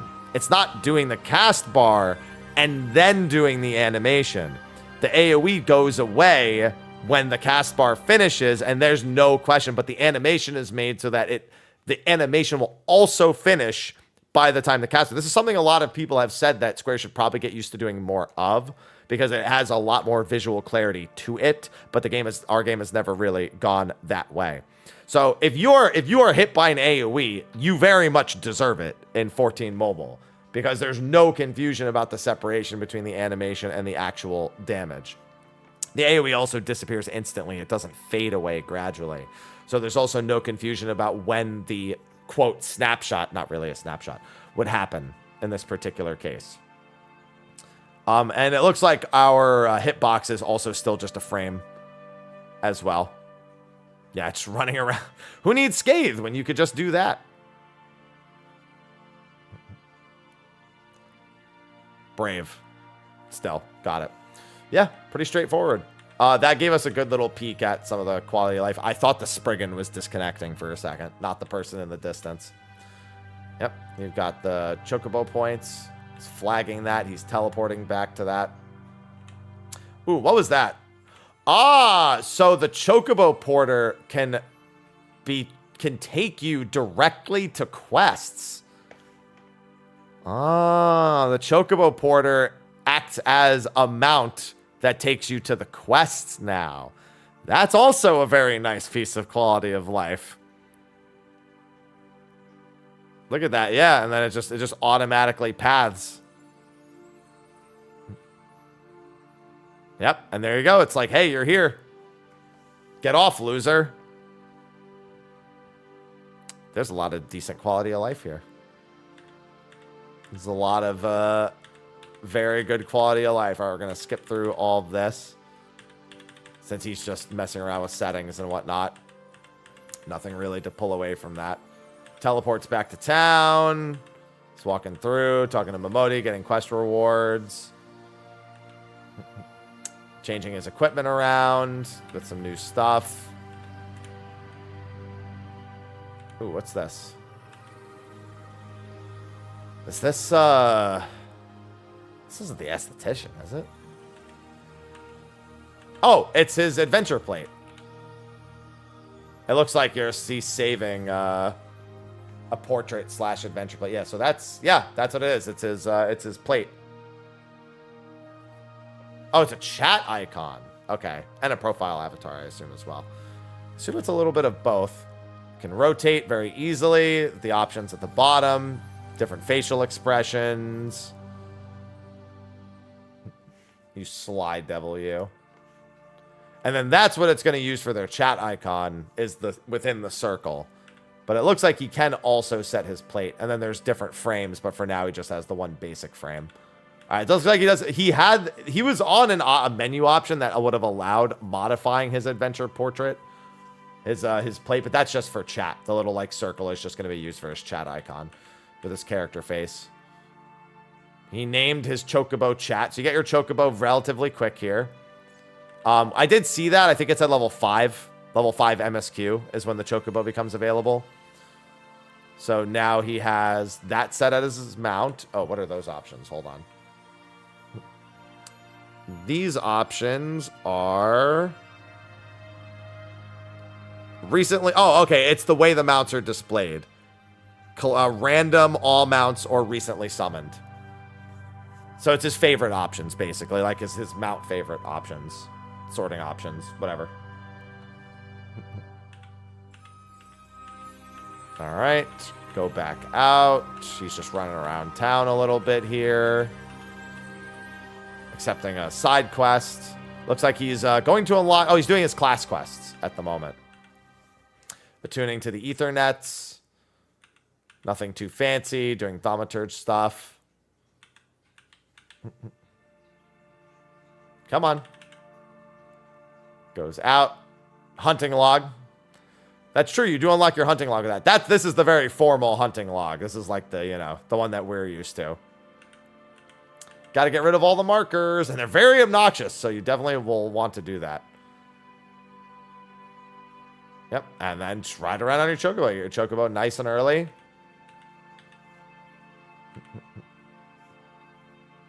Yep, there's the dismount.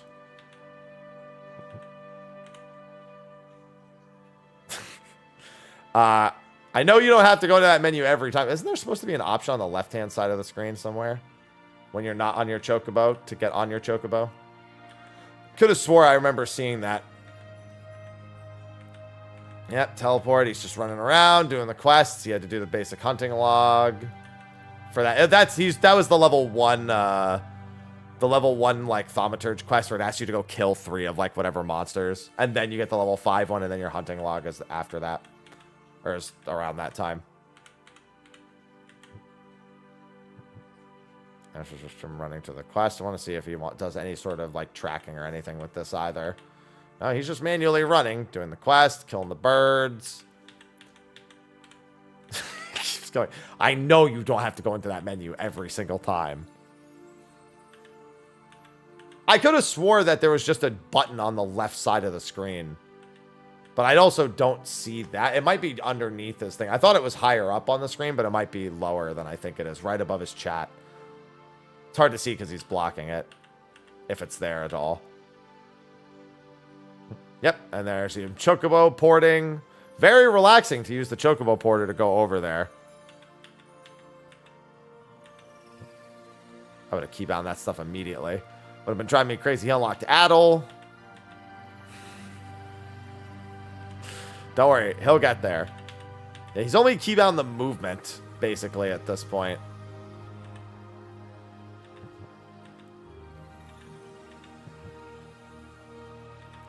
Alright. I don't know how much more we can really gather from most of this. And then those are, looks like Chocobo Porter points that you can go to specifically. You have to unlock them, it looks like, first. Like the ones that are lit up are ones that he's actually, you know, unlocked. Probably just needs to unveil those areas. But it's a lot of just individual, like, fast travel points for the chocobos, basically. And then what did he do here? Yeah, MSQ. So that's going to be pretty popular. Yep. And at this point, he's just going through the quests. There's not much else to say here. Unless something new, quality of life-wise, pops up. There's so many more. That was a thought with that. Oh, was that pop-up a reminder to do his thaumaturge quest? I think it was saying, well, that finished, but then something else. Wait, what was that pop-up? Oh, that was specifically saying thaumaturge. It was MSQ. It was quest complete thaumaturge level 9 is what it was. Yeah, just schmoovin' through these early levels. Very much schmoovin'. Yep, and they can take that. Well, this will be interesting because now we can see... Oh, yeah, there is. There's just a porter right there. There's just like a bunch of individual porter locations for you to unveil now that we can see the NPC.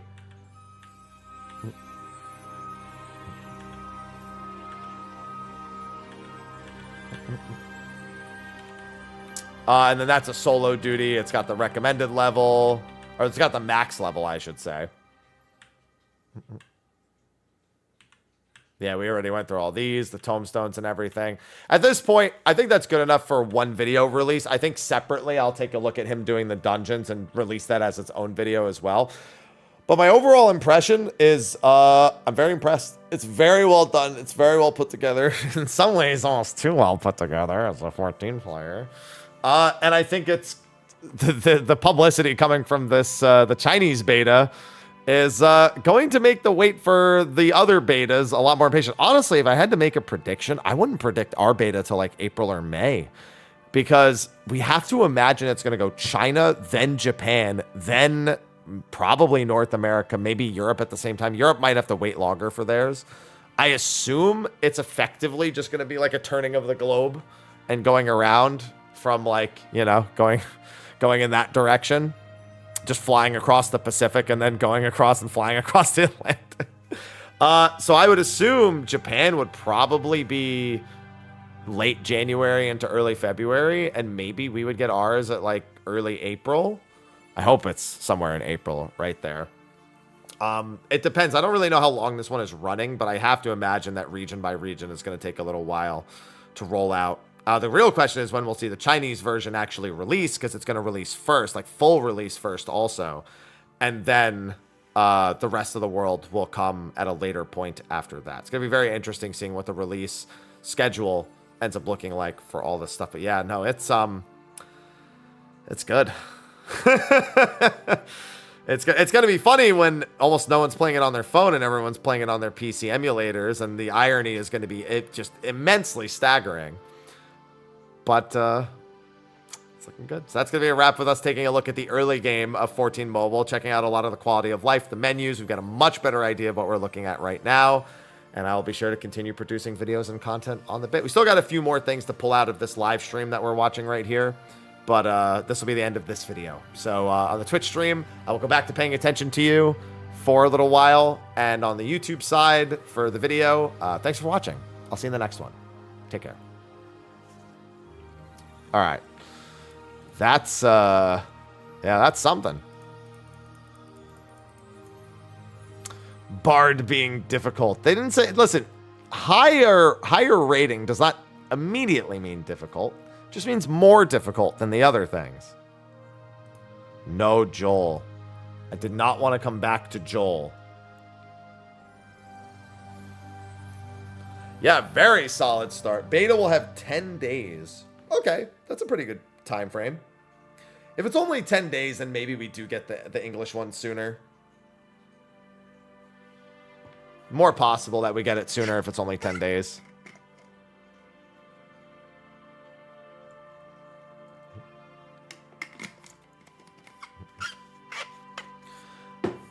It's looking real. It's so funny. I bet there's so many people who were like, whatever. And now they're like, wait a minute. Wait a minute. Wait a minute. Hold on here. What? Huh? What? Interesting.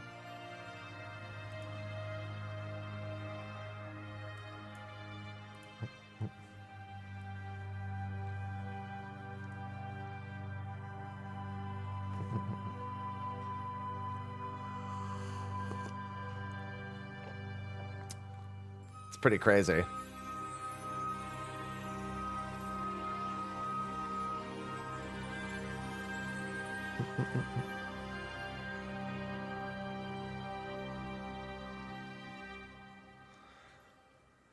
Dude, the glamour system is 100% gonna have people tweaking. 100%.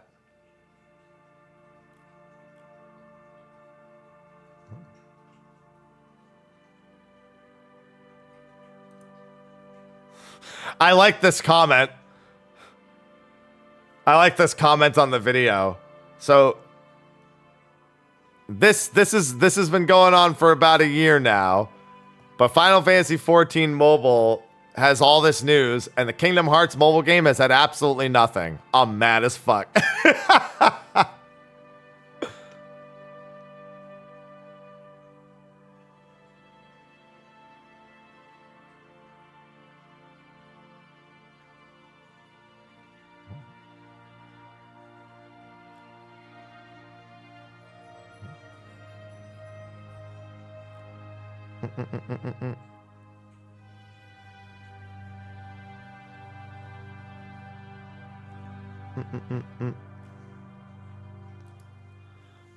Yeah, just let them have it. It'll go very quick. I don't know. I haven't been paying attention to Kingdom Hearts news.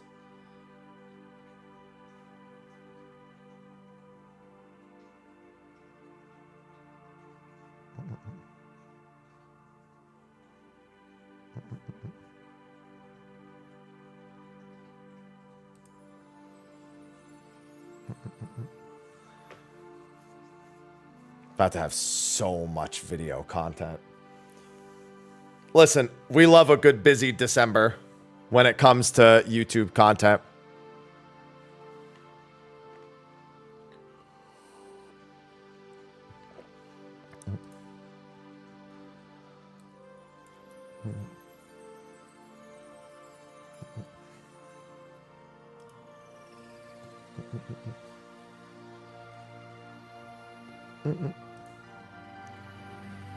Ad money there? Hell yeah. It's always nice having a bunch of stuff to make.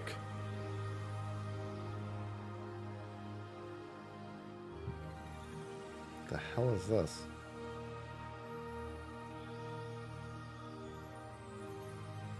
Huh. Interesting.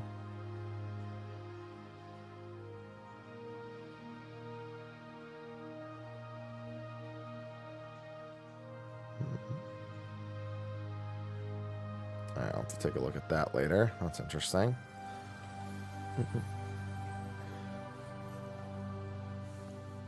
Bro, I think they're scarred with 11 mobile. They're like, listen, let's just never try that again. Yeah, I think a big thing that, so you know how you can tell Square had nothing to do with the development of this game? It's an actual game and not just menus. All of Square's mobile games are, except for like maybe Octopath, are effectively just like 16 menus layered on top of each other. They're absolute messes.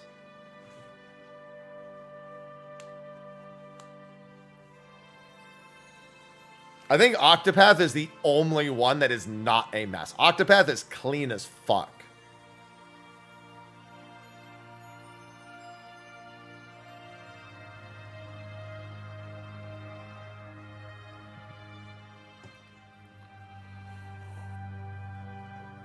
Oh.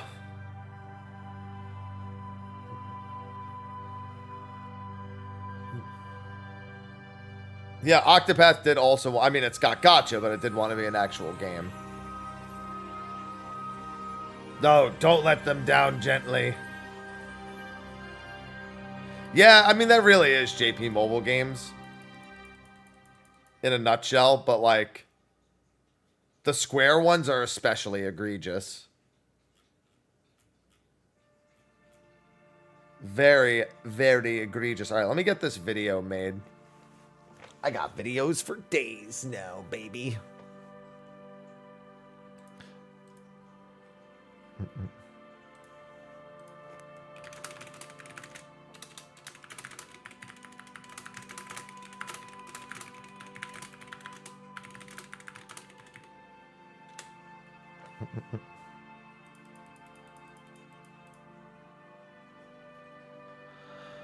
Seems too complex. That's just because you're old. And I am too, so, you know.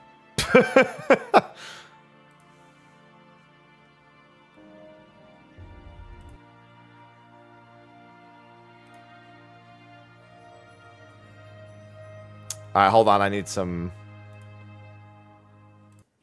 other music while I relax here.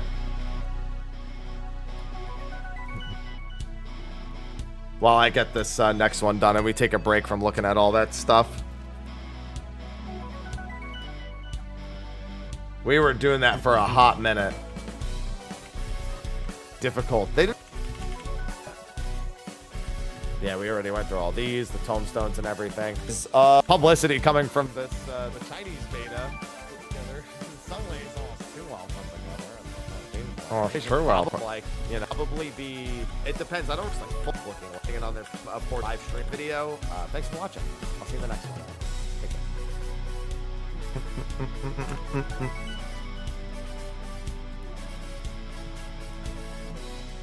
That's gonna be a long... I didn't realize how long I was looking at that.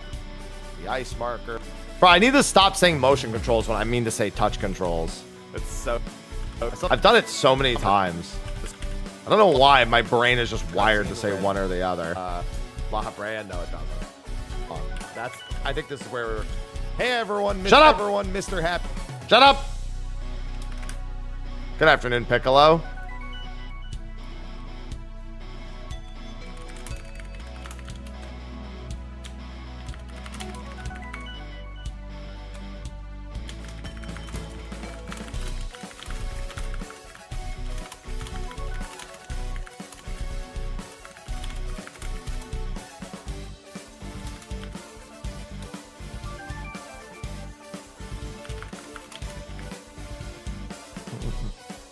The voices!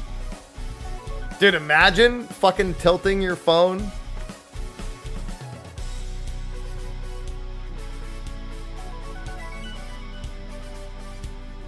I'd say we're having a chill day. Especially anyone who's getting their snowman. Who's just been sitting here staring at the screen waiting for me to pay attention.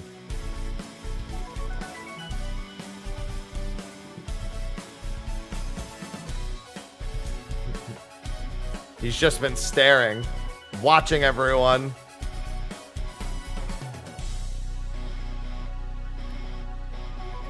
He's like, hey, you got your mount yet? Hey, you. Did you get your mount yet? His smile is crooked.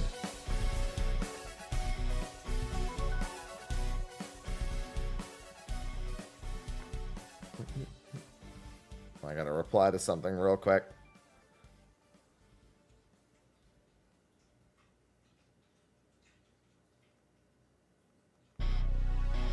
Oh, it's on repeat 1. Right, I did that because of the background music I had.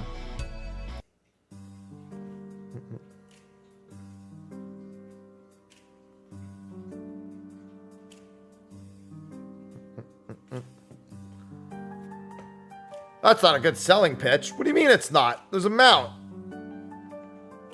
Oh, I don't know. That's up to the people who develop them. I'm sure that's not the easiest thing to develop it for. It's definitely not the exact same skill set in terms of how you achieve those results. Doable. It's just a matter of if it would be the same people doing it or different people doing it.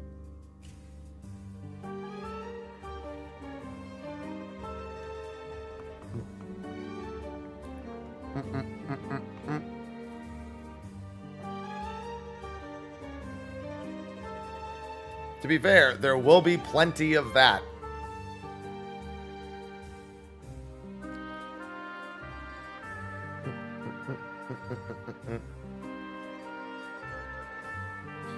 That's generally why emulators are not super popular amongst companies that develop those types of games, because they don't want people like hacking and shit.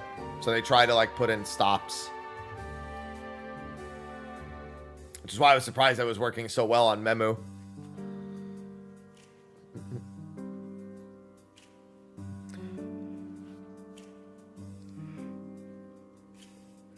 It's going to be so funny effectively playing it as if it's not a touchscreen game.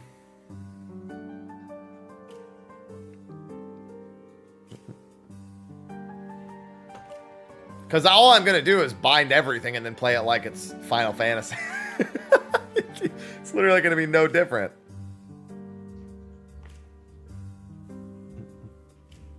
Feel like I'm just playing the PC version. I'll be like, all right, I'm going to put... Although it will be interesting because like I'll have to like press 1 and then like swipe left or right for like Fire 3 or... Oh, no, actually, no, because you can just press the left or right side of the button, I think, too. So like if I bind like 1 and 2 as like fire and ice and I just like put them side by side, I think that works. I don't think you have to press it and then swipe if you actually like naturally press just like one side of the button.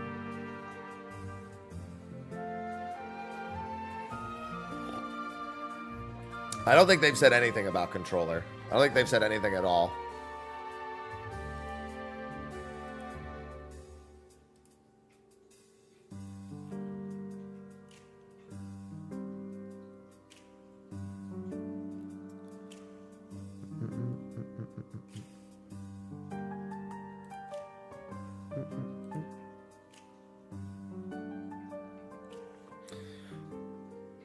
Yeah, I don't think we have any topic like that. The problem is you can't realistically nerf Picto, like in a way that inhibits it in Fru. It's just too good. It's going to be good in Fru no matter what. It's just designed to be good in Fru.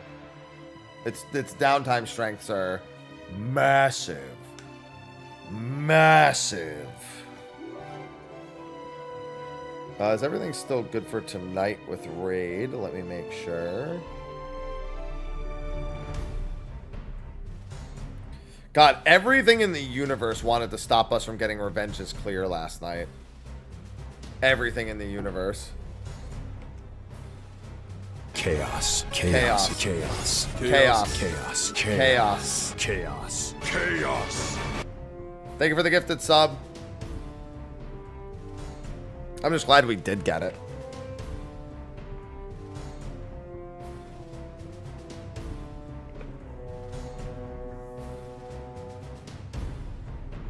Oh. Well, Whoops isn't raiding tonight, so I hope he's feeling better too, but he's also, he's not showing up tonight. We told him not to. We said, Nuber, you and Theo are coming to raid.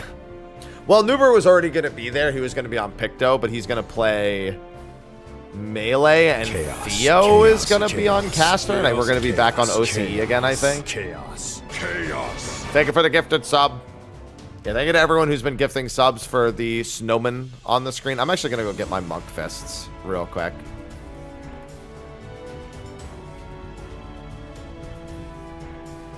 Yeah, we executive decisioned his attendance. What am I doing right now? I'm just chilling after watching Final Fantasy XI Mobile for over an hour straight. I have so many, like, hour-long videos coming out on this. It's gonna be wild. Chaos. Chaos. Chaos. Chaos. Chaos. Chaos. 14 mobile. Chaos. Bro, my brain is fried. I'm so cooked right now. No, we can't watch anything on 11 mobile because it's dead. Somebody was just talking about 11 mobile, and oh, I'm sorry, I was reading my own comment section, and somebody said, I bet they canned 11 mobile for this.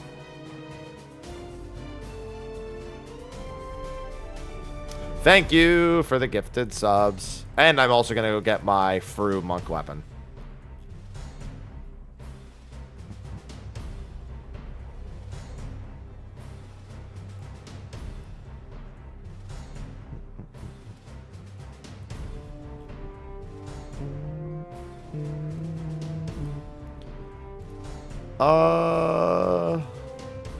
Futures rewritten. Give me the monk. I can currently equip it. It's just not on this job.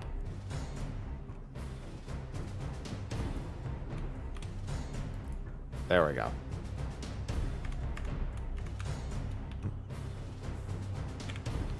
See?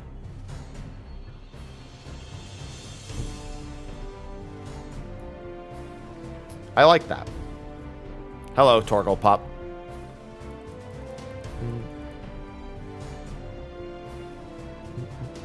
Smug Potato. Hi.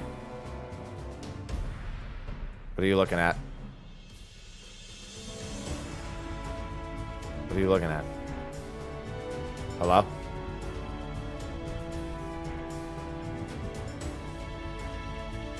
Hi. What are you staring at? It's more like look down. Chaos, I'm not the one looking up. Chaos. Chaos. Chaos. Chaos. Thank you for the gifted subs. Chaos. Chaos. Death by Sporky gifted 5 subscriptions to the community. Torgle. That's a good boy, Torgle.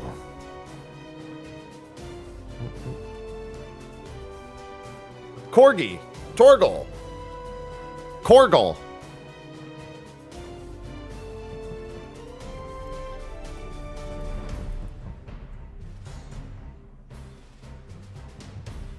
Torgies. Alright, looks like that video is uploading now. Put on pants. Those are pants. It's a letter short. Pants are a letter shorter than what's there, but what's there is, you know. You can do what she wants.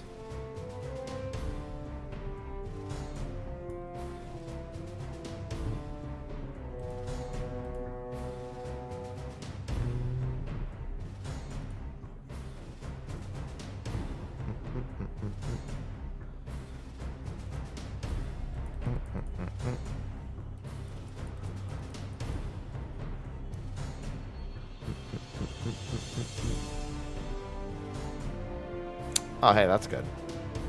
Square Enix has a Blue Sky account now, it looks like. Yep, they sure do. Well, actually, let me rephrase. They had one 10 months ago and they never used it. They actually have had one this whole time.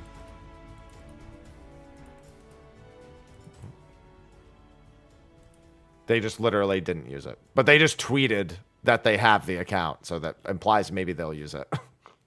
They just have to use Buffer. Buffer will let them post across everything.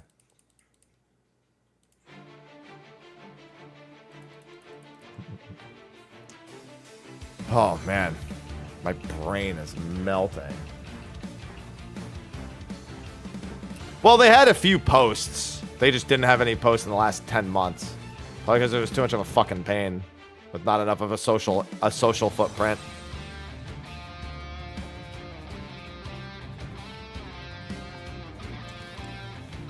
Hey, it's Partitio's battle theme. It's Partitio's final boss theme. Big Partitio fan. Yeah, the domain linking definitely helps. Why are you melting down? We love our boy Partitio.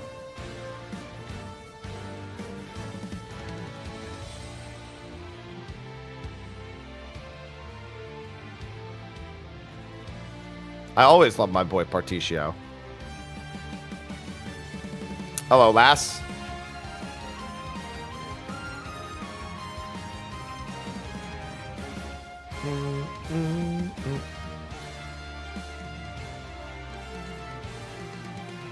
Yeah, Octo 2 was not up for best soundtrack of the year that year, and I didn't like that. I was like, and I don't like that. How dare you?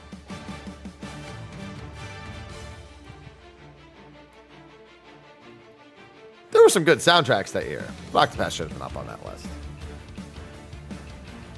That's one of those, it's too niche of a games to be on the list. Even though, you know, sold, you know, millions.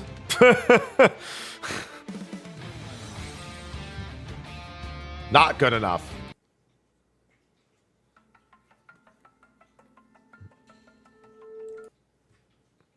Oh, hey, I like this song.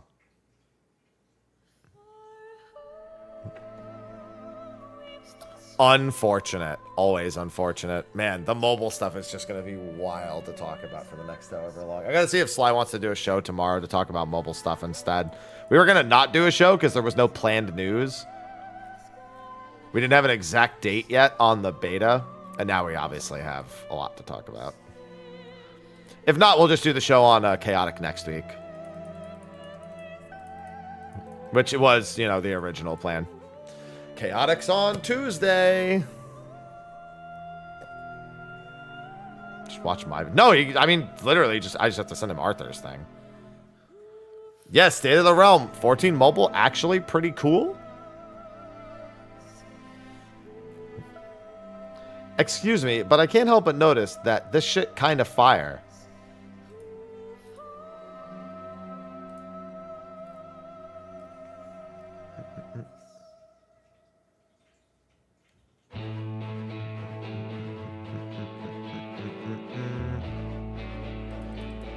Interesting.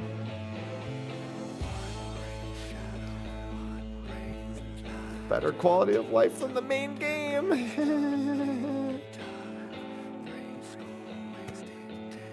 It's going to be a very interesting next few months.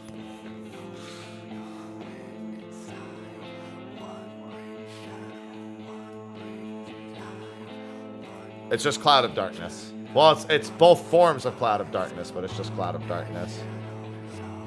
I don't know what engine they're using for it. I think they didn't full... I think it's like a mix of like Unreal and something proprietary. I don't remember.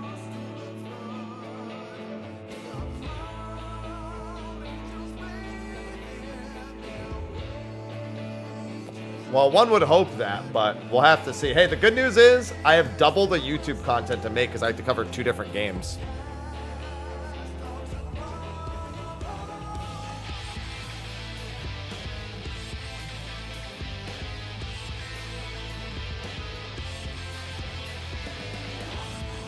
Listen, you might like Baby Torgal, but I would like to draw your attention.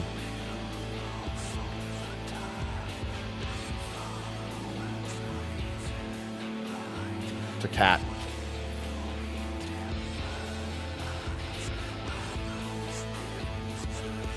Bundled up in the back over there.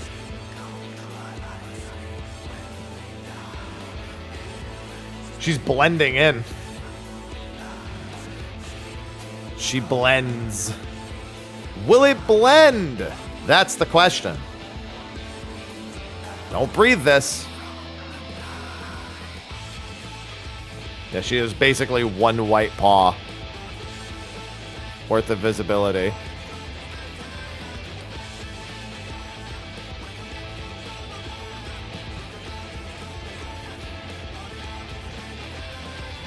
Home.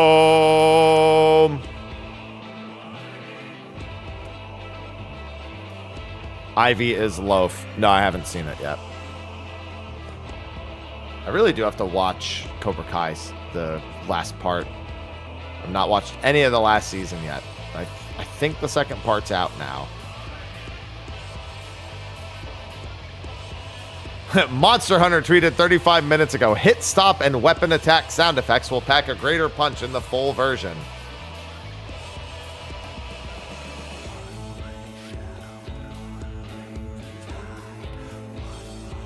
With a video accompanying it.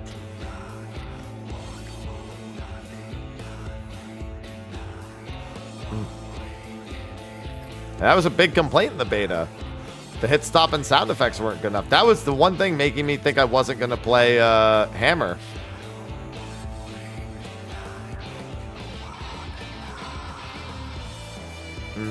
Yeah, I know they had a big thing earlier today.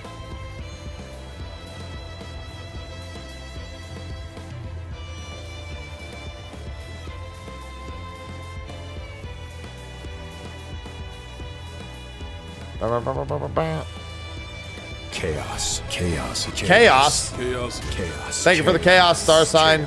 Enjoy your mount. Star sign Atelier. Glad to see how many people have subscriptions to the been community. collecting their mounts.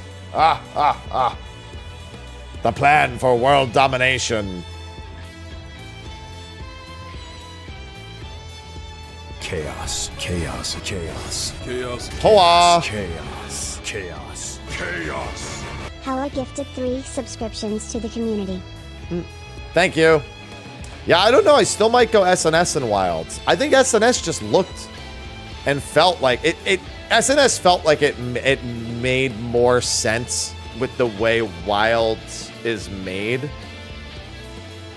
It feels more interactive with Wilds' new systems than Hammer does. At least from what I experienced in the first beta.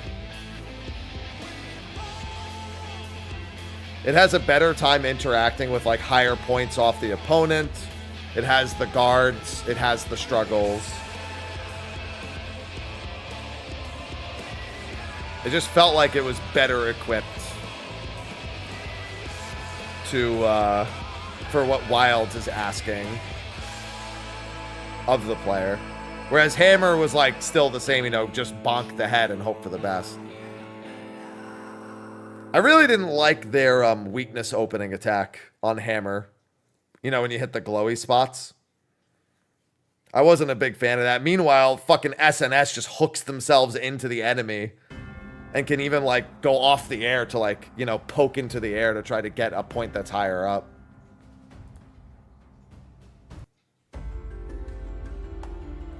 It just felt like SNS made more sense. Just made more for Wilds than Hammer is. Hammer didn't really feel like it had anything new that I really enjoyed.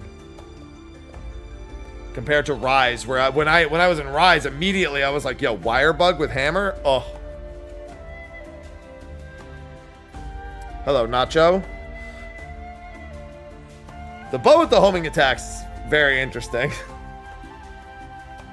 Bow will probably feel a lot better for some, but for others, we'll see if the homing even matters. Because people already good with the bow probably don't even really think about the homing attack much. But I mean, the beacon makes it easier to hit the point you want to hit, so It's going good. We've been spending all morning looking at 14 mobile stuff.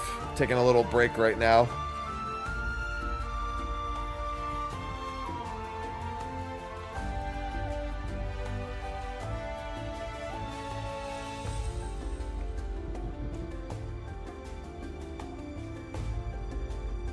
It hath been a busy morning. All the stuff I would have done off stream, I've been doing on stream. Yeah, I've never been wild about Bo and Monster Hunter in general. And wild doesn't change that much.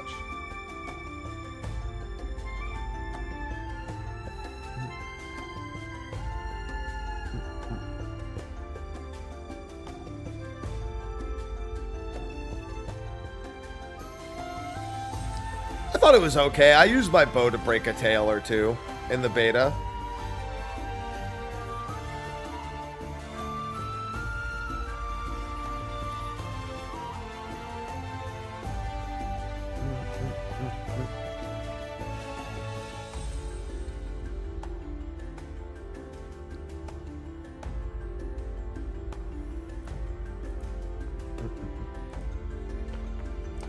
The new mount come from Chaos, gifting 3 chaos, subs from chaos, exactly that. Chaos. Gifting 3 subs on Twitch is where it comes from. Neuro_Simray gifted 3 subscriptions to the community. Thank you for the gifted subs. Enjoy your mount. EN Joy.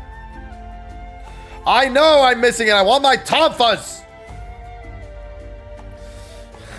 When is Monster Hunter giving me my Tonfas?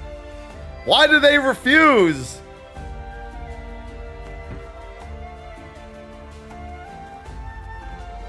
I swear to God, if Monster Hunter now gets Tonfas before a mainline game, I'm going to actually be livid. The amount of anger in my soul.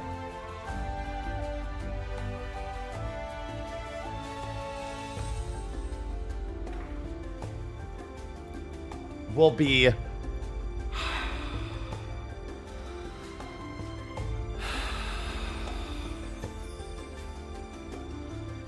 That's fine. That means now is the time, Soma.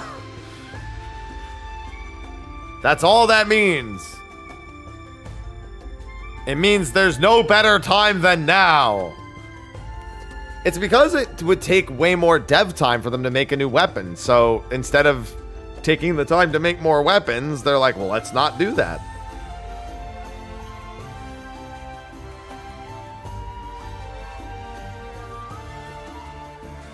Take the dev time and make a new weapon. I want to punch the monsters. It's literally all it is. It's a dev time thing. It's not because they're not cool enough. It's not because it would be complicated.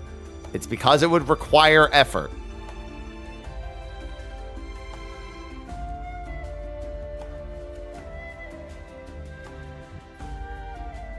It would require tooling the entire thing in the mainline engine. It would require making all the Tonfas. And they just don't want to do that. They just don't want to give me Tonfas in Monster Hunter Wilds. Nope, they're not going to do it in the experience. They're never going to do it. We're never going to see another weapon in a Monster Hunter game at this rate. It's never going to see it. It's never going to happen.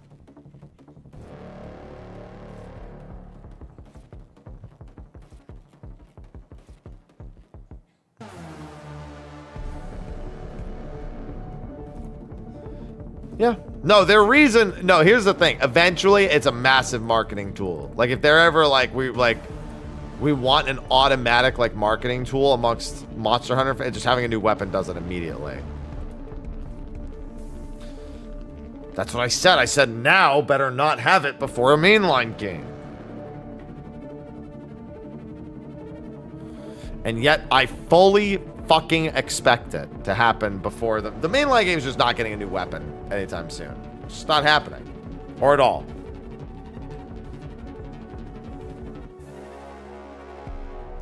Oh, that's right. I forgot about the other one. Okay, that would also upset me. But either of them would upset me.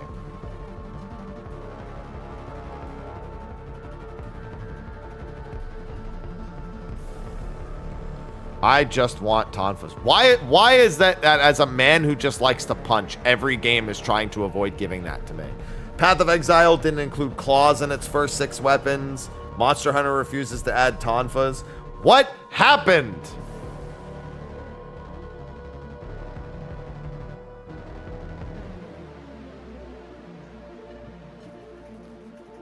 What happened to punching? Why are companies allergic to punching? Yeah, I keep getting stuck on Bard and 14. I can't punch here either. I'm even wearing, look, I'm wearing the Fru weapons. Well, I mean, there's the claw weapon type in general. I'm just saying they didn't include it from the get-go. I mean, there is the claw weapon type. Yeah, Neo understands what I need.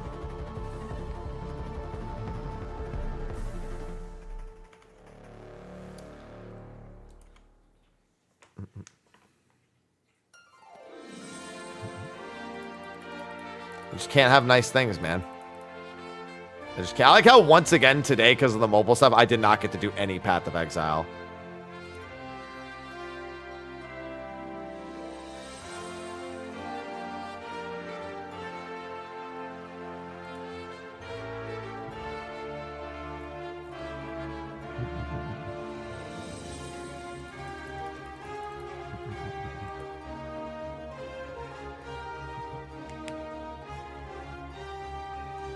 Gets denied instantly. I mean, at this point, I don't even have gear for Monk, so even if I wanted to do Monk for something, like in this patch, it wouldn't matter. I don't have the gear for it. I just want to do my pinnacle bosses. I'm so close to being able to get the Baryas for my Ascension. I'm so very close.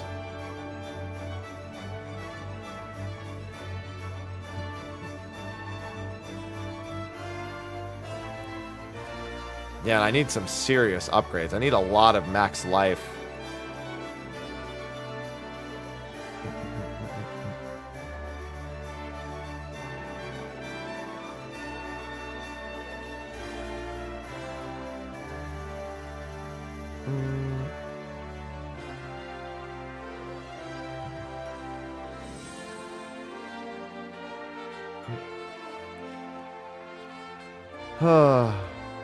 So many things.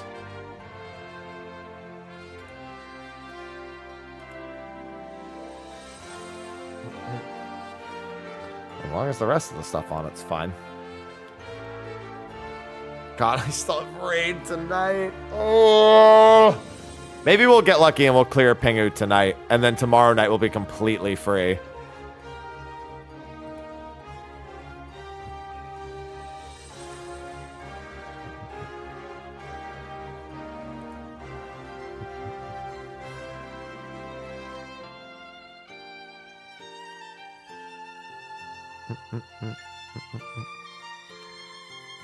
I do like PoE.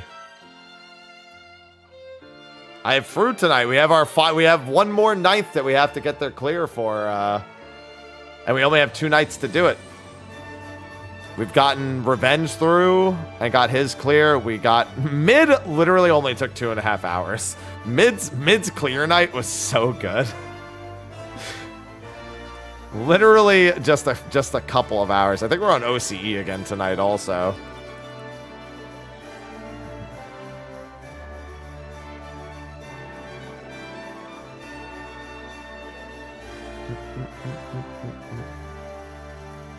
I mean, he wasn't lucky. I'm just glad that that night went really well. Pingu we have tonight and we have tomorrow night. He's on crystallized time. So in other words, he's basically at the last mechanic. But I think we have to play on OCE again tonight because Theo's only geared caster, only Bisque caster, I'm pretty sure is on OCE.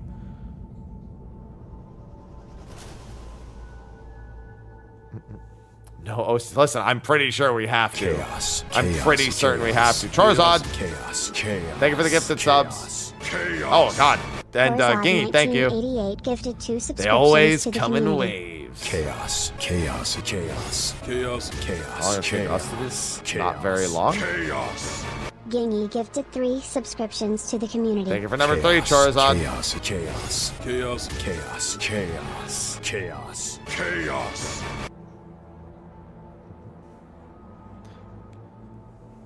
Chaos. Chaos. Chaos. Yeah, mid took 2 pulls on phase 5. As long as there's no tank shenanigans and Pingu doesn't get hit in phase 5. I mean, it's the same as Revenge. As long as they don't get hit, then that's all that really matters. I'm shocked Revenge did not die on that last pull. I saw how far away he was for that. I was like, oh my god, he's fucking dead. There's no... And then he made it. I was like, oh, never mind. It's clear. The very last Exa-line. I was like, he's so far away. Why is he so far away? Get over here. Get over here. And then he made it. I was like, oh, we're free.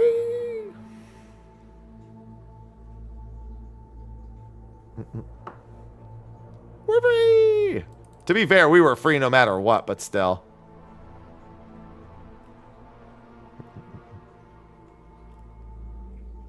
That's all I needed.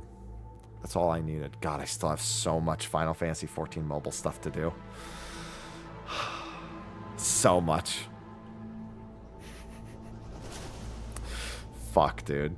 It's gonna be such a day. Not even just a day. It's just gonna be like next several days. I still have to put out a Path of Exile 2 video. I don't have to. I don't have any obligation. I don't have any sponsored bits for it. But I wanted to. Just as a not seasoned PoE player's perspective on things. Chaotic on Tuesday is 3. I have to get all of it done before Chaotic, especially. Ideally, today would be a skip gym day. But no, I'm going to do back today and not go to the gym tomorrow. Oh. The real question is, do I get a Pokeball on the way back or do I just make my venison? I'll probably just make my venison. It won't take very long to make the venison anyway. My venison boigas. No, the PoE 2 video actually needs to be like scripted out. These videos are very much I don't have to put a whole lot of effort into them, so I can record a bunch of them in quick succession. I need to sit down and actually like type things out and plan and do edits and cuts and things like that for the Path of Exile video. The problem with the venison is it requires me to put effort into that instead of working on stuff.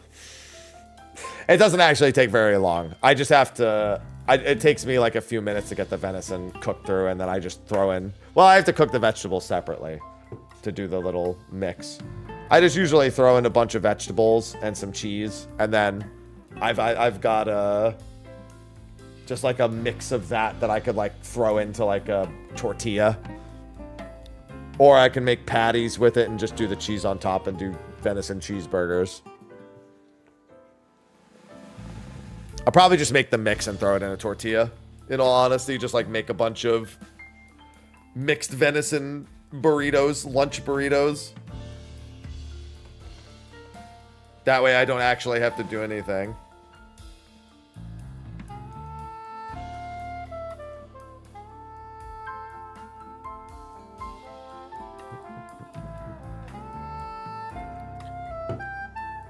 Yeah, I could also buy pasta on the way home. Sounds good. Yeah. I need the protein. I needs me the protein. God, it's so nice to just take a break. I want to get back to the mobile stuff, but like, my brain has been fried trying to keep up with it. I can't believe Sonic the Hedgehog 4 has already been announced. That took no fucking time at all.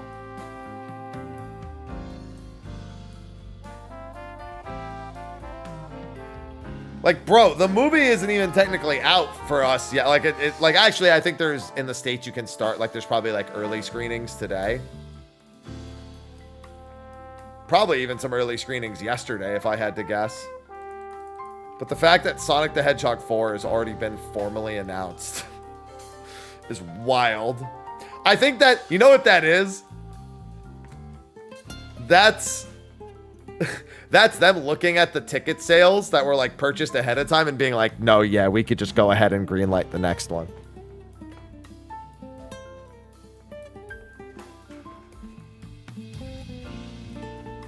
You already know that's what it's all about. What it'll be about? Well, I haven't seen this one, but if I had to take a guess, there's actually quite a few things that they could do.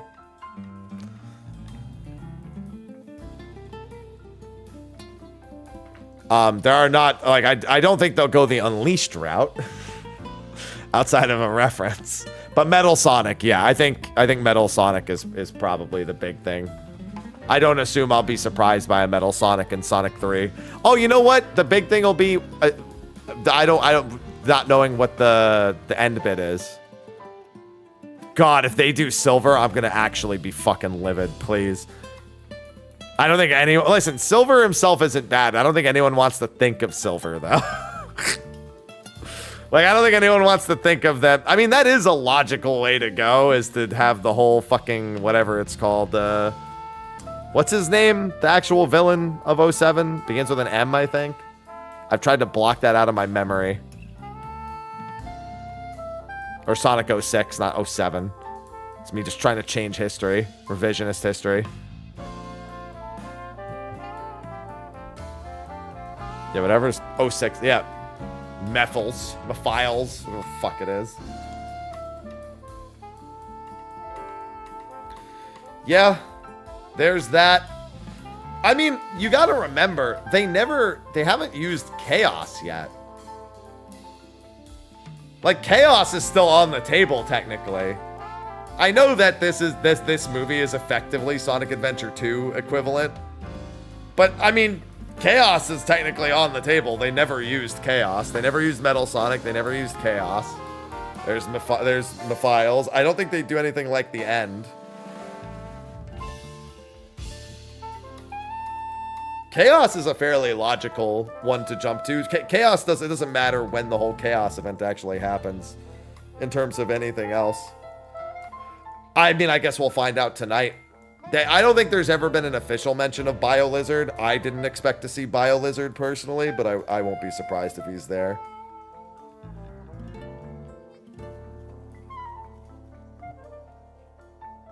Yeah, Metal Sonic, I think, is the most, like, likely one. He's literally, like, the first major villain of Sonic that isn't Robotnik. Like, he's the first not a joke villain.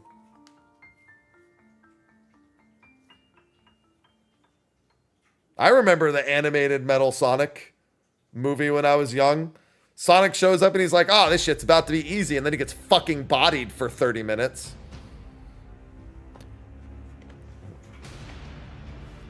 It's like, well, that didn't go well. As long as they don't do... What was the game where Metal Overlord is the final boss? That's not Heroes, is it? No, that is Heroes, isn't it? Where Metal Sonic becomes Metal Overlord. That is Heroes, isn't it? Yeah. Yeah, no Metal Overlord, please.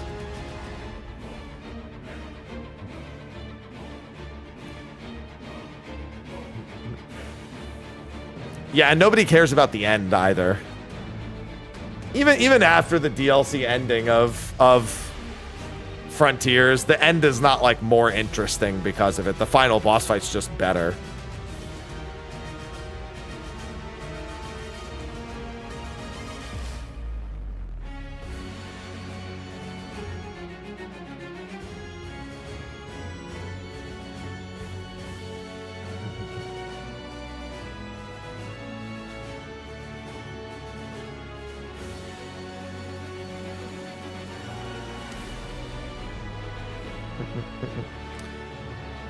Yeah. There's still there's a few characters that still need to happen.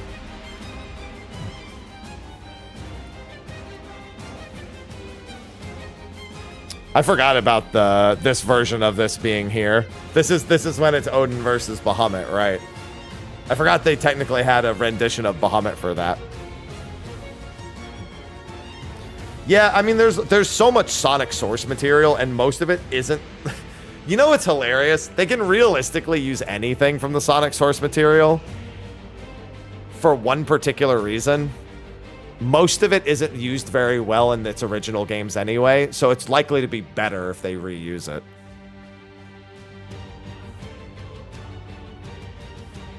Like most of the rogue gallery in Sonic for like a decade was pretty poor. So they can realistically do whatever the fuck they want. And it would probably be just fine.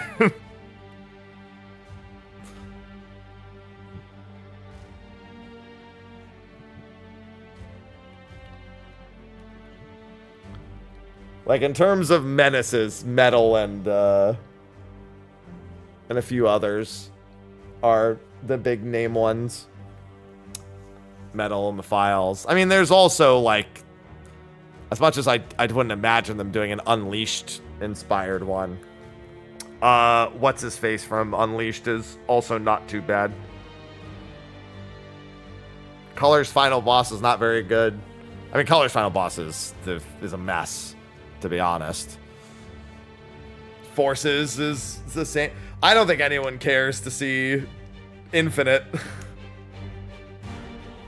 I mean, maybe Infinite's better in the would be better in a movie than he is in his own game, but I don't think anyone's particularly thrilled at the idea of seeing Infinite. Yeah, Dark Gaia. Yeah, Dark Gaia is another one. I'd rather see Chaos than Dark Gaia. Chaos is better rogue gallery option.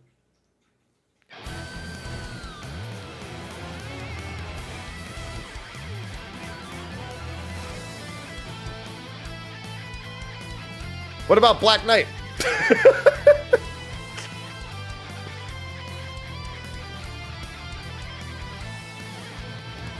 When's the Black Knight movie?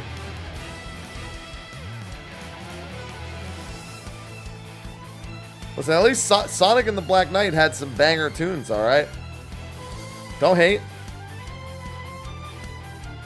Just means we get even more banger tunes.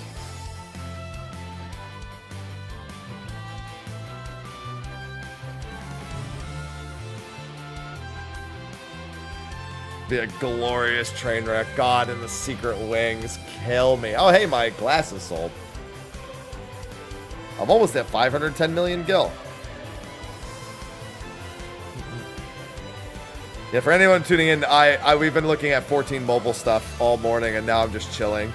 I'm mentally boomed from everything. I've also been streaming so many extra hours this week.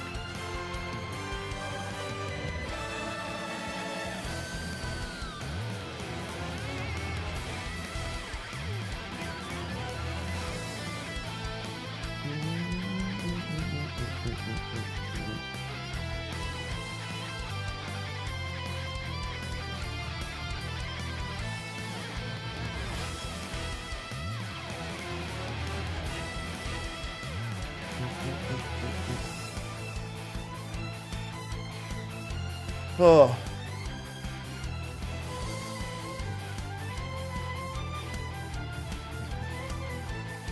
God.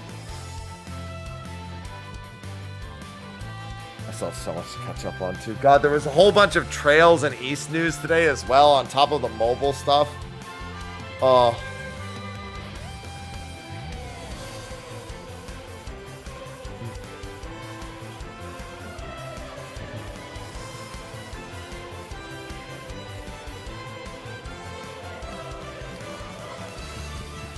I'm telling you that your resub probably didn't count. I'm almost certain your resub just didn't count. Because the resubbing is very particular about whether or not it counts. Since it has to be like you were not subbed and then you subscribed during the time frame, and it's not just a recurring sub that you happened to share during that time.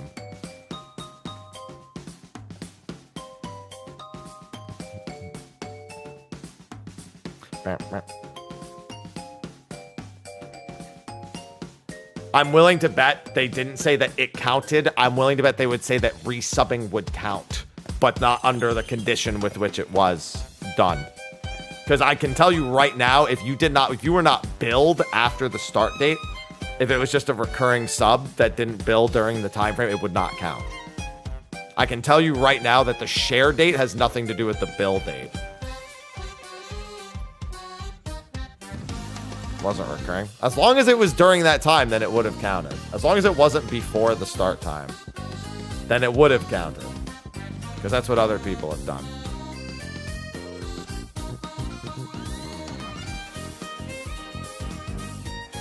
This is such a wild theme from Final Fantasy XI.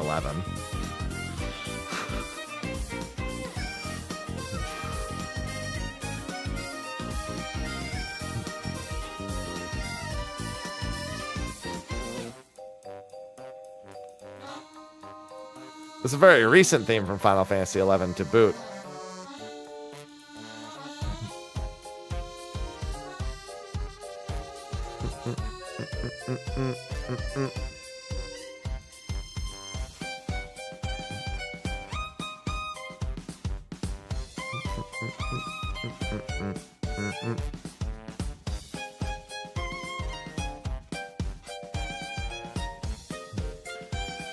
Oh. I've just got so many things on my mind right now.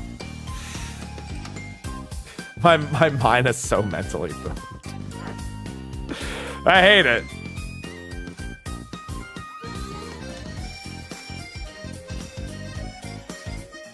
Is everything uploaded? All right, I'll have to make sure those get fully uploaded later.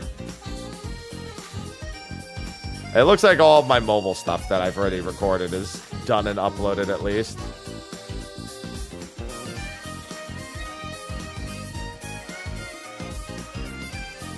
You know what I need? I need Path of Exile too. That's what I need. As soon as my mind calms back down, it's like, yo, Path? Got any Path in there? Well, then, and I'm just thinking about Chaotic on Tuesday. But these evenings are really fucking killing me. No, I've just been like, with literally every day for like 4 days. Well, I've had very few days to just relax in the past 2 weeks. Because we've been raiding 4 nights a week. Last week, I got the break with the Game Awards. And we got mid is clear the previous week.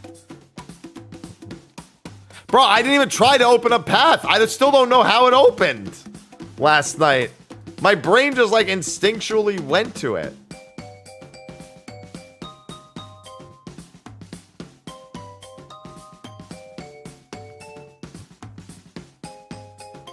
So to close it immediately. I was like, what the fuck? It just popped up and I was like, how did that even happen?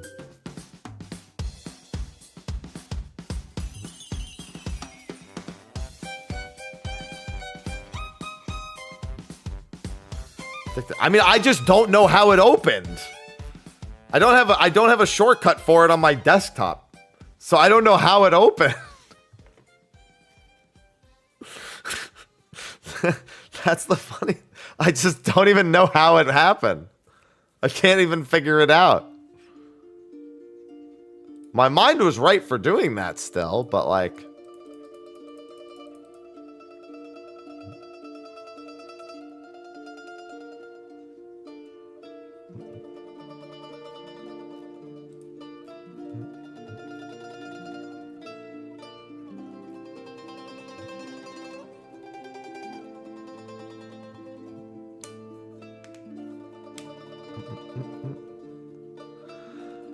Oh, God.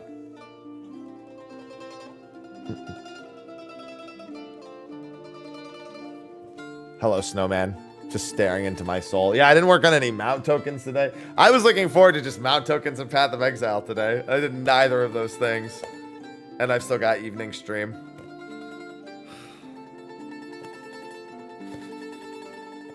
Somebody just cracked my head open and just like cut a small piece of my brain out to get it to stop moving so much.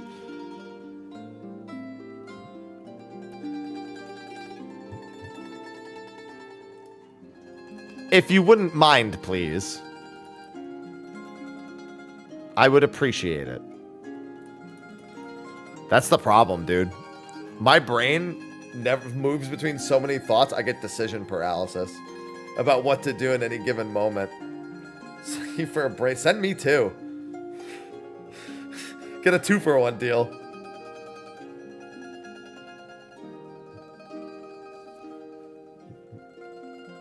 Don't worry, just get a really big one. Do both of them at the same time. I'm sure it'll be fine.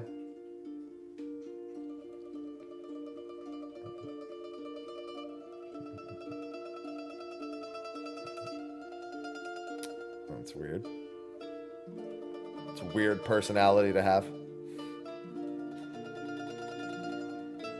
After Tuesday should slow down. I've got Christmas and my birthday that week, and then New Year. I'll have like long streams for like every single one of those things. It's really not till after January begins where I get a little bit of relaxation. Not to mention, I've got at least 4 videos already teed up for next week. I just need to actually do chaotic. And that should be it. Shouldn't be any, there's no patch notes or anything to do video on next week. So it's literally just going to be get together, do chaotic, GGs, farm. Oh yeah, and then it's a matter of how much I need to farm it and actually be a part of farm parties or re-clear parties. Like we still need to get all the reward, stuff settled and solved.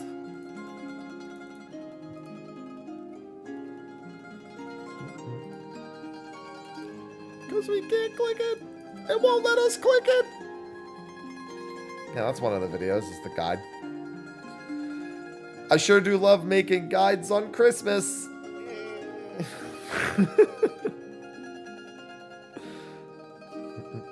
I also have a giveaway starting tomorrow for Steel Series. I think they'll send me the, or at least it's supposed to start tomorrow. I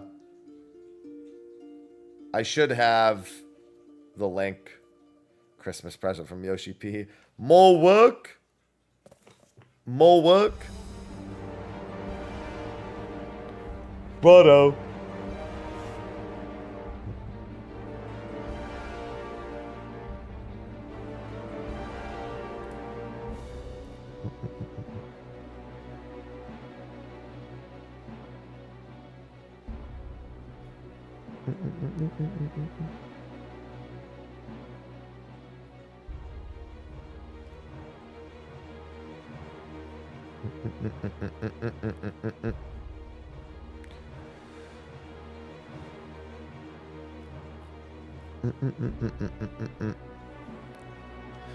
Very chaotic Christmas Eve. Probably not. We'll probably be done in like I said, we'll probably have it beaten like 2 lockouts.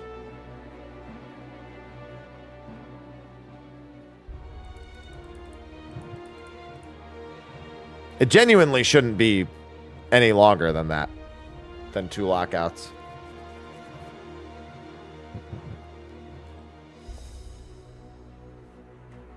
I just don't see how it could possibly, like, if it's the difficulty they say it is, honestly 1 lockout's reasonable. Like the first mechanic will probably take like 1 or 2 pulls at most. And it's really just the tower mechanic that I expect to be any sort of like hard stop.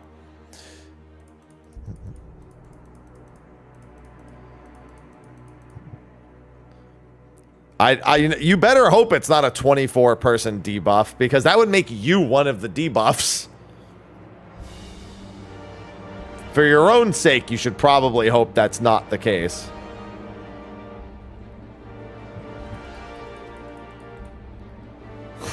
It's like, wow, I've got 24 stacks of the debuff. Don't you mean 23? No, I'm part of the problem.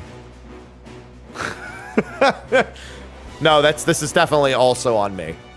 That's definitely the case. Man.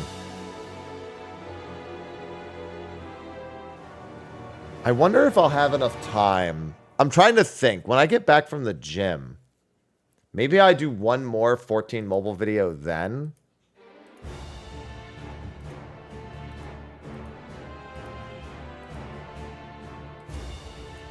Doing it on the dungeon gameplay.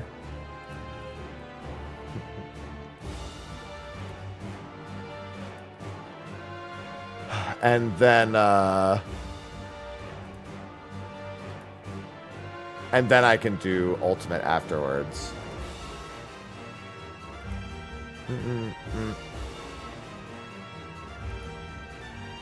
That might be the plan. Yeah, because he's got his dungeons. There's Copper Bell.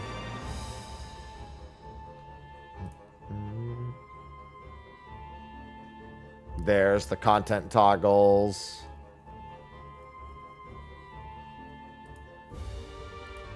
And then there's Ifrit over here, which they fucking murder, by the way. Jesus, I clicked and then I clicked past and it was gone, which is not really a surprise, but still.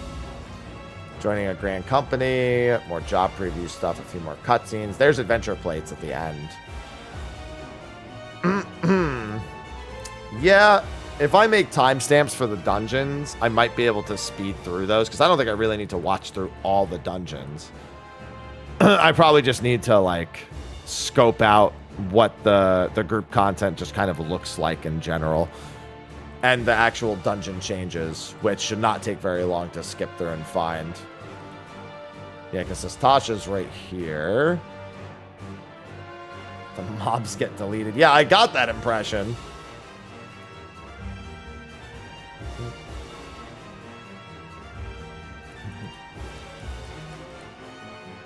Time to delete. To be fair, that's not much different than when we do it, so. All right, I think I'm going to wrap a little bit early because I've got, at minimum, like 4 hours of stream to do later today, and I've just been streaming so much. I've been live like 9 to 12 hours a day for like most days in the past like week. Like since Monday, I've been live nearly like 10 to 12 hours a day. So I think I wrap a little early now, get to the gym, enjoy some food, and then come back and do the evening stream. We're going into Ultimate again tonight to try to help one of our to help our final ninth get there clear. They have not seen Phase 5 yet. They have been to Crystallized Time. And I think we'll be on OCE again. So, fingers crossed. I love double weaving on OCE. It's so great. It's amazing. I don't have a VPN, nor would it help me all that much. All right. Thanks for the subs and resubs for everyone who's getting their mount here. I'll be back in a few hours. So thanks for hanging out, and I'll see you later. Until then, I bid you adieu. Bye-bye.